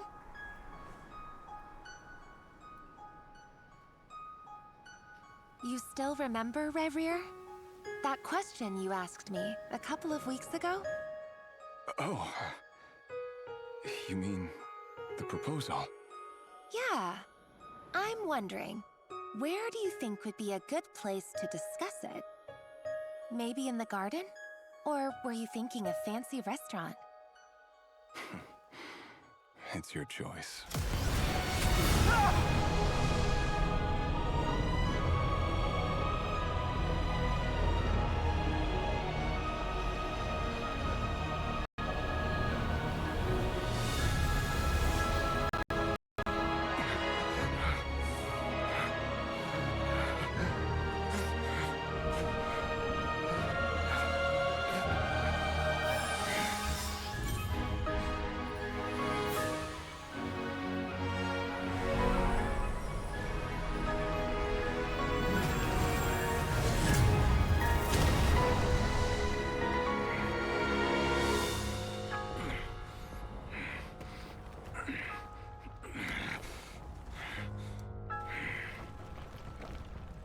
will find you.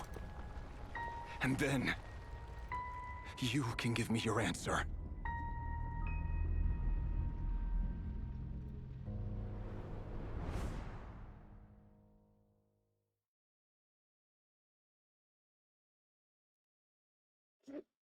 Jesus. I mean, I guess it kind of makes sense.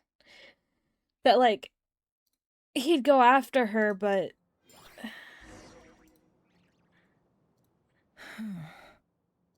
So that's how the Rächer of Solnari was born. A monster created by circumstance is a monster all the same. Viewing other people's thoughts for too long can get uncomfortable. Right now, I'm feeling a strong sense of loathing. In a nutshell, the story of Conria is what happens when the truth falls by the wayside. Everyone tells little white lies, and before long, you have a huge pack of lies that destroys everything. Yeah. And he just told her the truth. Maybe she would have gone with him.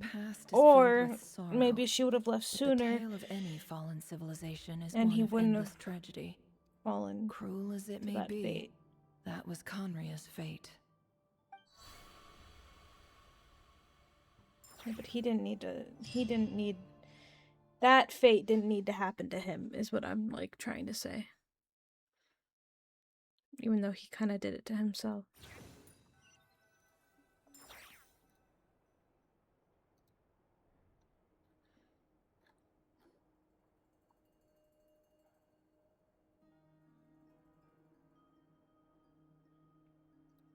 Everyone, I'm back. Can I get a standing ovation? Nefer! How are you holding up? Feeling okay? She's fine. Boss is a pro. Yes, I'm fine. You will have seen the events of Rerir's life through my thoughts. It's now clear that he is just a regular nobody, driven by personal tragedy, as he said himself. I mostly agree. There's only so much we can know about him from his memories alone, but they did give us a clear glimpse into his life in Conria. However, I would not consider Rerir to be a nobody. He was deeply involved in the events of that era. Yet, when the catastrophe of a generation strikes, nobody is safe. Sounds to me like you're speaking in riddles again. Is this you urging me not to abandon the people of nodkrai in their hour of need? That's not what I meant. Although I do hope you choose to remain a part of the plan. Without you, the mission ahead will be all but impossible. Then try to remember that I respond better to the carrot than the stick. And I don't appreciate being bossed around. Now, as for you, Missy, you were excellent. You stuck to the rules of the ceremony and kept your mouth shut the entire time. Bravo. Cool. So, can you fill me in on the deets now? Most of what I saw went right over my head.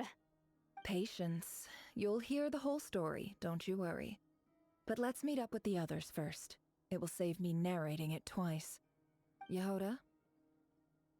Yes, boss. Let me get that door for ya. That's more like it. For a moment there, I was worried you'd forgotten about the first clause of your employment contract. Forgive my curiosity, but what does the first clause say? It says I gotta do the annoying stuff that boss is too lazy to do for herself. Like opening the door, pouring the tea, yada yada. Is that right? If something is in the contract, it's because she willingly agreed to it. Rest assured that the curatorium abides by the very strictest of labor policies. You don't seriously think I'm cruel enough to treat her like my slave. In any case, I've hardly shied away from my share of the work today. Hope I don't catch Flins and Varka lounging about in their chairs, enjoying a leisurely cup of tea. There's nothing I dislike more than other people enjoying themselves while I'm hard at work. I'm sure they're doing something. I'm not sure it's Oh no. Oh no. What do you mean, oh no?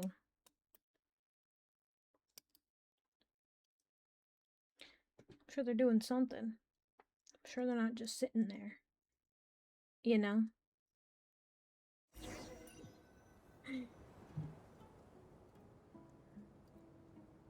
Sorry to disturb you, but we seem to have run into some trouble. Evidently so. Don't worry, I'm not about to leave you to fend for yourselves. I'm not that kind of boss. And it would go against the Curatorium's labor policy. I'm sorry? What did you hear me say? I wasn't talking about labor policy. Wait. How long have I been standing here? Not long. You just appeared by the door a moment ago.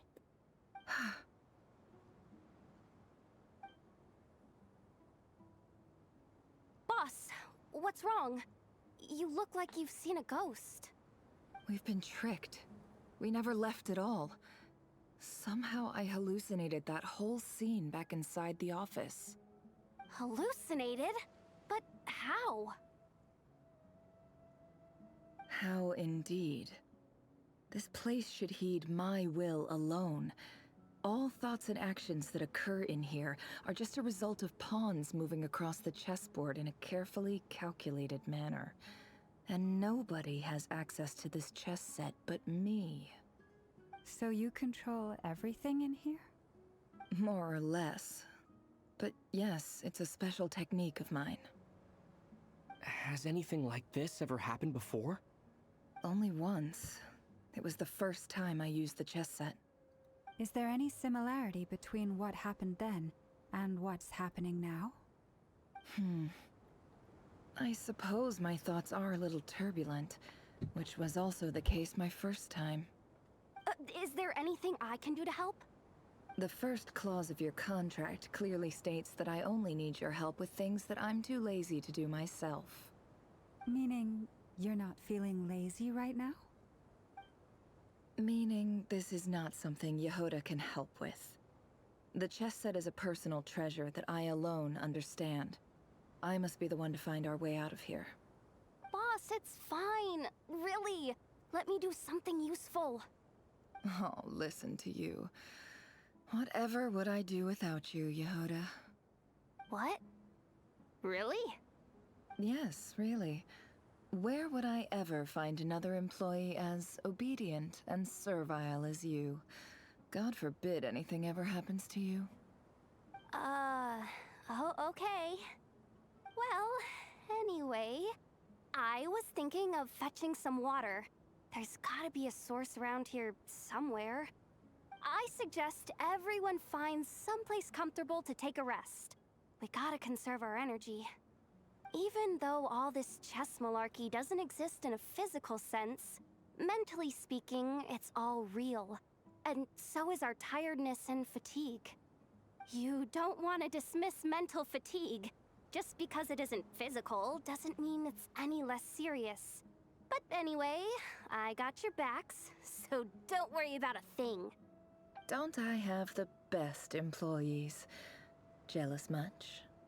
If we can find a suitable time, I'd love to borrow Jahoda for a day to help out at the Frost Moon Scions. Would you be amenable to that, Boss Nefer? Oh, Lauma. Have I ever told you just how pretty you are? Beauty runs from the tips of your antlers to the depths of your imagination. Time to rally, everyone. Follow me. As we continue our journey, the same rules will apply. That means stay focused and no talking no matter what we encounter. And don't disturb the chess pieces. You have my word that I will get us all out of here.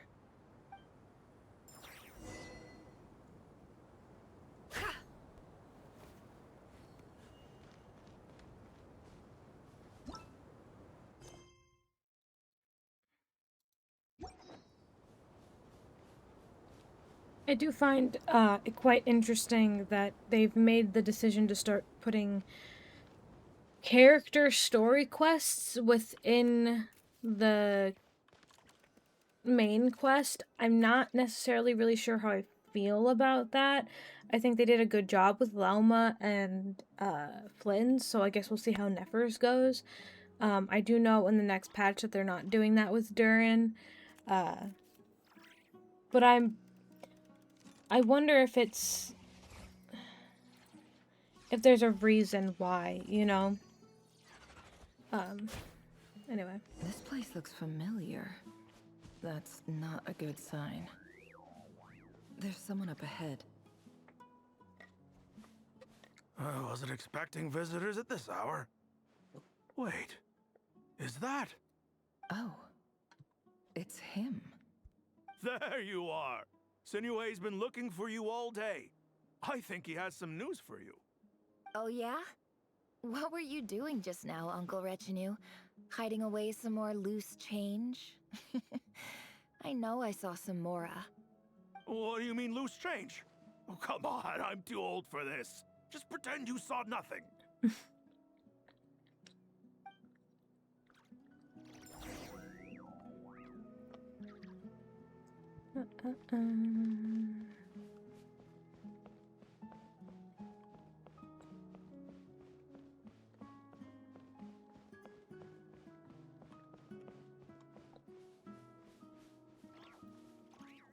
Hey, kid. Mind telling me what Sinuhe's been up to recently? I'm trying to get in his good books and I need a way in. Get in his good books? Why? What do you want with my dad, Uncle Apepi? I've written a new song. I was hoping to showcase it at the next festival, but I'll need his approval. A new song, huh? I'd love to stay and listen, but unfortunately, Uncle Retinue says my dad's looking for me. Well, there's plenty of time and I'm not going anywhere. See that pile of stones? I'll be sitting there warming up my vocal cords. Come find me when you're done. Pile of stones. Got it.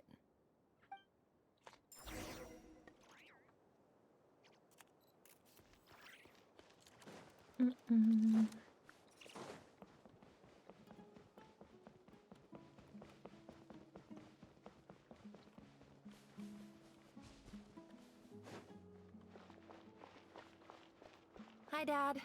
Uncle Retinue said you were looking for me. Ah, there's my little princess. If you'd gotten back just a little sooner, you could have shared the spoils of war with me. Spoils of war? Who were you fighting against, Dad? It was just a figure of speech. The aftermath of a sandstorm is no time to be waging war. I was talking about our war against thirst. I went out to fix our water supply problem, and now I'm back. Which means... We have a well again! That's right. I found a new one and brought back as much water as I could carry. It should last us for a good while. If it wasn't for these blasted sandstorms, our wells wouldn't be caving in. You wouldn't be spending all your time out searching for new water sources. As the chief of our tribe, I'm supposed to be leading us out of hardship and poverty, onto better things. You know how prosperous our ancestors were. I've told you all the stories. And look at us now, squeezed into these hovels. No one would choose this, if it wasn't for the endless wars over the years. But things are looking up. I started working with some folks from the academia a few months back. They gave me some contacts in return for my assistance in the desert. So you're the academia's helper now? Special ambassador, they call it. Think of it as a partnership. It's nothing bad, okay? We've been isolated here in the desert for too long. Seeking opportunities elsewhere is the best thing for us, and the fastest way to progress. So, do you get anything good out of being a special ambassador? Of course. My luck's improving all the time.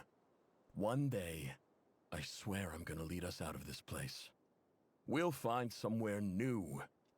Somewhere better.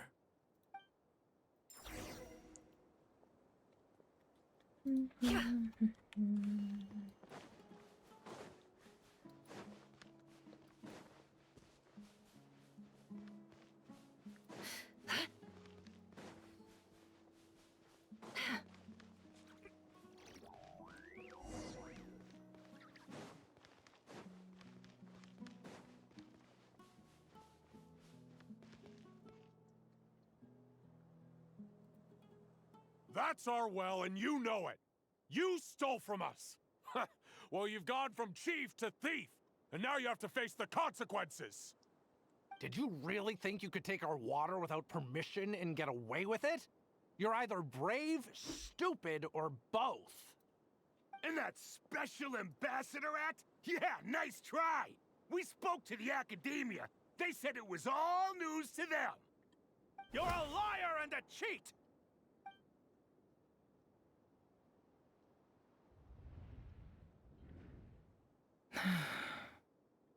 I heard Jahoda gasp, but I don't blame her. Most people are terrified by the sight of blood. Corpses strewn across the ground. The wounds are clearly from scimitars and daggers. The desert dwellers' weapons of choice. There's a handwritten note on the ground. Let's see what it says. Halil, this is Sinuhe, chief of the Shimti tribe. Surely you remember me. I was the one who helped you and your colleagues avoid the quicksand in the desert. This is my second time writing to you.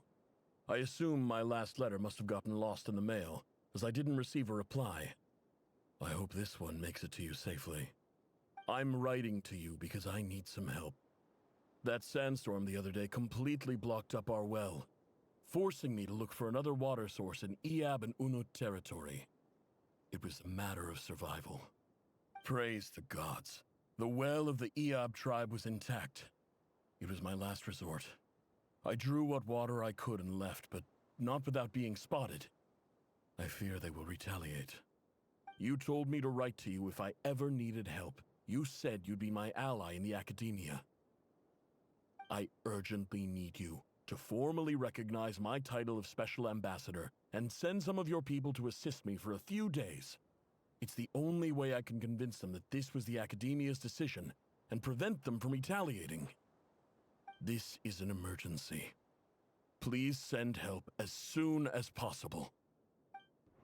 Looks like this letter never got sent. The writer died a grisly death, and the letter was trampled into the ground. It's badly defaced.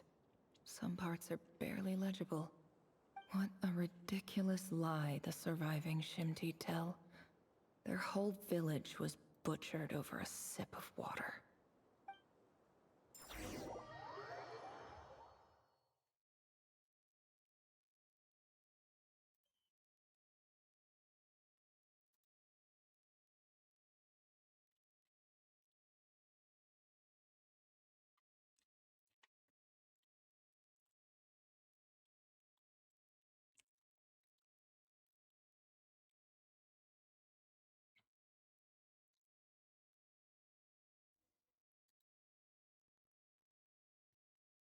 Ah, officer. Welcome. Welcome to our humble village. I thought you would at least have the courtesy to provide some respectable libations. This is the finest wine our village has to offer. I promise.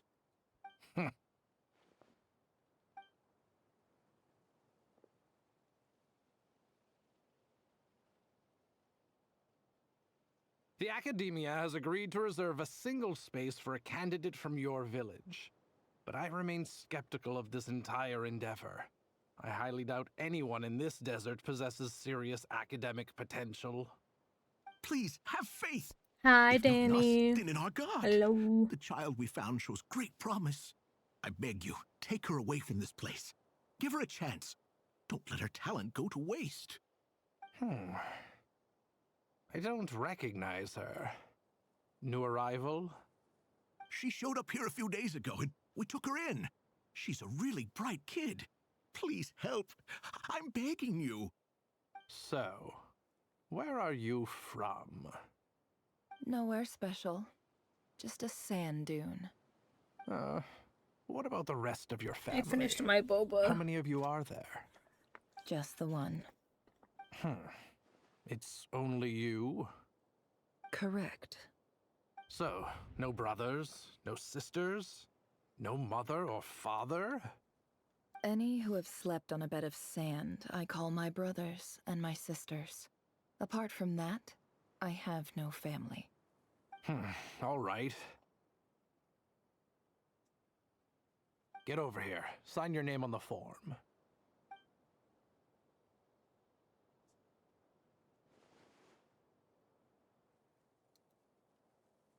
Nefer? You're rather fair-skinned for a desert dweller.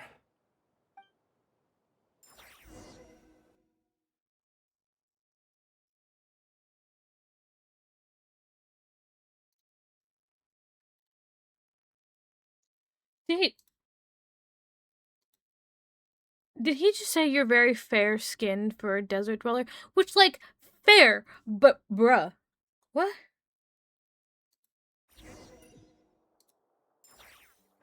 Okay. I don't know what that has to do with anything, but okay. Sure. Yeah, like, damn, dude. Why are we talking like that? It's kind of weird. Nefer, this term's assignments have been issued already. Please read through the materials thoroughly, conduct your own additional research, and then write an essay on the topic. Yes, Professor, I'm aware. I just had a couple more questions I wanted to get your perspective on. Oh? Please ask away. Well, I saw the other students' problem sheets, and I couldn't help but notice that my assignment is much easier than theirs. Do you really think I'm a weak student? A weak student? Goodness, no. Quite the opposite. You have a sharp mind. Almost too sharp. I think what you're saying is, a weak student wouldn't have noticed the discrepancy. And if they did, they certainly wouldn't complain about the lighter workload. You see, sharp as they come. You see things the way they are. And I'm sure you know why they're like that. Because of where I come from. Because I'm different. I'm sorry, Nefer. I don't like it any more than you do. It's just... Anyway, you said you had a couple of questions. What's the other one? I wanted to check... If someone sent me a letter to the academia, where do I go to collect it? Ah, your family wrote to you. Well, as long as they put your name on the envelope, someone should hand it right to you. Not exactly. It's not even a recent letter. I was just curious where the mail would end up if no one collects it. The House of Dana, I expect. I know there's a box for unclaimed mail somewhere in there, probably sitting on a shelf. Whatever you're looking for, that'd be the place to start. Okay, got it. Thank you, Professor. Oh, don't mention it. Honestly, I feel like I failed you. I'm supposed to be your teacher, but I haven't taught you anything. Hey, don't say that. You're a great teacher, and you do your best for all your students. But the rules are the rules. You're not allowed to teach students like me. It's not just the academia either. The whole world bends over backwards for the successful, and leaves the losers to suffer and die. Oh, my dear child. Don't tell me you've given up on life already. I haven't. I just think that if you want to make it in this world, you have to find a way to become successful. So, okay. I'm not saying... I mentioned this a little bit before when we started the quest, but I have a bit of an issue with that. Okay, I was not supposed to come down here. That's my bad. I got excited. Oops. I just have like a little bit of a not disdain. I feel like it's a bad word. I feel like it's a big word and like too harsh for what I'm feeling. But like, I don't see, as much as I love learning about characters and like I want to learn about Nefer and her backstory and stuff like that. I just don't see how this fits in with the current story, where we were actively investigating Rerir and his mind, and quite literally learning about how he was committing literal humanitarian atrocities against a group of people. And now we're just exploring her mind. I just spent an hour listening to how this man killed men, women, and children. And now I'm just learning about Nefer's backstory. It just feels weird. It's so strange to just throw this in here. Like, leave it separate. Like, what does this have to do with the main story? Like, I understand you want people to do the story quests, because God, if you looked at my list of story quests, you'd be fucking shocked at how many I haven't done, which at some point I will go through and do them. But it's like, I don't see how throwing a story that doesn't necessarily fit into the story you're currently telling makes any sense.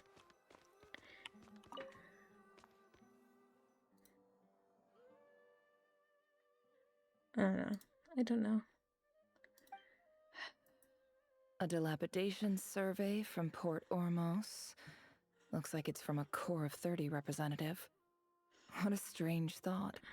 A bunch of mercs losing sleep over rundown buildings. And like I said, I know that they are changing that with Durin. They're not necessarily putting Durin's story into the main one. I know they're doing it separately, but I'm wondering if they changed that. I doubt they changed it because I don't think they would have had time. But it's like, his probably going to take place in Mondstadt or something too. So it's just like, I get it to an extent, but I'm just like, I don't get why this has anything. Like, what does this have to do with anything? I'm sorry. The recipient didn't care what the Core of 30 had to say about anything. Who was it addressed to? I don't recognize the name, but it must have been a Kasharawar professor. This one is addressed to the Immorta Sage. The title is... Sorry, Guided by the incense, we became lost somewhere in the forest. All the barriers between levels of consciousness disappeared as our minds soared around in circles, looking for a branch to seek refuge on. In clinical terms, these symptoms fit the description of incense poisoning. The Immorta Darshan strictly prohibits the use of hallucinogenic substances, but I believe there are still people getting away with it. For example, my neighbor... This seems like something academia would want to know about. Why wasn't... I'm sorry. What's this written on the back?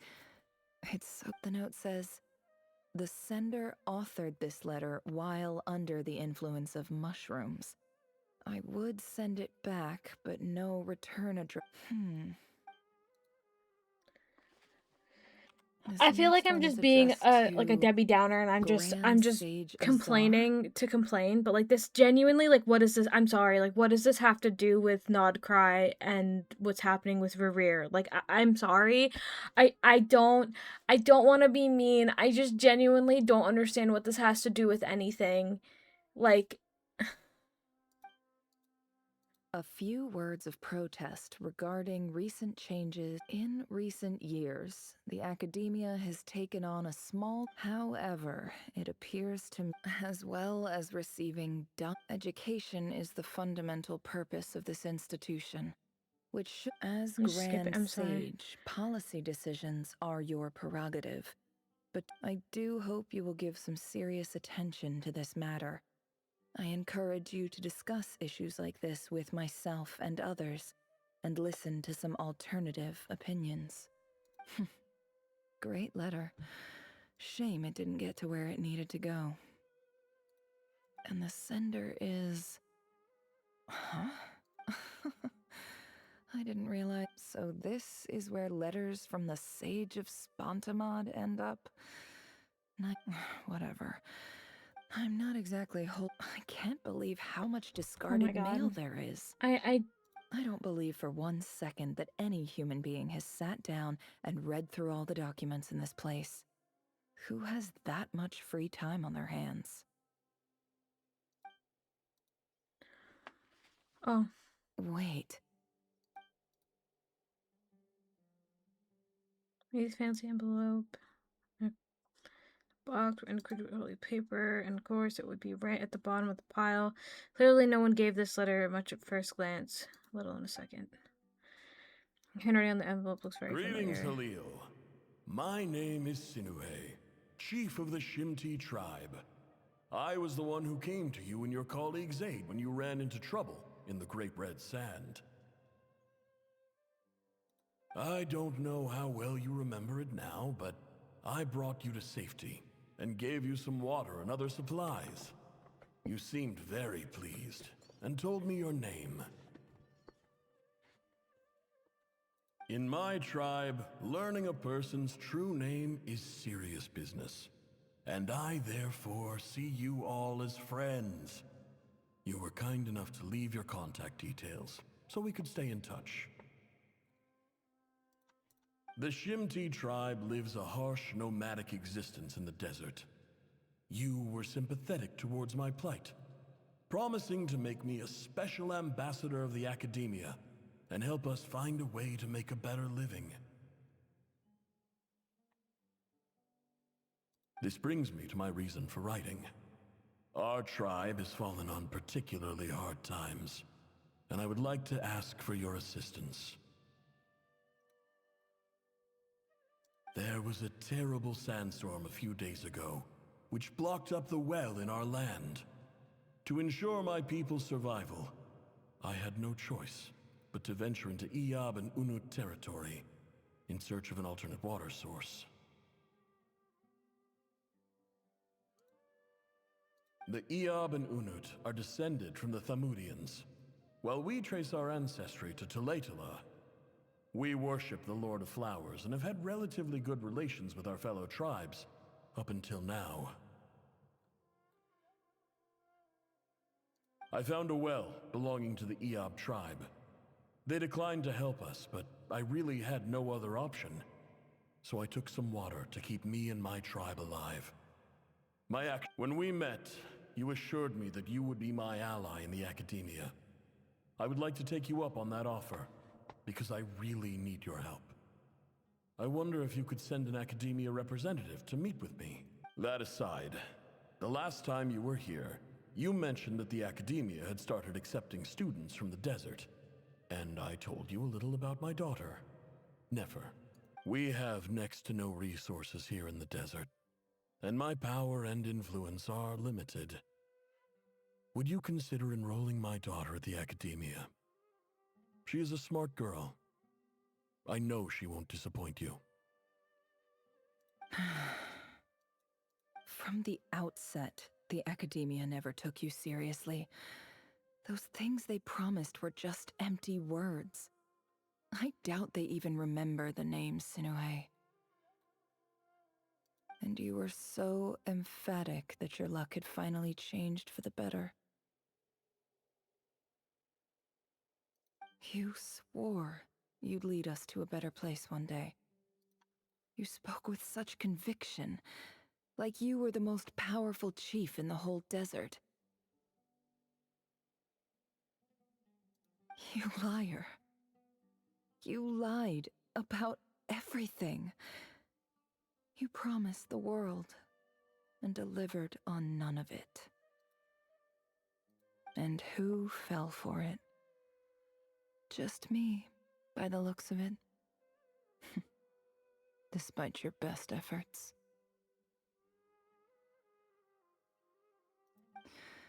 Which makes you a pathetic liar.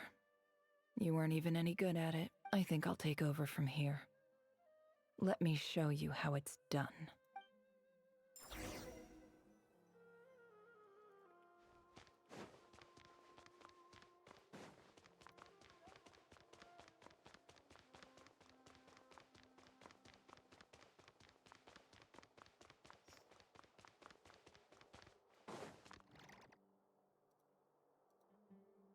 I just came to say goodbye. Thanks for everything you've done for me in my time here. Nefer? You packed your bags. Where are you going?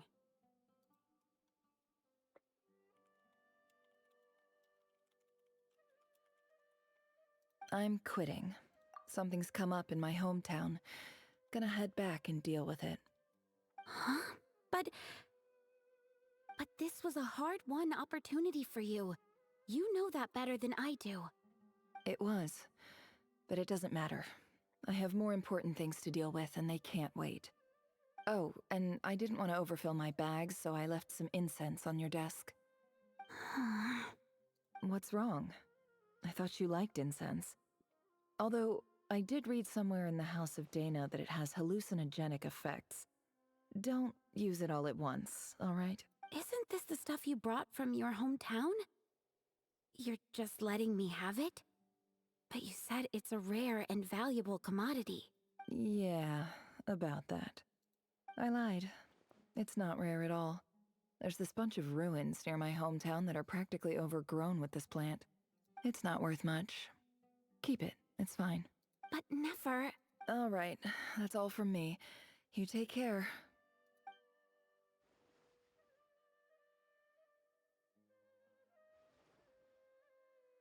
Don't forget me, okay? I mean, we're more than just classmates, right?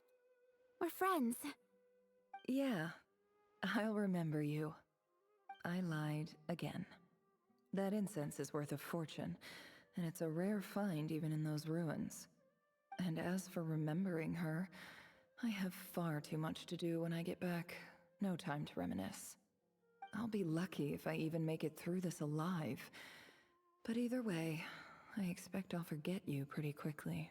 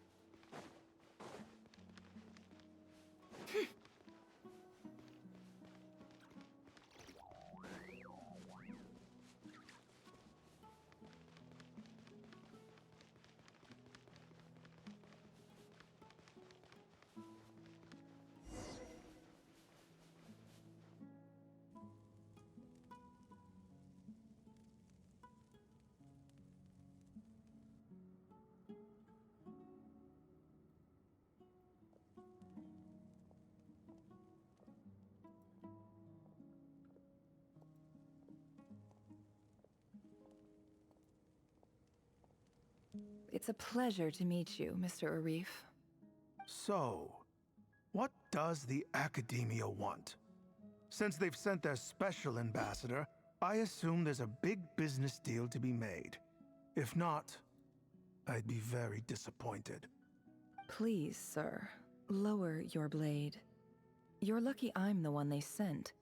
Not all special ambassadors share my admiration for the Iab people. The ever-shifting balance of power in the desert reduced the once great civilizations of this region to rubble and sand. But the story of the Iab has a very different trajectory.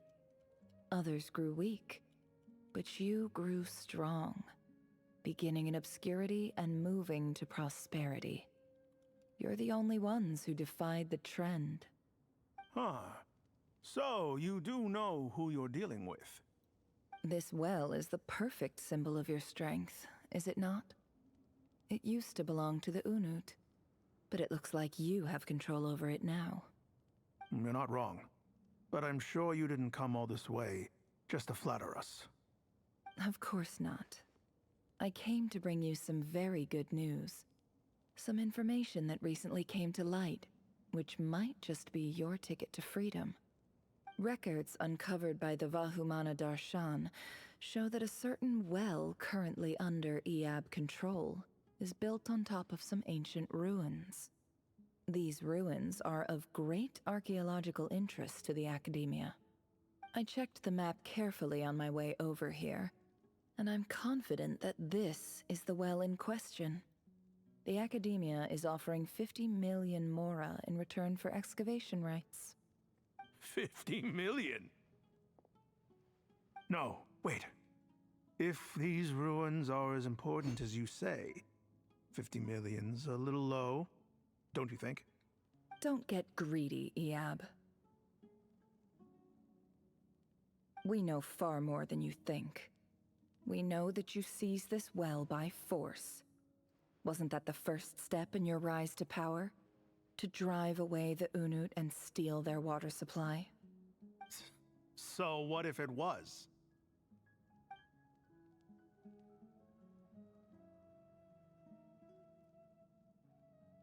Don't worry. As unscrupulous as it was, it's something we're willing to overlook. The Academia is only interested in dealing with the de facto power holders in the region. I hope I am making myself clear. And I hope your words are the truth. If I find out the Academia is trying to play me, I'll hunt down every one of your people and make you watch as I cut their heads off one by one. I assure you, Chief, that would not be in your long-term interests. You don't want to make an enemy of the Academia. You see how I'm dressed, don't you? I appreciate that you've never been to the rainforest, but surely even you recognize an ambassador's attire when you see it. And what does a barbarian like you have to lose anyway? You really think the Sumeru Academia would bother to come all this way just to lie to you? We have more important things to worry about. All right, I take your point. The Academia is the highest authority in the land. I'm sure you're trustworthy people. In that case, we have a deal. We will sell you the excavation rights.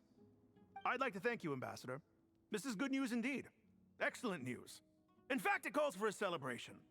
Would you do us the honor of staying a while and enjoying some Iab hospitality? Gladly. I am partial to wine myself, and I trust you are as well. So let's indulge in a few drinks together, in celebration of this momentous occasion.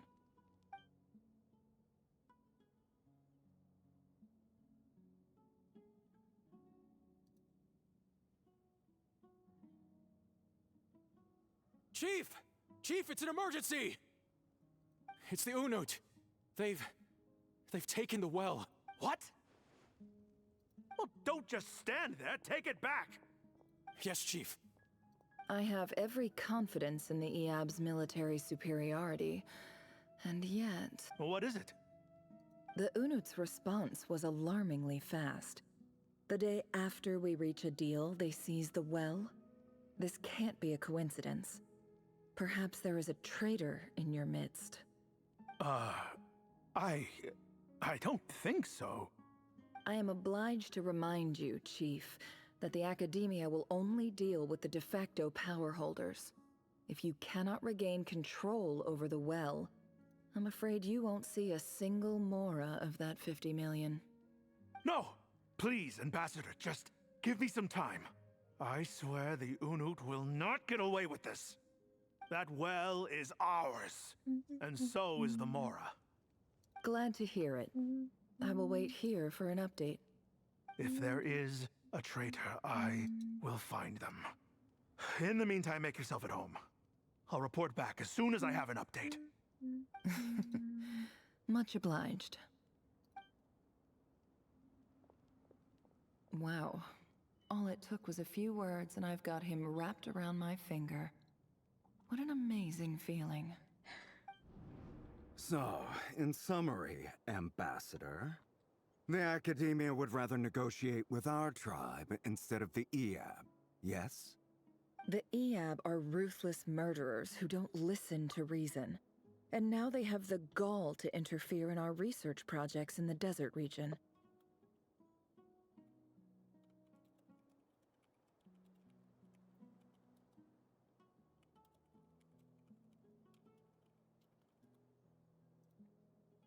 So let me ask you, Chief, if you were the Academia, What would you do?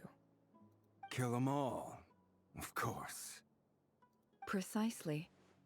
The Academia does not tolerate those who stand in our way. The EAB have held back our academic pursuits for too long, and our patience is wearing thin. At the same time, there is simply no way that the Academia can be seen to be intervening in desert affairs. I'm sure you understand where I'm coming from. We have our own rules out here. If the rainforest dwellers raised arms against a desert tribe, you'd start a bloody war. Right. We can't confront them ourselves, but we can support their enemies. The Unut have always had strained relations with the EAB, which makes you our natural allies. Natural allies. Weren't the EAB your allies once? You were quick to send them after us to protect your interests back when we stole that water. And now look at you. You're at each other's throats. Let me be clear. The Academia wishes to collaborate with the legally recognized rulers of the desert in this matter. We are asking for excavation rights to that well, and our offer is 50 million mora. Say no more. I believe we have an understanding. Good. Then I suggest you get to work. Get us access to that well, and the mora's yours. You see, Dad? Lying is easy when you know how. People will believe anything.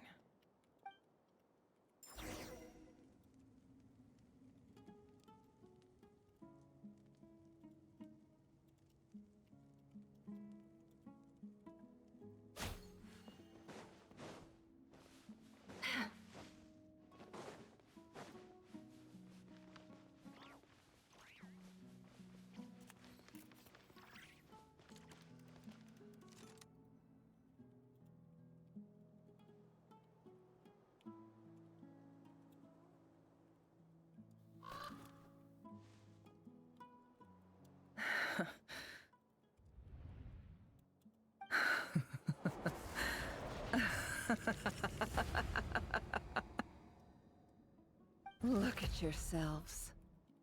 You may be vile, savage monsters, but your butchered bodies bleed like any others. You're the monsters who destroyed my home.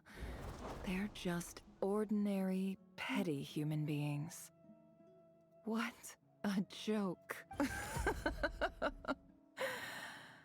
I think we're even now. Maybe I've even done the desert a favor. It's a better place without all these people around.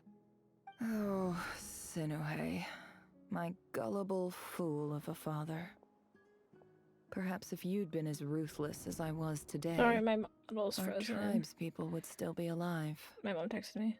In this dog-eat-dog world, a chief needs to be tough to survive. But you couldn't do what had to be done. So I did it for you. Nefer, it's okay. All of this is in the past now. I believe I remember you promising to remain silent. Yeah, but even so... Jahoda, is there anything you can do to ease the tension? Alright, time for a sharp Got turn this, onto a Jahoda. completely Got different this. topic. So, anyway, that's enough of that. When are we getting out of this place? Feels like we've been walking forever. I'm getting pretty tired. Oh, Lauma, you tired? Yes, if we can find somewhere to sit down, I could certainly do with a rest. It's not far now. There should be a temple just up ahead. Is this the situation? Is this situation about to reach a conclusion? Really? A temple? That's where this story ends? I guess that's how things go in the desert.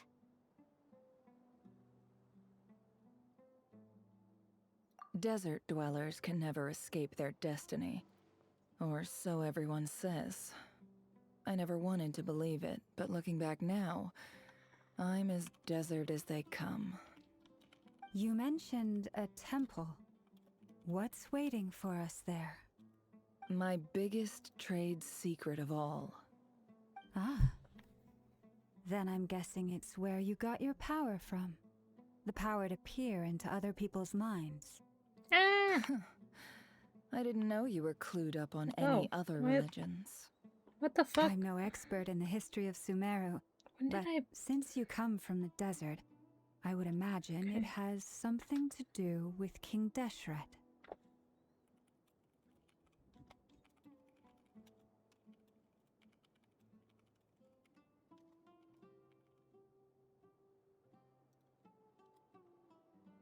Seven pillars. I have some friends with connections with this to this stuff. Oh, I know who you mean. General Mahamatra Sino. The spirit of Hermanubis dwells within him. That's Boss Neff for ya. She knows everything. Sino's hardly a figure of obscurity, but I know about Sethos too. What about him? Is he a big deal or something?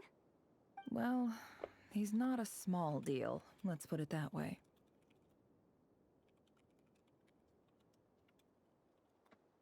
You sure know your stuff. Please, this is the bare bone basics.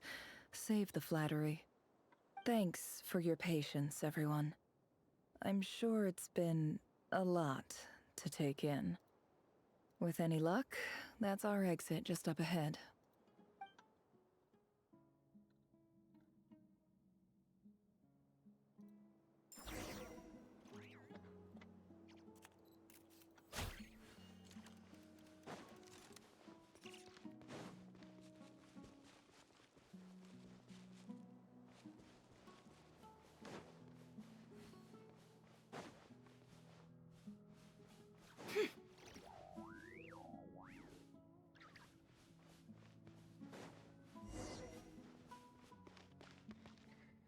Oh, Lord, okay.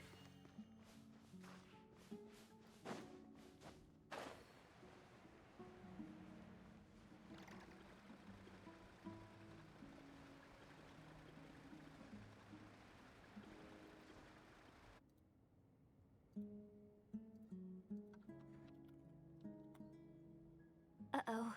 Uh-oh. Uh-oh. I'm totally out of my depth here.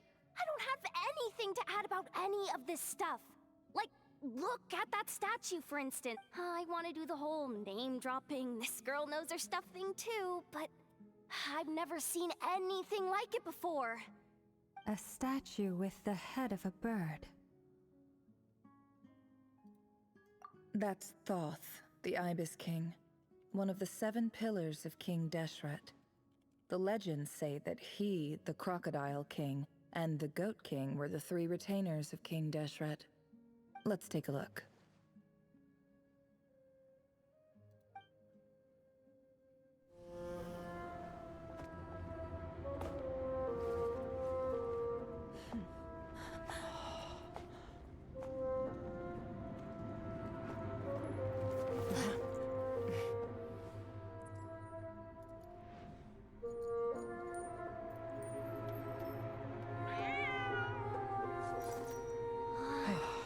It's just Ashru. So, all is well?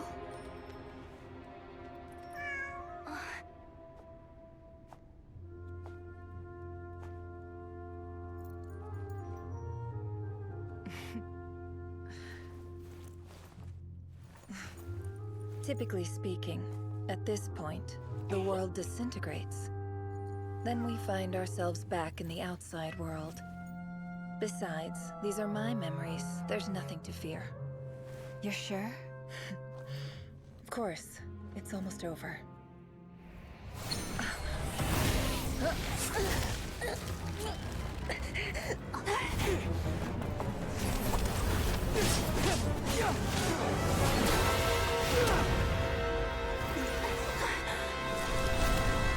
Well, Nefer, hey! Hold on!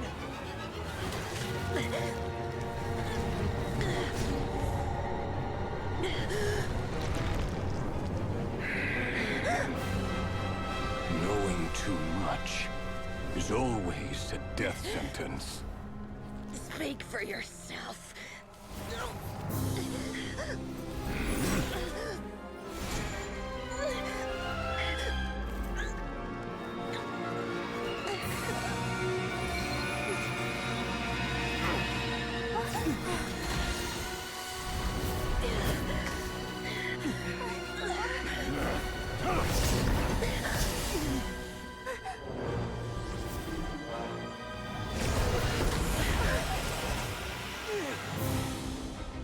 How repulsive.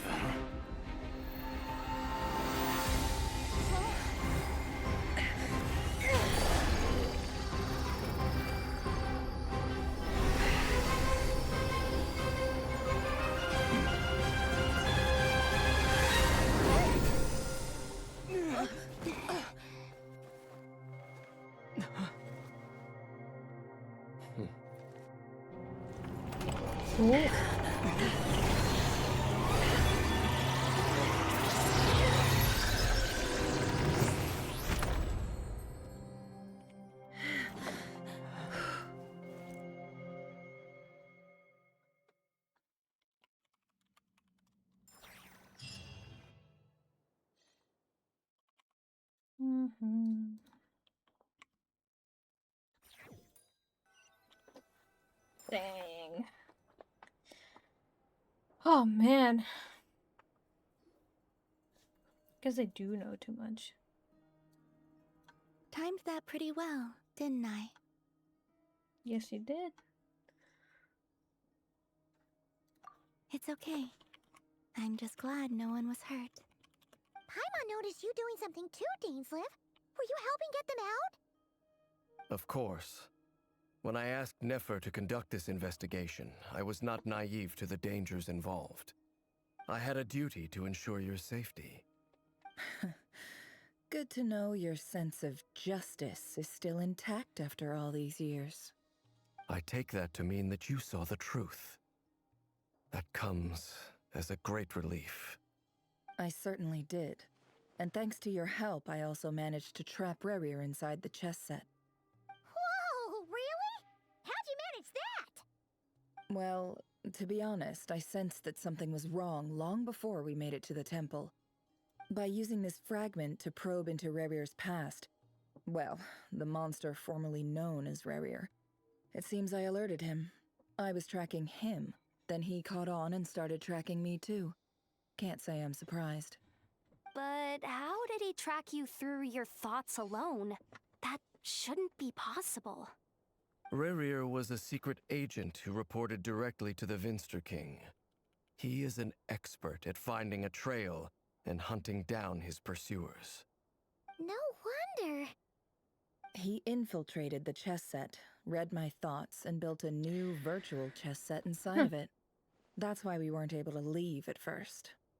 Speaking of your Yes, it chess is. set, it's quite a remarkable item.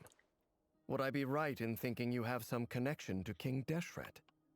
You overestimate me. I only have a connection with one of his underlings, the Ibis King. You all saw how this came to be. A long time ago, the Eab massacred my tribe, the Shimti, in our home village. A few years later, I enrolled in the academia, where some new information came to light. The Unut and the Eab fought a bitter battle over the rights to a well, all for the sake of a non-existent 50 million mora. The Eab ultimately won that confrontation, but their victory came at the cost of almost every warrior in the tribe. The final blow to the Eab came at the victory feast, when an Unut assassin beheaded their chief right before my eyes. Oh. The remaining Eab fled and have been scattered to the winds ever since. Having gotten my revenge, I returned to my hometown, where to my surprise, the nearby temple was still standing. There it was, seemingly immune to the relentless hostility of the desert, while my tribal home lay in ruins. As I stood there gazing at the temple, I noticed a cat just outside.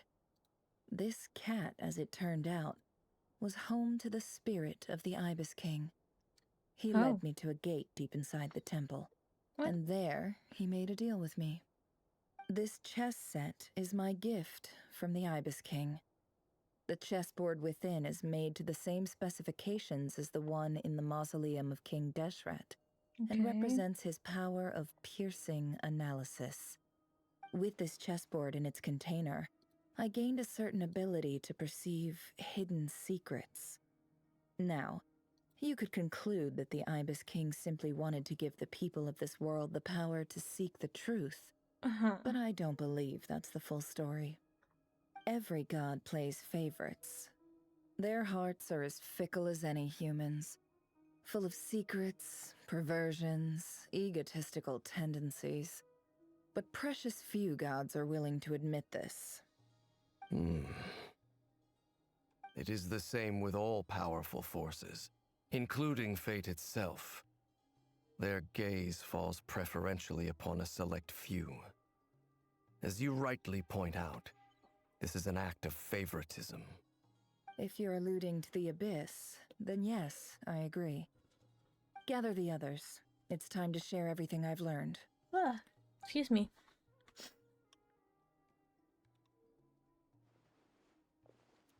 Kitty. Thank you all for being here. As promised, I did some further investigating into the Rächer of Solnari's background. I am pleased to report that the investigation has been most fruitful indeed. The Rächer of Solnari, real name Rerir, was once a Conrian subject who served the Vinster King. I will now share the important details of his story. Please save any questions or comments for the end.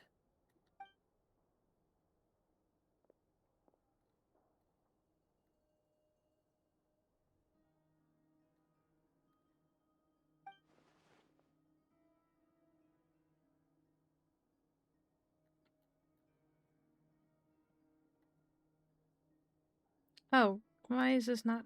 Okay, sorry. Whoa, hold on. Hold on. Why is this not...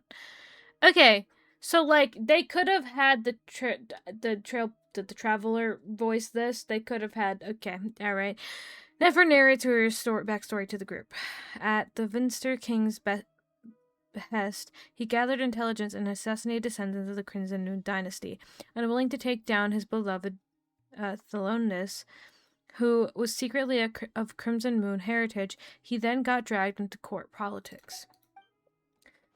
I'm just calling him Ved. Ved's voice, which spoke to him of his fate, was like a reflection of the moon.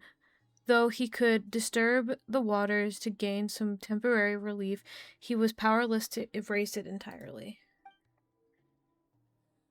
In contrast, Rerir's own life was like a reflection of a broken moon. Once the stormy winds of fate blew across the water's surface, it was utterly destroyed. Thelonus smuggled away a piece of the moon before disappearing through that mysterious portal. It was passed down through the ages and finally falling in the hands of the knave. But what lies on the other side of that portal, is it really a whole other world? Thelonus never had a chance to share what she found there. Neither did Rerir, who followed her in. So that's why he's so obsessed with the moon. A tragic tale, to be sure. But it does not excuse his many transgressions. Nope, it does not. No matter how not. much Rerir suffered in the past, the fact remains that he is what we know today as the Wild Hunt, wreaking havoc upon innocent lives in nodkrai. He becomes more dangerous with each passing day. If left unchecked, it is simply a matter of time before all of Teyvat suffers the consequences. This is a threat that the Knights of Favonius cannot ignore. A question for Miss Columbina.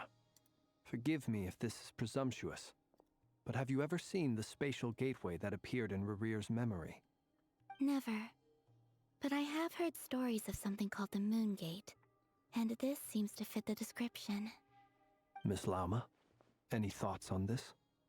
In the lore of the Frost Moon Scions, the moon is believed to hold many secrets.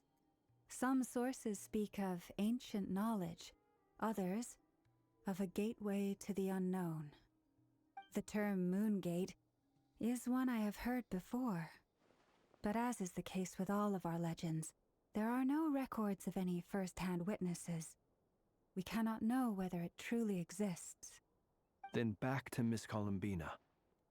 As a moon goddess yourself, do you have some idea of where the moon gate leads to? Not at this stage, sorry.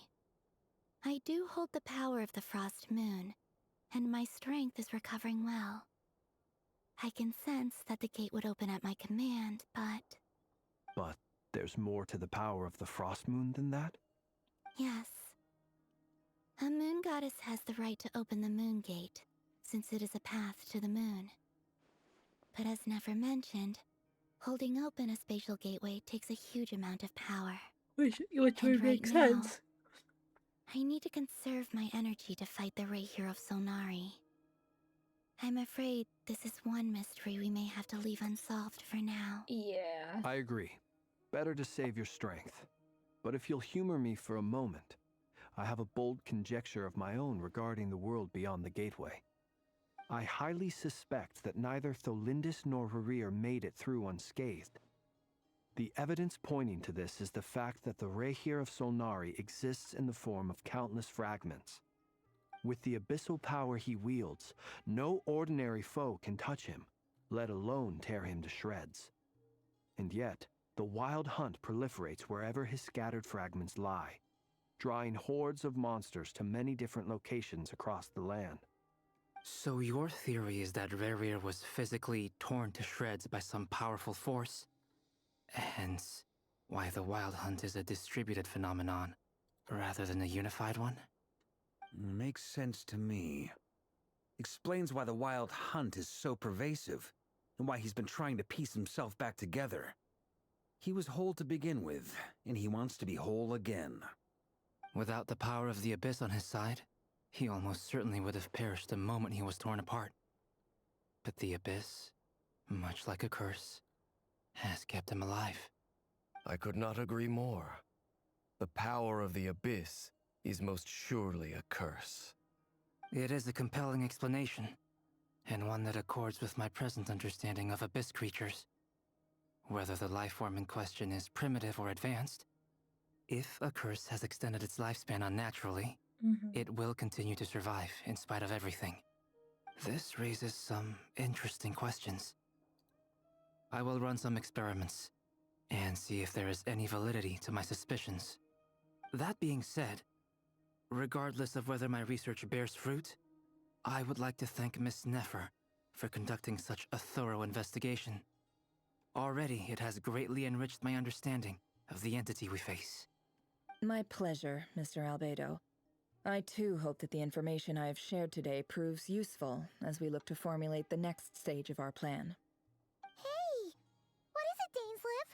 You look really upset! It's just... when I think of the man I once knew as Rerir, I struggle to understand why things had to turn out like this. The two of you used to be friends, didn't you?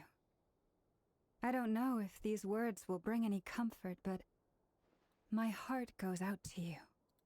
Mine too. We can never know all the hows and whys of the way things are. The moon and stars are full of untold secrets and lies, and the skies are host to many more mysteries than these alone. Yet, none of that can begin to compare with the complexity of human life. Those are the first comforting words I've heard in a long time. Thank you, both. Well, I think this is a good place to end today's meeting. I'm sure Nefer needs some time to recover. She's been through an awful lot today. That's very thoughtful of you, Lauma. Of course. Sounds good to me. Take some time to rest and digest before we reconvene to nail down a plan. Back at the hotel, you sit with Paimon for a while to discuss what lies ahead.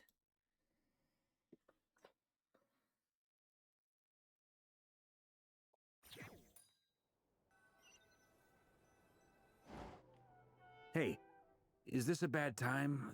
Hope I didn't kill the conversation. It's fine, come in. No need. Come on, let's talk outside. Why not?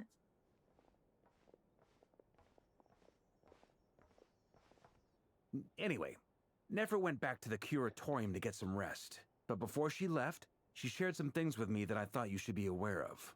Okay. Firstly, although she managed to trap the Rächer of Solnari inside her chess set, there's no guarantee that the power of the Ibis King is any match for one of the 5 sinners. Their powers are beyond our comprehension. It's only a matter of time before he finds a way to break out. We have to come up with a plan and take care of him before that happens. Honestly, my mom figured that might be the case. So, how long have we got? Well, yeah, you can't keep the motherfucker Well, sealed in a I chest asked her that set same question. forever. She talked for a long time, but for the most part, it seemed like she was trying to convince me how precious her chess set is, and what a long and storied history it has. It felt like some kind of sales pitch, you know? The kind where you end up handing over Mora against your will? Anyway, after all that, she finally answered the question. 2 days, at most. 2 days? Holy moly! Can we even recruit enough help in that time? That remains to be seen. Which brings me to the second issue. Dainsleif is obviously conflicted about this whole thing. But given how little time we have, there's no way we can pull this off without his help. You have some history with him, right? Do you think maybe you could talk to him for us? I'll see what I can do. Great. I appreciate it. All right, on to item 3. So, Albedo, Durin, and I put our heads together and came up with a plan. Can't promise it's gonna work yet, but at least it's a start. We figured we'd bounce the idea off you first. We'll explore it further once everyone's recovered. Oh, please ask away. Oh, Paimon's dying to hear this. All right, so here's what we're thinking. In a hushed voice, Varka lays out the current plan. It's a shocking plan, but nothing can faze the greatest traveler and trustiest travel guide into that. It doesn't take you long to get behind it. We felt a little uneasy about roping you into this. You're not gonna tell me what it is. Firstly, you're not locals, and secondly, none of us are your boss. You're well within your rights to refuse if you so choose. Roping us in? Why would you even say that? We know the stakes here. It's all of us against the Rerir of Solnari, or none of us stand a chance. I choose my words very intentionally, I'll have you know. I like to think there's an art to striking a down-to-earth tone even when the stakes are through the roof. Sir Varka, I have a few thoughts about this plan. He speaks. I'm all ears. I think we can be more flexible with how the roles are allocated. In my view, the most sensible lineup would be like this.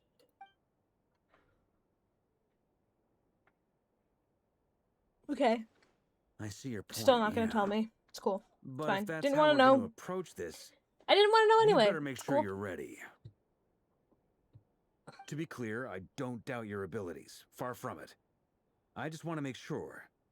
Are you really willing to take all this on? I want to do everything within my power. The Rächer of Solnari is a truly fearsome opponent, and if I do my part, it'll greatly reduce the risk for everyone else involved. Well, that tracks with what I've heard. Jean's mentioned in her letters that you're so diligent it's almost abnormal. As in, most people weigh up the risks and rewards in situations like this. But you seem to just march towards danger without a moment's hesitation. Of course, everyone appreciates a fearless pioneer. But all that aside, I'm the Grand Master of the Knights of Favonius, and you're our honorary knight. I want to make sure your courage doesn't come at the expense of your safety. Thank you, Sir Varka. Well, I should be the one thanking you. It means a lot to have you on board. I'll give some serious thought to your suggestions. Varka gives his very knightly bow and says he'll see you at the hotel again later. He arranged for everyone to meet and finalize the plan of action. In an effort to lighten the mood, he booked out the hotel for this meeting so we could all chat over a drink. As the moon rises in the sky, you and Paimon leave your room, discussing whether Paimon has any other options other than fruit juice. Everyone is already there waiting for you. They're chatting and smiling. Clearly the rest has done them good. Well as the existing crew, some unexpected help has arrived. Still, you remain conscious of the fact that the future of nodkrai rests in what is decided tonight. So many lives are at stake. You may never meet most of them, but whether they know it or not, all of them are counting on you. Don't end it there. Oh, okay. Good. Good. Thank you for not ending it there. Can I see who the unexpected help is? Nope. Okay, cool. Fine. This is a thorough plan, but I do have one last question before we take action. How can we be sure that our enemy won't leave the designated area? Great question. Albedo's been hard at work analyzing Rerir and the Wild Hunt's behavioral patterns. His conclusions are as follows. Firstly, from the earliest known confrontation until now, Rerir has never displayed any ability to manipulate the dimension of space. So it's unlikely he has any power in that domain. Secondly, he seems to have a particularly strong vendetta against our group. If we put him in a fight-or-flight situation, he'll choose to fight every time. Thirdly, finally, and most importantly, he is consumed by hatred, both for the moon and for his enemies. Turns out, we tick both of those boxes. We have a reincarnated moon in our ranks, and a spy who accessed his private memories without permission. He'll be baying for blood, not looking to escape. As someone who's had their fair share of interactions with the Wild Hunt, those all seem like valid observations to me. Understood. Then I will defer to the verdict of the group. Well, everyone, that's the plan in full detail. Albedo and Durin are carrying out their part as we speak. Plan approved. Scheduling. Okay, any firepower you need, I got you covered. Let's light this baby up. The Frost Moon Scions are behind you as well. And the rest of you?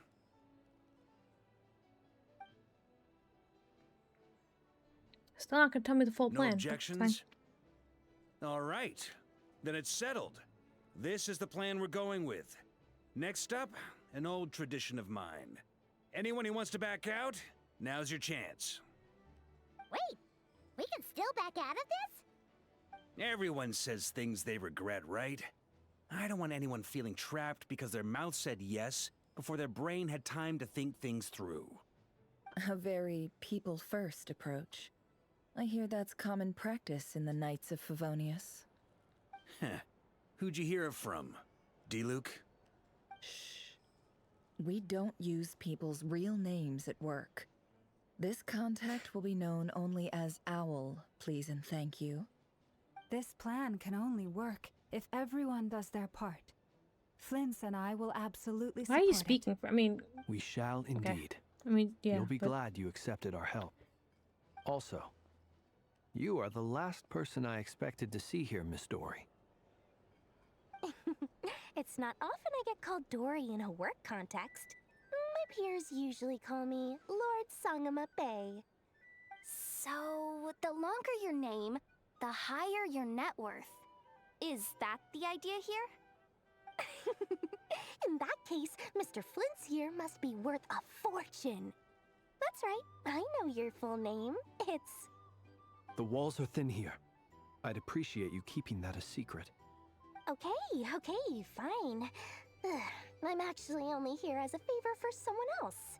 Do you have any idea how much it would cost to hire me otherwise? Oh, does this mean someone out there actually has the power to boss Dory around? Yeah, never. It most certainly does not. We have a long-standing and mutually beneficial business partnership. She's actually the mom of a friend of yours. Said mom supplied me with a great little trinket, but now that lady's ruined everything. If I don't start building a little goodwill now, my whole business in nodkrai is gonna go down the drain. Okay. So what exactly It's actually is so Arlecchino. I special said about that this payment? earlier. It's a lucky charm that a great mage made for me. Or no. We have a business relationship. No, and she was it's worried that fucking something bad might happen Alice. to me. So, she wanted me to have something that can store power to protect myself with. I finally got it all fully charged up with Kuvaki, and then Nefer went and used it all up at once. Never lost so big in my life! You're right. It was all my fault. I didn't mean to drain all the Kuvaki in the pendant, but I'll make it up to you. You will? Well, in that case, how about you give me your chess Absolutely set, not. and we call it even. Absolutely not. I knew you'd say that. Well, it's yours if you want it. In fact, take it now, and I'll even throw in a free Rächer of Solnari. Deal? You're putting me in a difficult position here. It's a very useful thing to have around, but I have a funny feeling it won't be around much longer. I guess we'll see in a couple of days. Looks like bankruptcy for me. Hey, don't be so pessimistic. See this through and you never know. You might find a new business opportunity on the other side. With an action in place, plan in place. Okay, I didn't want to read it anyway. You and Paimon decide to check in and see how each stage. Okay. Yeah, cool. I didn't want to read that anyway. Genshin. You do it for the other ones. Why can't you do it for that one? Where you give me a little click to keep going. Hmm? Hmm?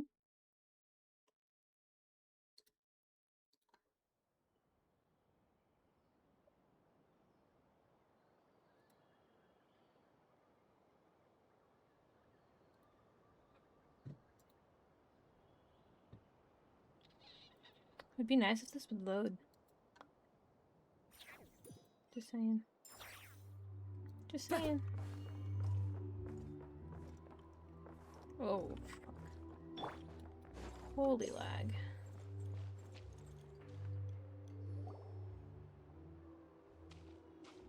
Dory! How are things going? Feeling ready? Oh, I was born ready. We only have 2 days. You think Lord Sangamabe would let an opportunity like this slip by? Don't forget, when something's in high demand, the people with the goods on hand get to charge the highest price of all. Even higher than the sellers taking advance orders. Ta-da! See? It's right here! Ah, it's so pretty! Did you make it?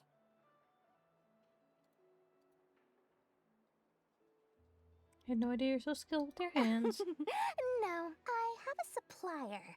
We go way back, so he made me a very attractive offer. Aha!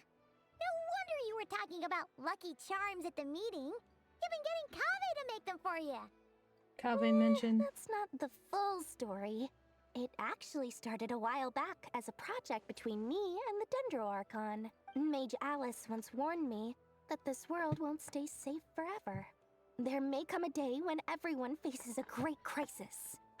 I passed this on to the Dendro Archon, and she secretly brought together a research team made up of Sumeru's top scholars to invent a technology that could keep people safe. I won't go into the details because it's all very complicated, but if you want to know more, you can ask the Dendro Archon about it sometime. Anyway, point being, it was the Dendro Archon who asked Kaveh to build this little contraption. As one of the top Kasharawar talents, he was the obvious choice. Not in an event. He stressed over it for ages. Must have gone through at least a dozen designs before producing a final product. But that's Kaveh for you. Marak delivered it to me a couple of days ago, along with a letter from Kaveh. Could I ask why I'm sending this technology to you? What's your proposed use case? Has it been approved by the relevant authorities? So nosy. My fault for sending him the research permit to begin with. Surely Nahida must have told him you were involved in this project. He was probably just nervous because you're always so secretive about your business. Could be, could be. Anyway, I just replied, let's hope there never has to be a use case, because it would involve grave danger. Fair enough. But it sounds like he was just being cautious. He probably felt responsible as the one who made it. Or maybe he was asking as a favor for his housemate. He's done that before. Not sure why, though. His housemate doesn't seem to really care that much about this kind of stuff. Either way, all's well that ends well. I'm just glad to finally have my hands on the product. I wouldn't want to be without it, given the potential dangers that lie ahead. Huh? What does that look mean? Paimon's just super surprised. This must be the first time we've ever seen you actually get serious about something. Not who we're used to. Not used to you. Well, a long time Acting ago, like this. I made a promise to myself. I promised that I was gonna live every day of my life with a big beaming smile. Obviously, Mora plays a big part in that. But there are always gonna be times in life when you have to give something back. That could mean paying back a debt, returning a favor, or showing some kindness. Alice has been a huge help to me over the years. She was the first investor I ever had. And I want my investors to know that Lord Sangamabe is the best in the business. And more than that, no one knows what the future will bring. Whatever happens, I want to make sure the Dendro Archon and all of Sumeru is prepared to face whatever comes.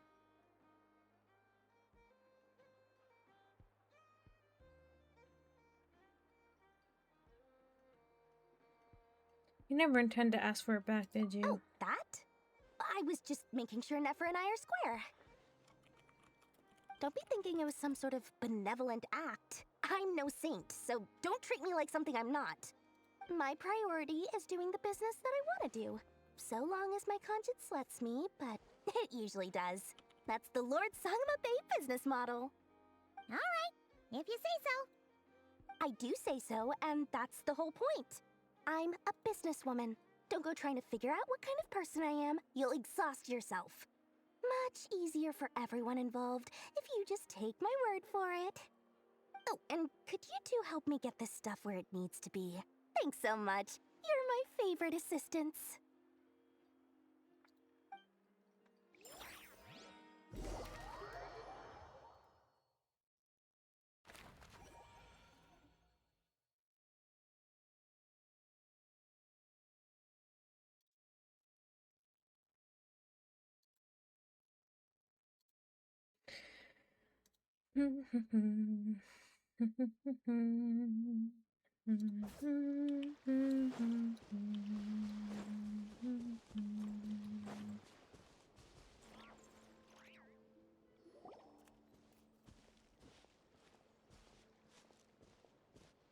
Traveler, Paimon, it's good to see you.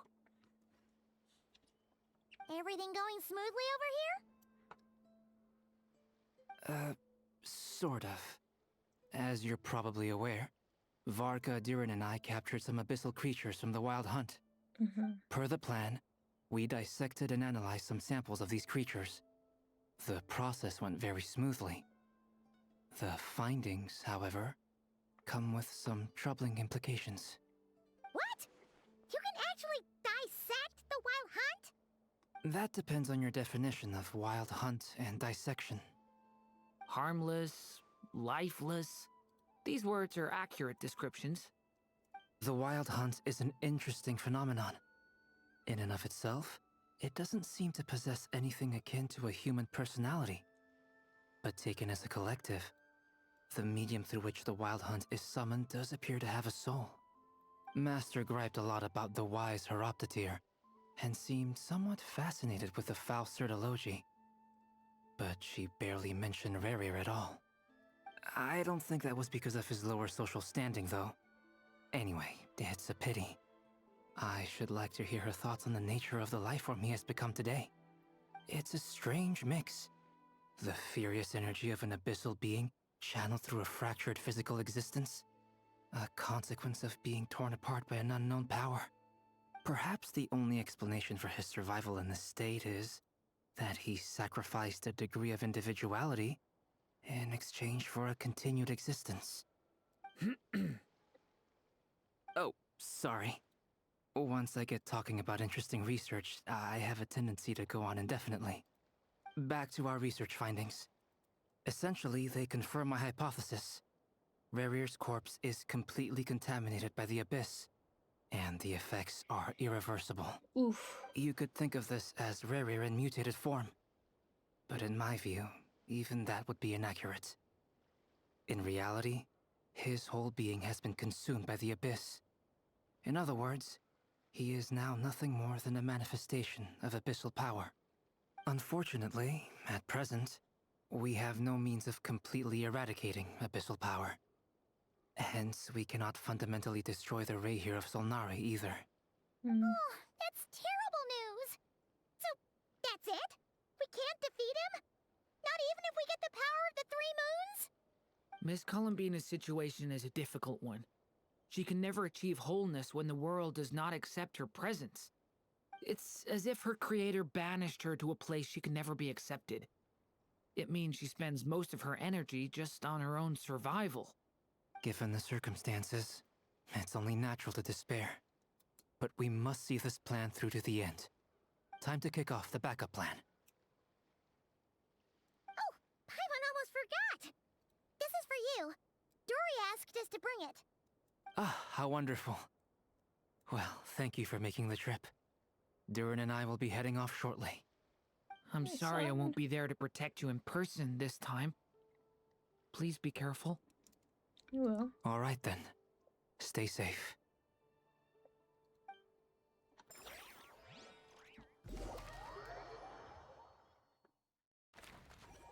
Varka and nefer.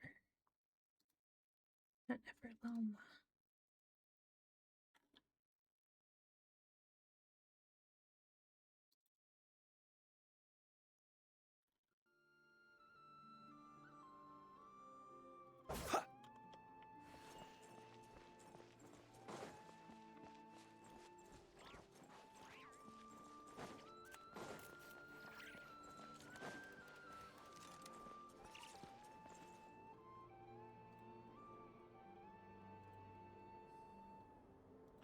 Miss Lauma, is everyone here? Yes. The fate of my flock is in your hands, Grandmaster Varka. Please keep them safe. My lady, what are you saying? Within the next 24 hours, we will face the biggest crisis the world has ever seen. This is not a burden that we deserve to bear, but I believe that we reap what we sow in this life. So I intend to act. I must do what I think is right. For me, that means fighting for the future of nodkrai. This gentleman is the Grand Master of the Knights of Favonius, Varka, Knight of Boreas. In my absence, please follow his lead. Hey, everyone. Yay. Guess I should introduce myself. Well, to start with, I know my way around a battlefield. Biggest strengths are honesty and hard workingness. Anyway, point is, I don't intend to let Lauma down. I'm gonna do everything in my power to keep every last one of you safe and sound.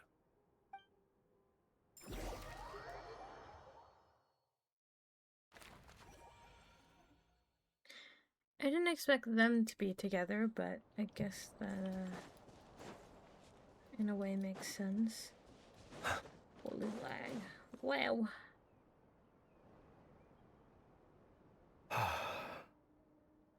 Something on your mind? Miss Columbina, was it? I believe that's how the others addressed you. That's right. Names are funny things. Have you always been called Dainsleif? Yes. I take it your own name has a more complicated history. Yes, sir. I have a different relationship with names than other people. To be honest, I'm not even sure that Columbina is my name. At least, not in the same way that Dainsleif is yours. But it's what everyone calls me, and I go along with it. A lot of my life has been that way. I get so used to things that I forget to question why they are so.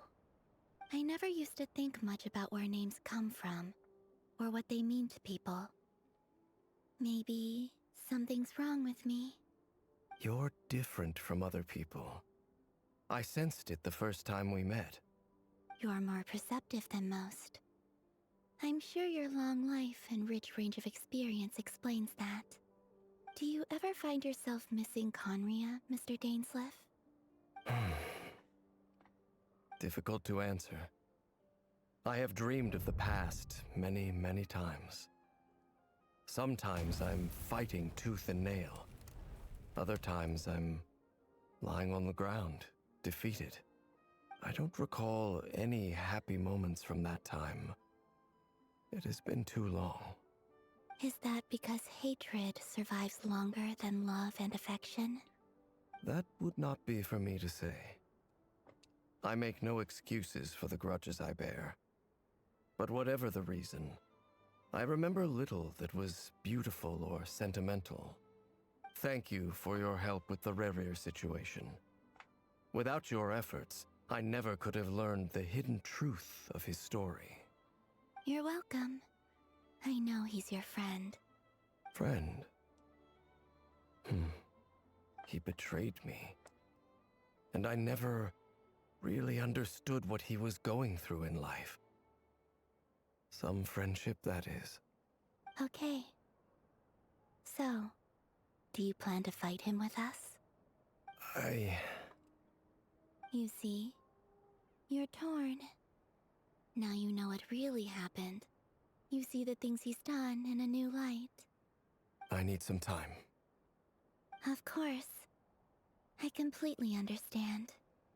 Anyone else in your position would feel conflicted too. Actually, I went through something similar myself recently. Something happened that changed my perspective on a situation. A situation I took for granted at the time, but now I feel very grateful for it.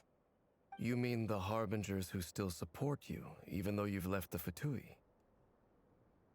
Yes. I always thought they were only helping me because Harbingers are forced to work together. No, But they then care I about abandoned you. them. A warrant was even put out for my arrest. I mean, and even now, they still either support way, me. like, Which means I was wrong they about were them all along. Clearly, they view you as a friend. Yep. I feel a little he guilty said now. it. He took the I words right regret out of my not mouth. seeing her help for what it was, and not treasuring it. I see the guilt that you're feeling now, because I feel it too. Hopefully, talking about it will do us both some good. Have you noticed that the Traveler and Paimon are over there? I think they've been listening. No, totally not. Shall we say hello? Sure. Totally have Hello. not been listening. Ah! They caught us! Sorry, we're just concerned about you. I apologize for making you worry. No doubt you wish to know where I stand on the plan to take down the Rächer of Solnari. I'm afraid I need a little time, but I will seriously consider joining you. You will? Oh, thank you so much! Everyone will be so grateful to hear that! They needn't be. This was something that I was going to have to face up to eventually. That doesn't matter to them. They're grateful to you regardless. You can't control their gratitude, so just accept it. And then, have a think about whether you're willing to join us.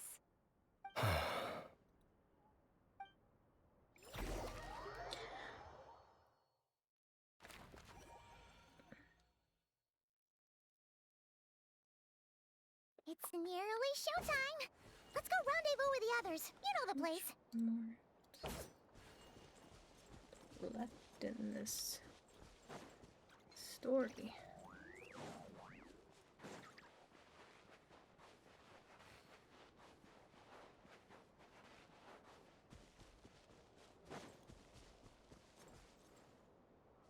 Flins.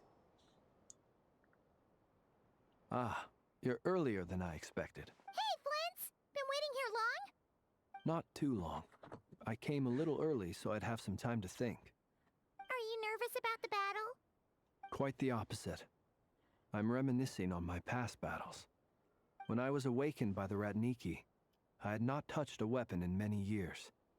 I felt like the battlefield was not where I belonged. But after waging war against the Wild Hunt for so long, I came to realize something. A life of absolute peace is simply not a possibility for me.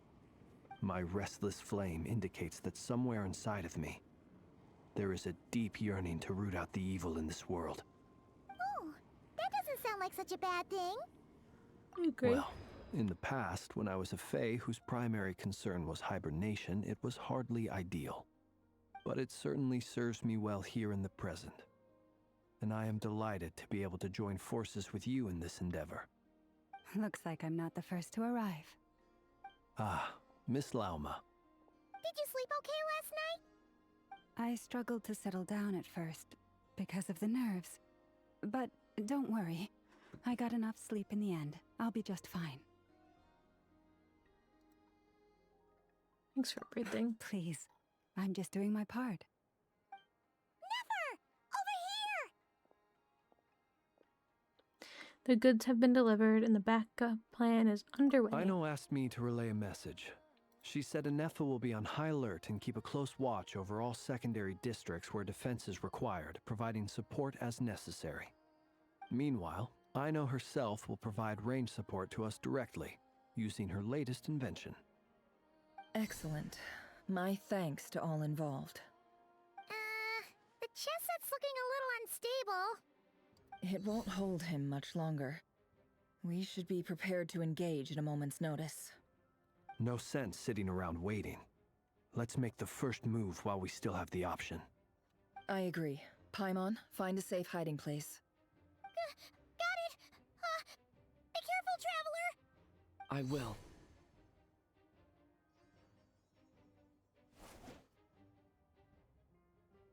Everyone, take your positions as soon as the battle starts. Every ounce of strength we have in our bones, let us bring to this fight. Ready? Let's go. I've seen all your futile ploys before. You have become the authors of your own demise. I wouldn't be so sure about that. You are merely a moment of sport before I tear down the moon.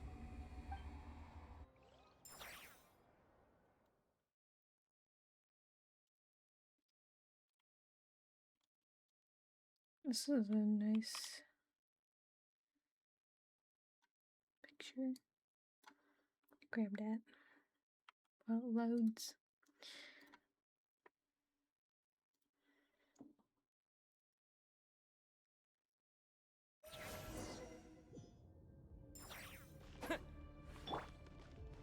Stay on your toes. Moonlight betrayed. Let me help you guys.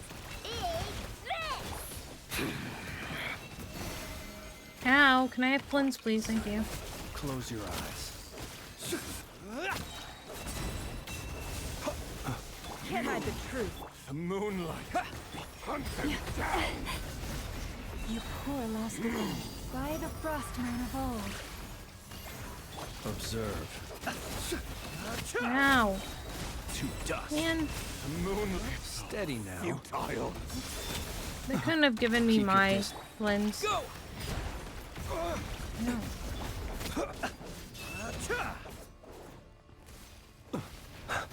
Close your eyes. Observe. Seek within. Pathetic.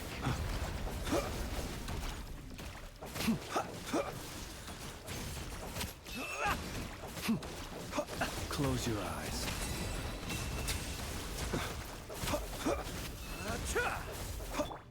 Leave this place. Holy lag, oh my god. Down. Be silent. Night falls. With one heart, we pray. It began with the moon, and so shall it end. The moon will protect you. Wait, huh? Observe.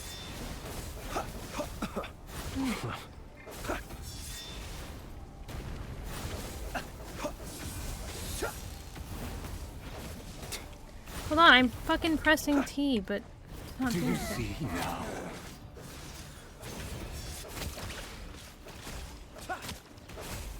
Fairfamir, when will it be as you foretold?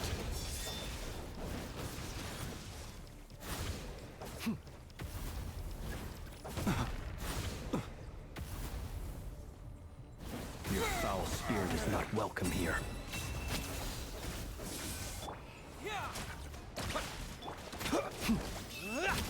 The deception ends here.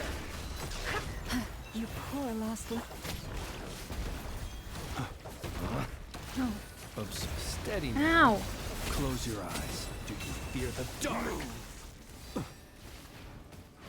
Observe. They would have let me use my dust. phones at least. Come on. Moonlight. By the frost moon Great of old. moon. Here, stay your hand. You to hunt them down. Ow. Close your eyes. Do you fear the dark? Be silent. Observe. Do you fear the dark? Close your eyes.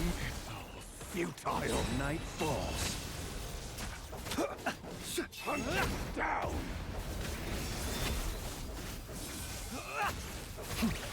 Observe. I'm gonna Be try silent. this fast for him is what I'm learning.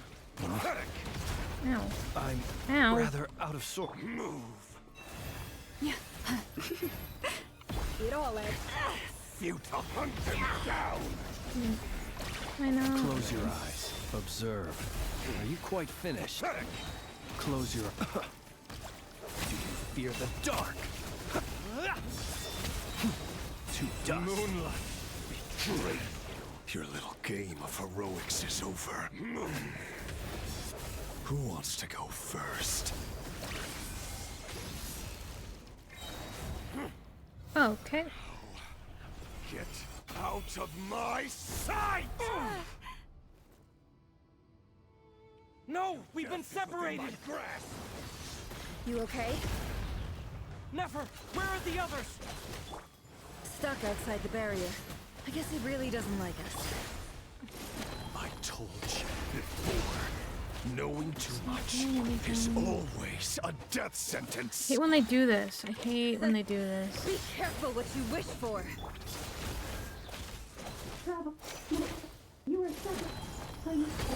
Lauma, can you hear me? Hold on, where? Silence. The voices are gone. But at least I know they're still there. I need to focus. Stick to the plan. Remember my most important task. Just keep stalling him. If I can stall him for long enough, the moment will come.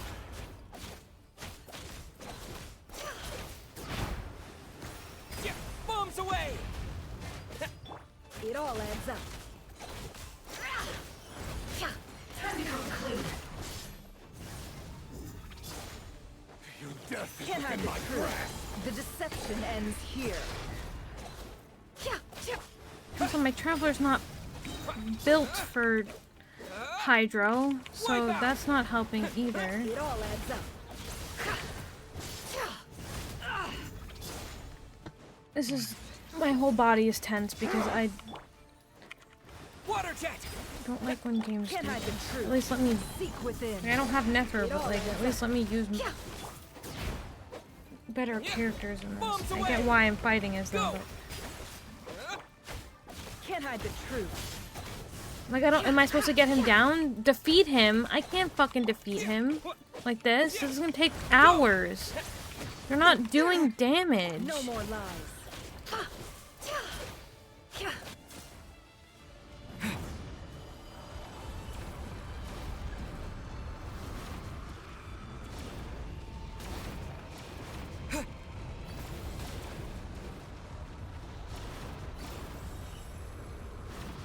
I've got this!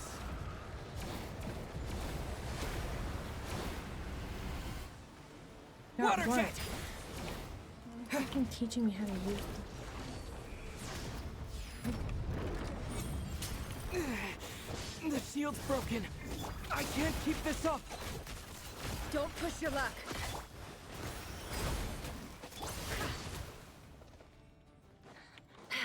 Can't hide the truth. I don't... Absurd. How much power? Water jet! God. I don't know, No more like... lies. The deception ends here. Bombs away! Water jet! Can't hide the truth.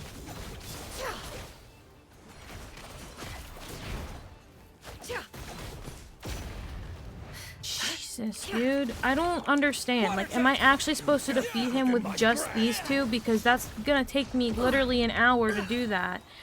And nothing else is happening story-wise but me fighting them. Sure, you're saying that I have to stall, but like, literally how long am I supposed to do that for?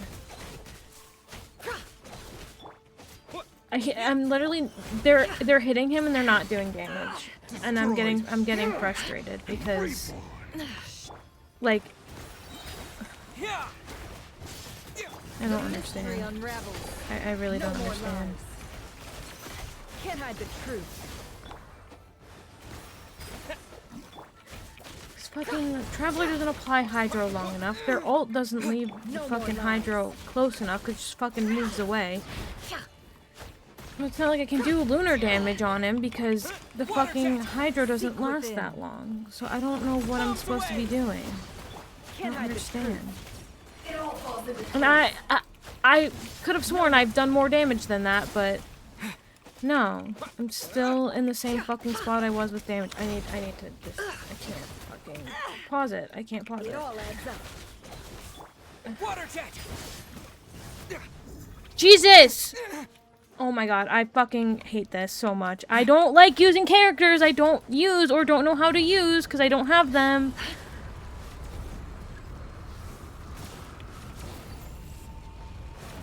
Hey, I'm absorbing it, but what do I do after I absorb it? It doesn't make any sense.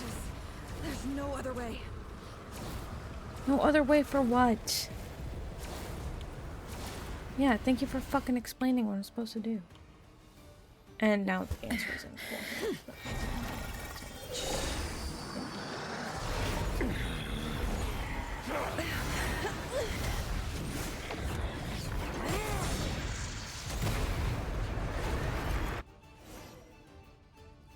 And that did what? The only way to defeat Rerir is to borrow his own power. That means Columbina will have to disappear while you two bear the brunt of his attacks. You have to hold on. Find a way to keep him focused on killing the two of you. Okay. Nefer, your eyes are bleeding. Soon you will be powerless to resist. And then, I will reduce you to dust. But that dust will plague your memories. Come on, keep holding on. Any other tricks up your sleeve? Let's see them. As entertaining as they are, you've backed yourself into a corner. You don't fool me. I see your fear clear as day. I have to stoke his rage. Make him unleash everything. You fear what you could never defeat. You fear the thought of never being able to save your beloved. You cannot win the fight against fate, Rerir. Is that what you think? Well, now it's your turn to feel afraid. You fear the sound of your own name? Is it us you hate? Or is it what you've become? Let's see what becomes of you!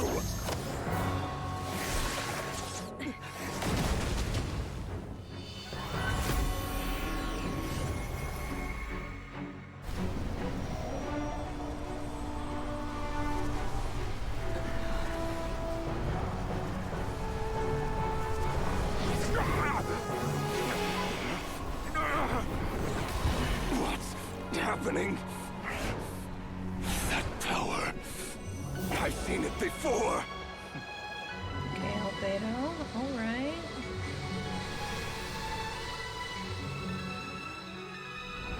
his power is on another level. We'll need to use an alchemical array to convert his power into a usable form.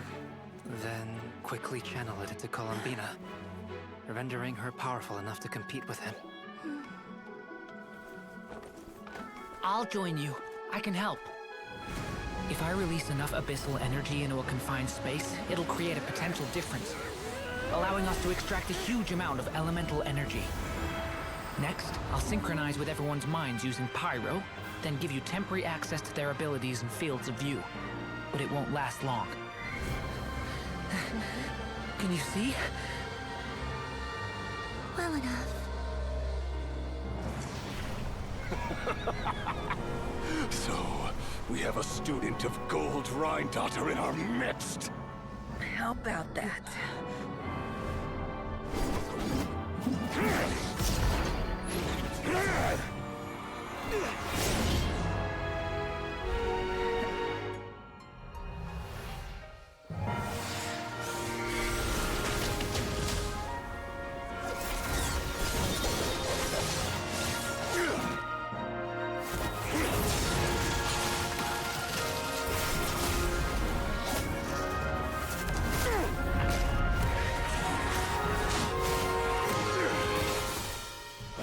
You use my own power against me? Just like how you stole Kuvaki. Look familiar?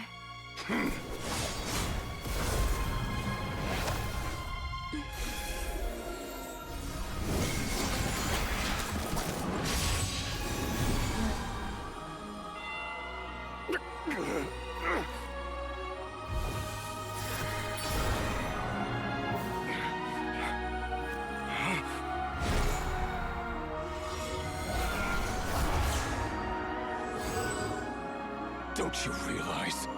You don't have the power to hold that gate open. I don't, but someone else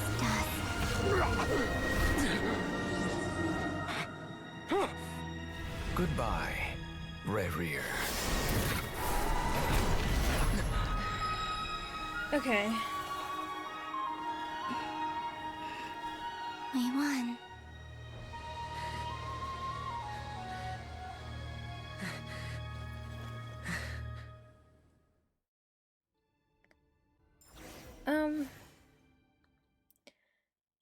I have thoughts.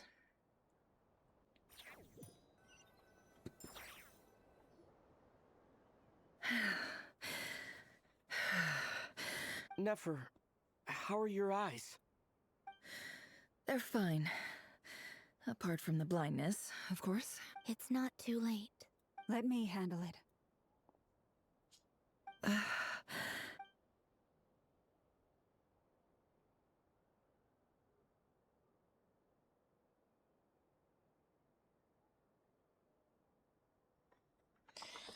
I have thoughts, but I will wait to say them until the story is over. Miss Nefer, it's not like you to lose your composure. That was the most reckless thing I've ever seen you do. Reckless how? The situation was critical. Our lives were at stake. We had to do something. Even so. Okay. I guess you're right.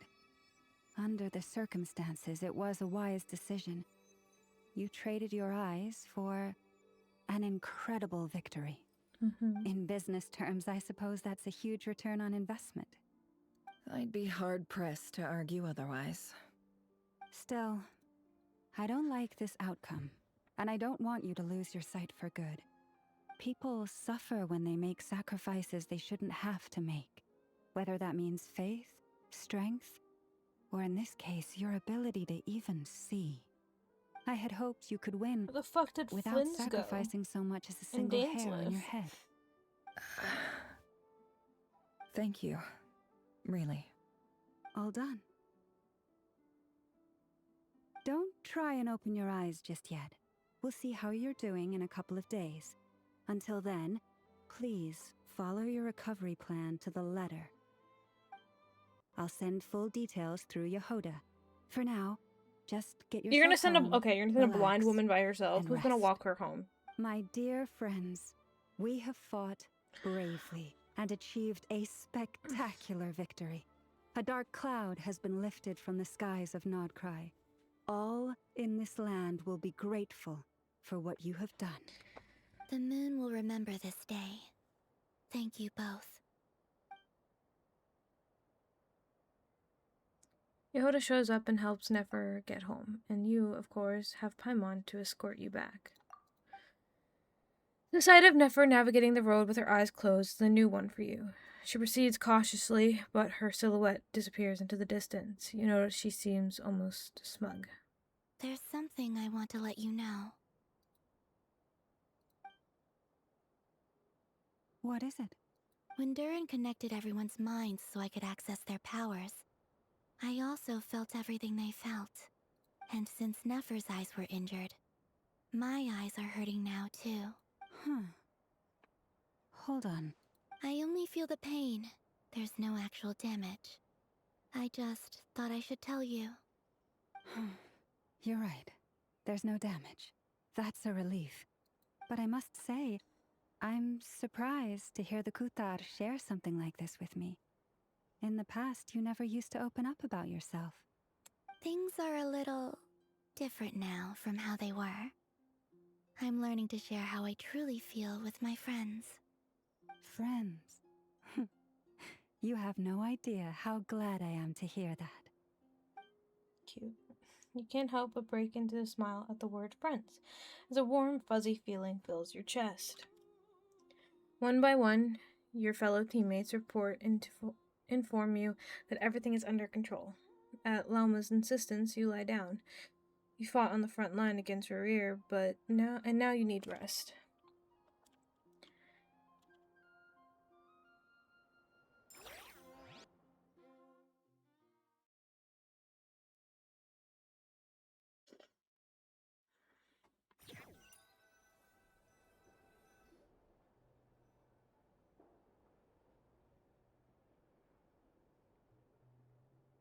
Yay! You're awake!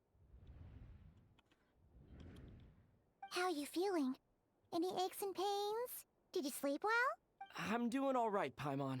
No need to worry about me. Phew! Well, that's good. Paimon's been sitting on the edge of the bed worrying about you for ages. You slept a whole day and night. Poor Paimon had to eat all by her lonesome. Glad to hear you didn't starve. How was the food? Well, it wasn't the same without you there to share it. Honestly, Paimon just can't relax when you're not your usual self. She couldn't enjoy the food and settle down to sleep. Well, I'm back to normal now. Oh yeah, and Albedo swung by earlier. He said to tell you to head to the tavern when you woke up. Varka and the others are organizing a victory feast and they want to celebrate with you. He also dropped off some medical supplies, but you seem fit as a fiddle, so guess you won't be needing those. If you're feeling up to it, let's head over now. Wouldn't want to keep them waiting.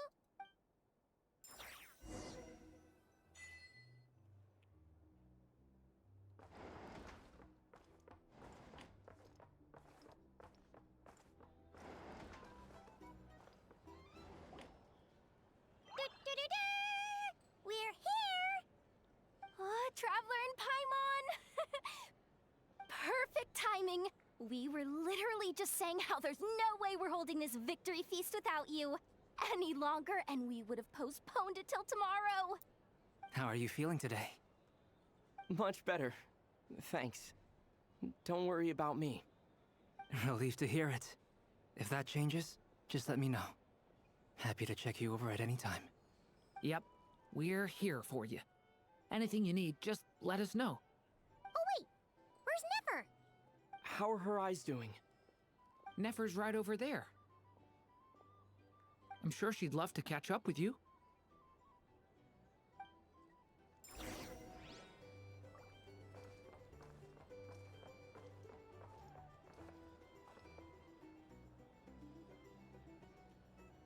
Or drink recommendations?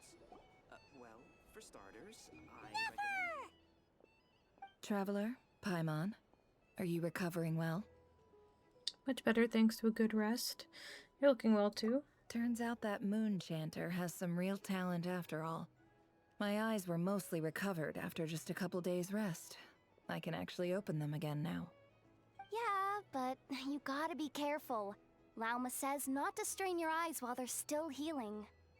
Yes, thank you. I'm well aware. Jahoda, could I borrow you for a moment? I could do with an extra pair of hands. Oh, sure. Coming. Did you hear that? I gotta go help Lauma for a second. You guys chat among yourselves. I'll grab us some drinks on the way back. Paimon, you still like 'em sweet? You bet! Make it extra sweet, because Paimon's earned it! Sure thing!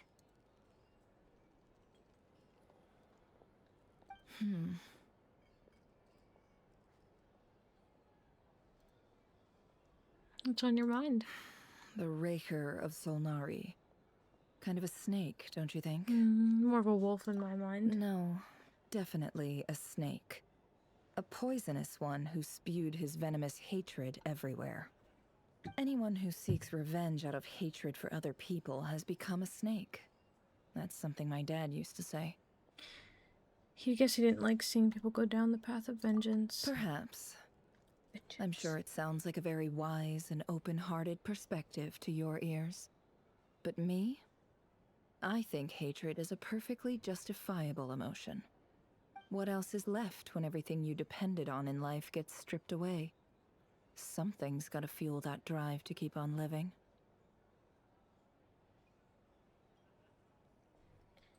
I look at your life, I see a lot of things that you can depend on. If you're worried about me, you can nip that in the bud. I'm not someone who gets stuck in the past. It's just...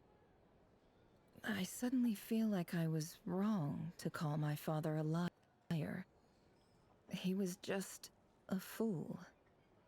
That's why the academia turned their back on him, and why the other tribes ganged up on him. Oh, Father. How much better things could have been if you were a skilled liar. Look at the Ibis King. Thoth is a fiendishly cunning liar. And yet, strangely, he feels more like a father to me than my real dad ever was. He's never brought it up, but I'd bet he feels the same way. Why else would he give me the power to perceive the truth, while at the same time training me in the art of deception? Sadly, I've never heard the Ibis King's voice. What's he actually like? Well, King Deshret banished him to Aru, which is essentially a prison, and posed 3 questions to him. He promised that he'd have his freedom if he could find the answers. His response was to take on a physical form and approach me, hoping that I could become his envoy and search for one of the answers on his behalf. Did he really think I'd fall for that? He's stuck there. He can't make me return what he gave to me. Sounds like he was nice enough to you. You definitely sound like father and daughter. So that's enough for you to decide he's nice, is it? He's a prisoner, and he was scared. So he decided to perform some good deeds to win people's approval. He lives in fear because he's a deceiver. How is Rerir any different? You can't work as a spy your whole life and expect a happy ending. It's preposterous. Yet I can't say I don't understand it. Liars live in the darkness of their own making. But it's still human nature to want to go on living. They say that a liar's soul is the most worthless thing in the world. What do you think?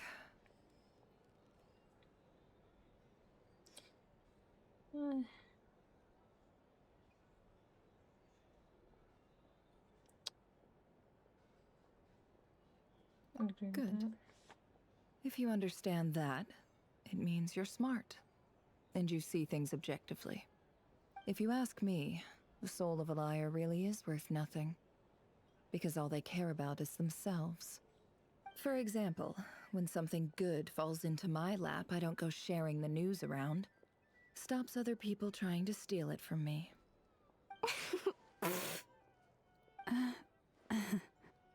I have a feeling some people over there might have overheard that. So be it. They have sharp ears. I can't keep anything from them. Was that your way of saying you've warmed up to them now? Oh, is that what it looks like? What it looks like is you're starting to see us as your friends. Well, you all know my past now. And I can't simply eliminate everyone who knows too much. So I guess I just have to put up with you. For the foreseeable future, at least. When you find yourself in a situation you can't control, the safest play is to keep calm and start monitoring everyone involved like a hawk.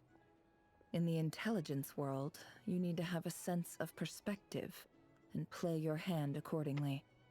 If you understand what's at stake, please ensure my secret is safe with you. I trust you'll respect my wishes as a friend. But don't forget, I will also be watching you like a hawk. Sure. Very good. Oh, wait! Now that the panic's over and we've all calmed down, Paimon suddenly remembered something. What is it? After all that build-up, our mystery ally never showed up even once.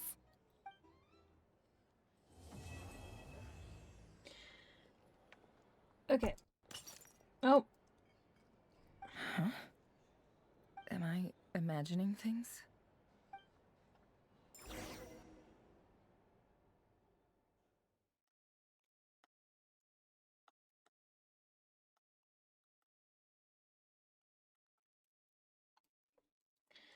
Okay.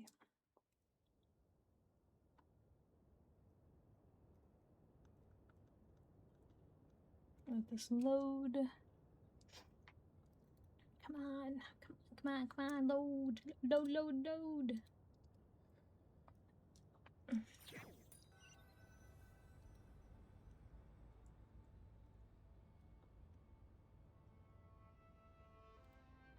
So, that close colleague who stayed behind with you? What's he been up to recently? Don't know, don't care.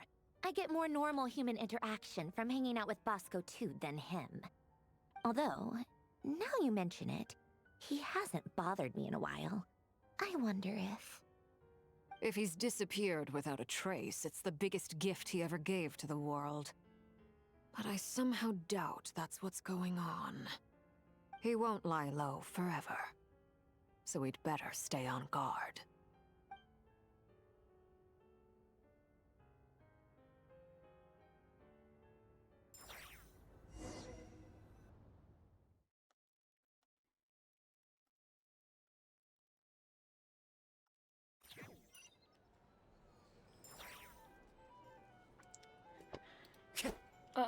Okay.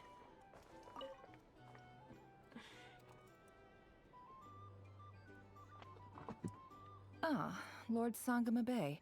How lovely to see you. I must thank you for the device you provided. It was an enormous help. Would I be right in thinking that it was developed by the Academia? Why come and ask me when you clearly know already? I mostly came to thank you. That's more like it. A little gratitude goes a long way with Lord Sangama Bay. Play your cards right, and you might even stand a chance of becoming my long-term supplier. The chance to work with such a kind and charitable investor as yourself would be a great honor for the Curatorium. Huh? Charitable? Who said anything about charity? First I'm hearing about it. Let's see. The first plot of land you purchased in nodkrai, your desert interests, and... Stop! What do you think you're doing? Exposing my investment history! It's nothing to hide from. They're all perfectly legitimate investments. And some of the land you purchased was with the intent of building a sanctuary? Yes, I heard about that too. How did you... You're a curious case, Lord Sangama Bay. You don't like people finding out about your good deeds, do you? But I'm afraid no matter how hard you try to keep things under wraps, where there's a will, there's a way. You did it for Sumeru, didn't you? It was empty land that was gonna go to waste otherwise. I figured if I built something there, it might at least get some use in an emergency. Disasters are capricious things. They strike without any warning. I've lost family to a disaster before, and I don't want to lose any friends or business partners if I can help it. My elder sister used to dream of finding a sanctuary. Somewhere with plenty of food, water, and medicine. where everyone could live happy lives. Are they It making was me something like I looked Dory into, just a little but bit? after discussing things with the Dendro Archon, I decided on a more effective strategy. The tech people handled the tech, and Moneybags provided the Mora. It just made the most sense. It's a pity that so few people know the truth about you. Everyone says that you view everything in terms of Mora, and all you care about is growing your own wealth. So, what's the problem with that? Everyone wants to be rich. It's human nature. So yes, I love Mora, and it's nothing to be ashamed of. But surely you have dreams of your own beyond just making Mora. You don't get it, do you? My dream is to invest in other people's dreams. And, you know, make a nice little slice for myself along the way. Just thinking about it makes me happy. That sweet, sweet sound of Mora. Thank you. For the device? And the pendant. Oh, that. I was just returning a favor. Don't worry about it. Seems like we've both been away from home for a very long time. Yeah. So long that I barely remember what my family even looked like. That would be your mother, father, and sister? Yeah, though it's been years since my sister passed away. It's not like I want to forget them, obviously, but memory can be even more ruthless than the most calculating business person. Beyond a certain point, if something isn't helping you, it just gets rid of it. My sister can't help me now. Slowly but surely, her face is fading from my mind's eye. It's become a vague impression. Not everything will fade. When loved ones pass away, the beautiful memories are the ones that last the longest. Yeah, that's true. If you ask me, that's the one silver lining in all of it. Well, that, plus, I'm sure that life is much better now than it was back then. Oh, absolutely. I have tons of Mora, a big beautiful house, business is booming, and I'm as happy as can be. You've got a lot going for you too. Boss of the Curatorium of Secrets? I'm sure there's plenty of Mora to be made in that line of work. I appreciate the vote of confidence.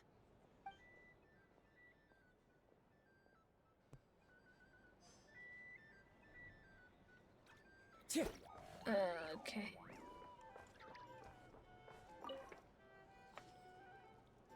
How have you been holding up? Any adverse reactions? If you start to take a turn for the worse, make sure you tell me right away. You don't need to worry about me, Grandmaster. I'm fine. I mean, I barely did anything, so... What? You're too humble, young man. You played an indispensable role in the battle for nodkrai. We can't thank you enough for your support. Sometimes, when people praise you, it's because you deserve it. The best thing is to accept it calmly and with grace. It's important to learn how to respond to words of admiration. Let's do a quick demonstration. Albedo, that was an incredible feat of alchemy. The pressure was on, but you worked flawlessly at lightning speed to get the job done. Thank you. I can't take all the credit, though. Durin played a big part in forming the alchemical array. See? Did you catch that?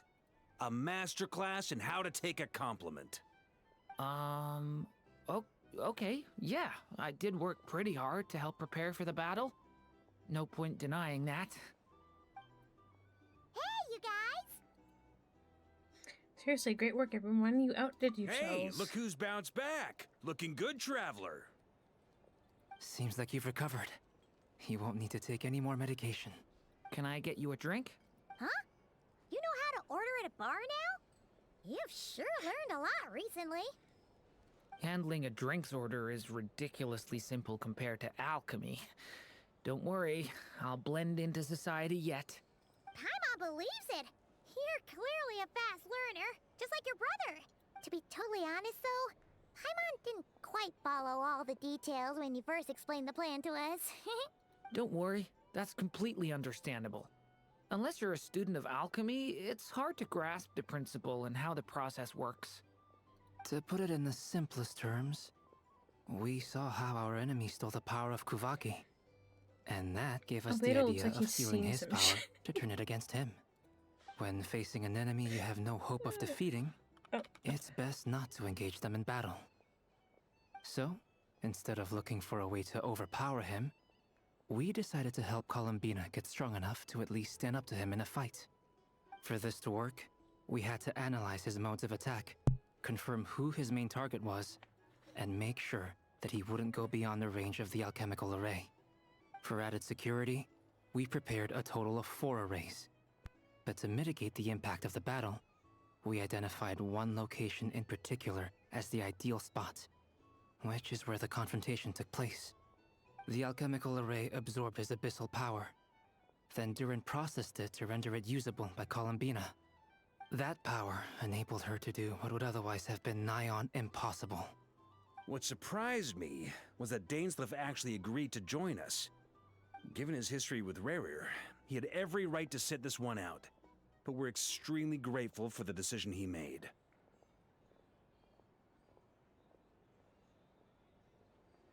Confronting a former friend in battle, that can't have been easy. It must have been a painful choice to make.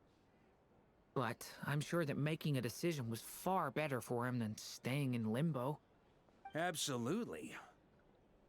He was torn between 2 paths, but in the end, he made his choice and stuck to it resolutely. He doesn't strike me as the sort of person who'd stay trapped in limbo for long. Anyway, however you cut it, everyone gave a stellar performance. And now, it's time to kick back and celebrate.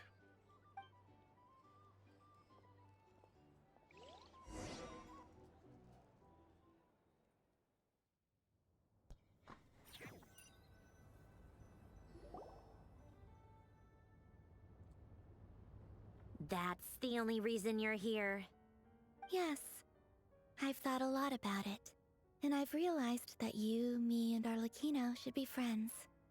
I think this is very important. So I felt I had to come and tell you. Well, this is a new one. I'm so moved. I can't even hold my teacup. If that's all, you can leave now.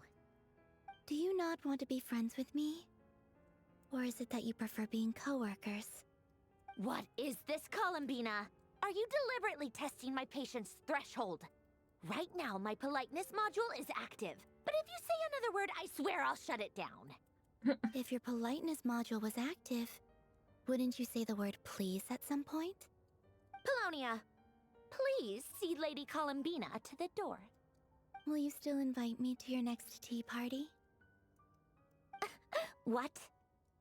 Yes, I think you will. Bye-bye, dear Sandrone.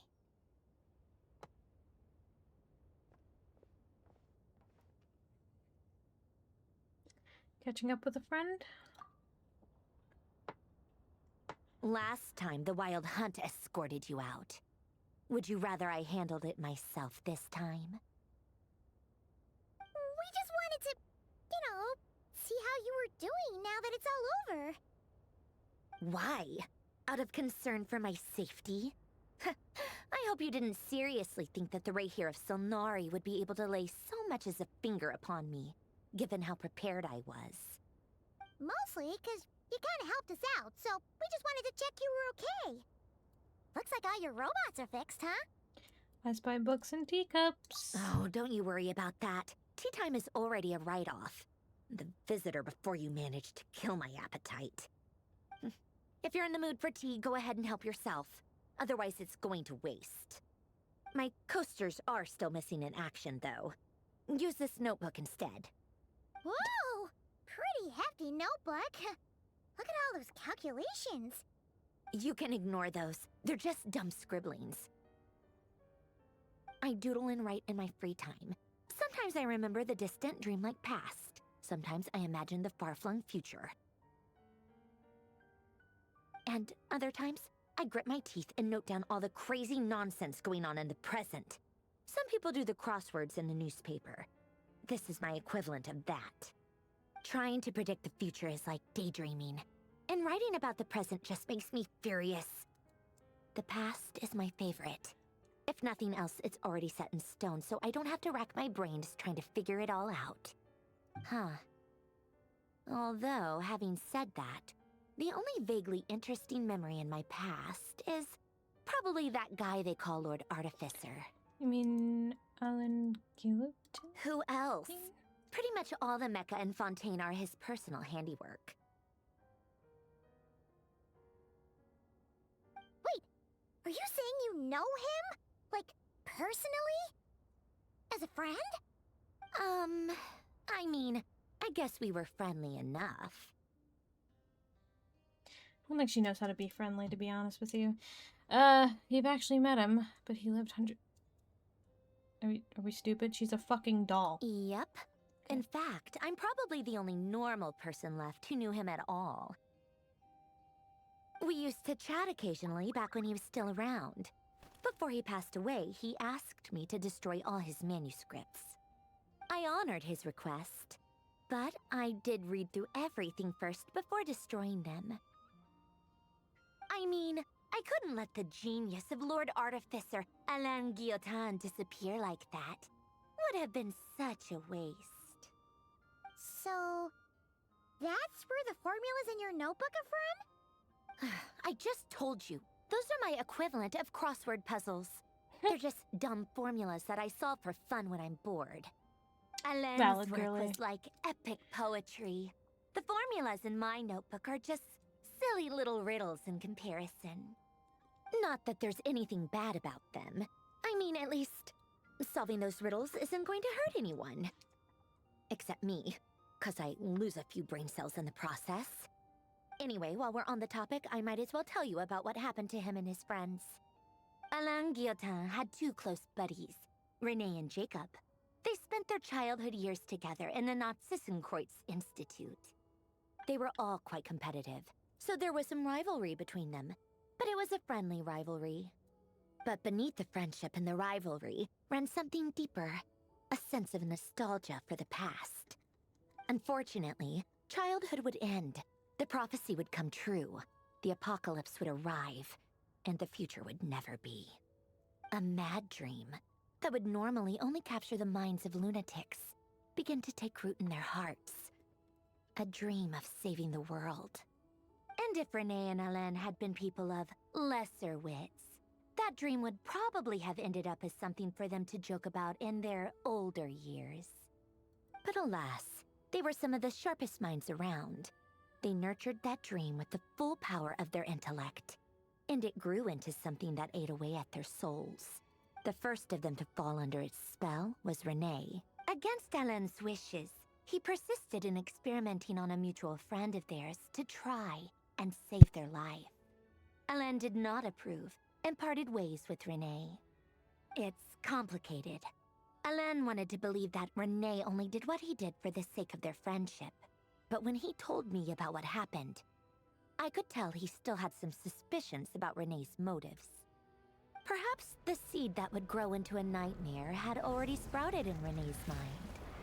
Even then, the next time they met, Renee's soul had been completely engulfed by the dream of salvation. His futile attempt to change the tide of fate only resulted in a wave that swallowed up the world, even before the apocalypse came.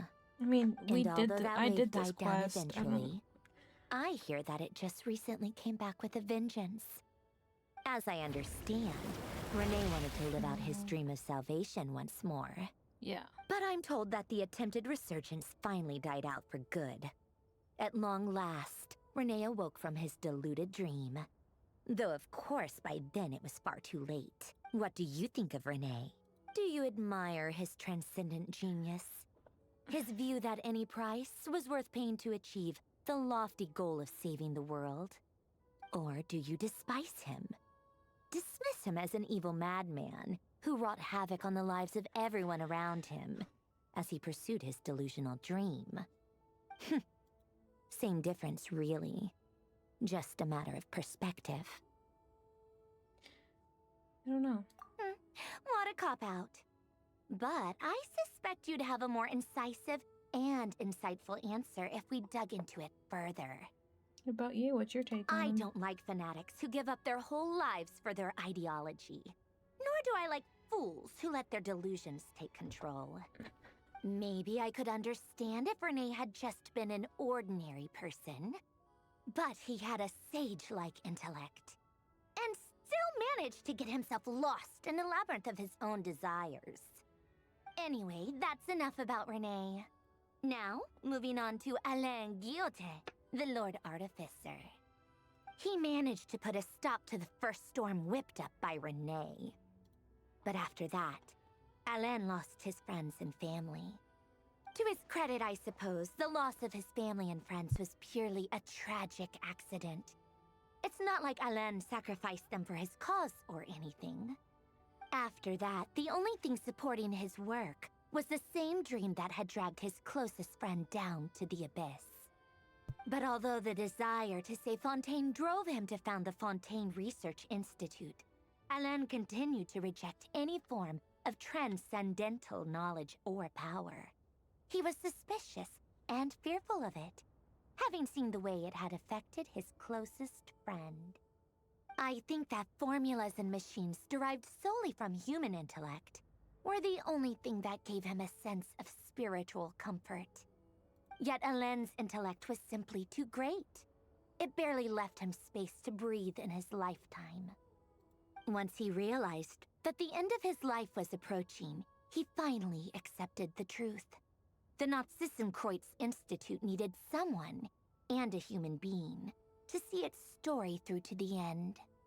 He quit working on his formulas, trading them in for the fairy tales that had played such a formative role in his childhood, but which he barely touched in his adult life.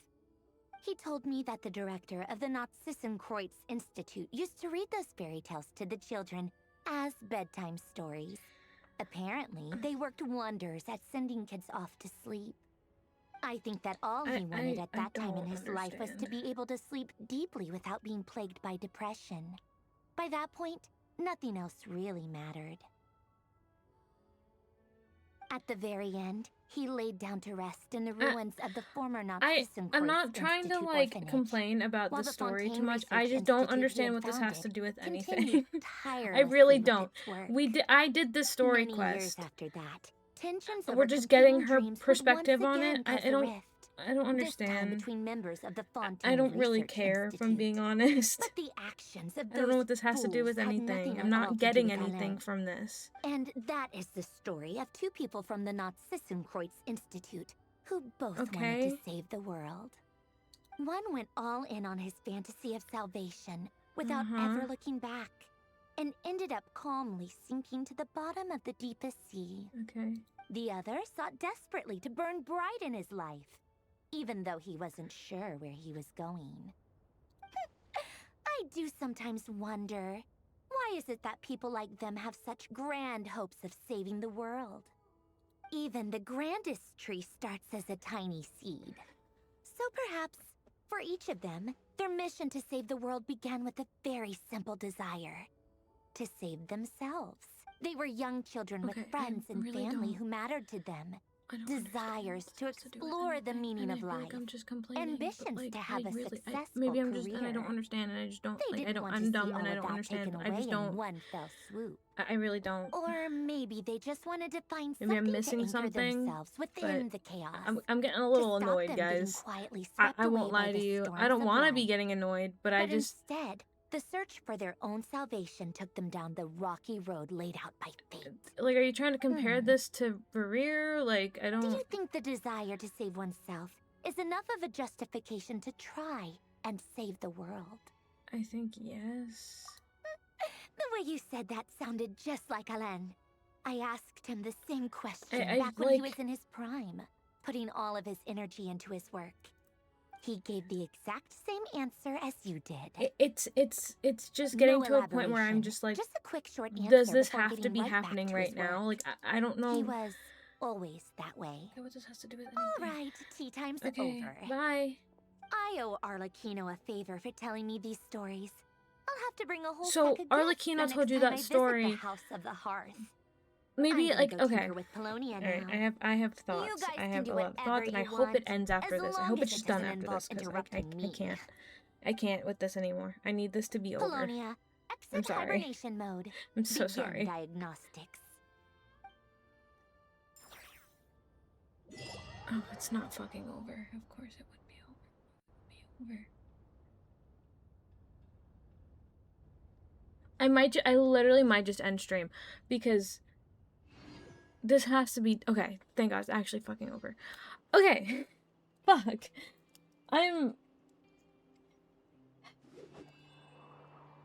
Okay, I have thoughts.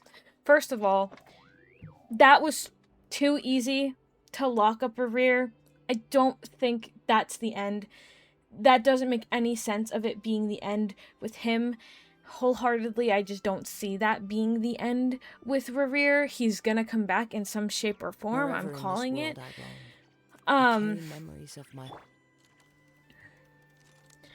And then those last bits, like, sure, they're nice to listen to, but, like, what does that have to do? Okay, no, let me go back.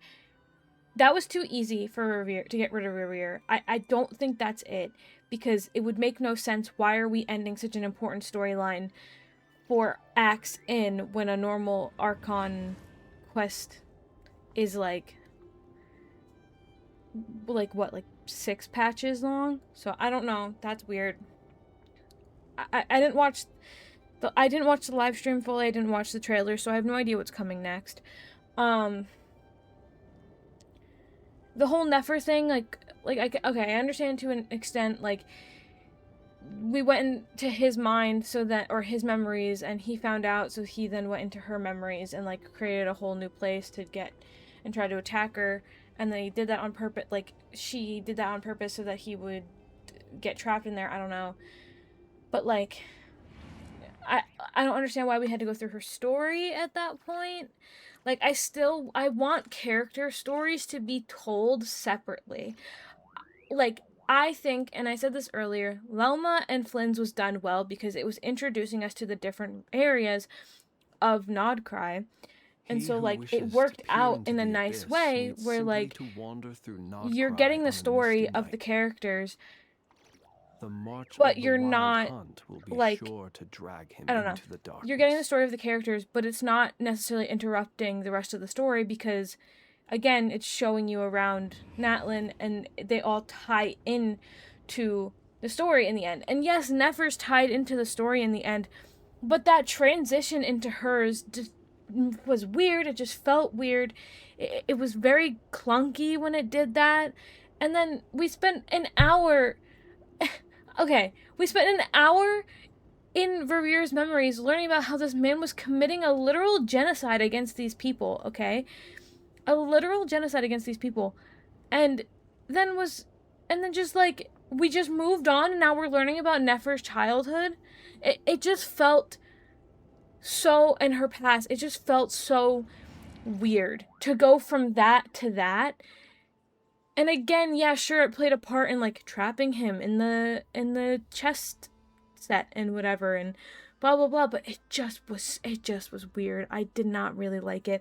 I did not like that ending of like the characters, like they got rid of him. Like, that cannot be it. There's no way. And then there's no way, like, why did I just sit through all of that conversation with Sandrone? Like, that made no sense. What did that have to do with anything? If anybody in the comments or in chat right now has any idea, like, please tell me, because I genuinely don't know what that had to do with anything, especially when that's a world quest that, sure, like, maybe some people didn't do that world quest, but, like, I did that world quest. So, like, to have her retell that entire world quest to me just felt really weird, and I don't know. It was really drawn out. I feel like I'm just complaining, and it's not necessarily fair. I'm gonna go and I need to just go sit for a minute. I enjoyed the story. The first part, really amazing. It was great. Act 3 was great. I enjoyed it. I was very interested. And then we hit Act 4, and it just lost me. It completely just lost me, and that really upsets me because I fucking love nodkrai. Like, I want to love nodkrai, but this is very weird in my opinion. I don't know. Anyway, I'm going to end the YouTube VOD right about here. If you are on YouTube and you watched this whole thing with me, even as I slowly went insane from doing this Act 4, thank you for sticking around and watching. Down in the description below, there are links to my other socials as well as my Twitch if you'd like to catch me live. And on my link tree, there's like stuff like my Discord, my Twitter, my TikTok, which I haven't really been posting on. I haven't really had clips to post, so I don't know. But yeah, I hope everybody on YouTube has a good night, and I will see you guys soon for actually Genshin again, because Genshin's gonna be next. So yeah, Genshin's next week literally. So see you guys for Genshin. Hopefully I'll get this story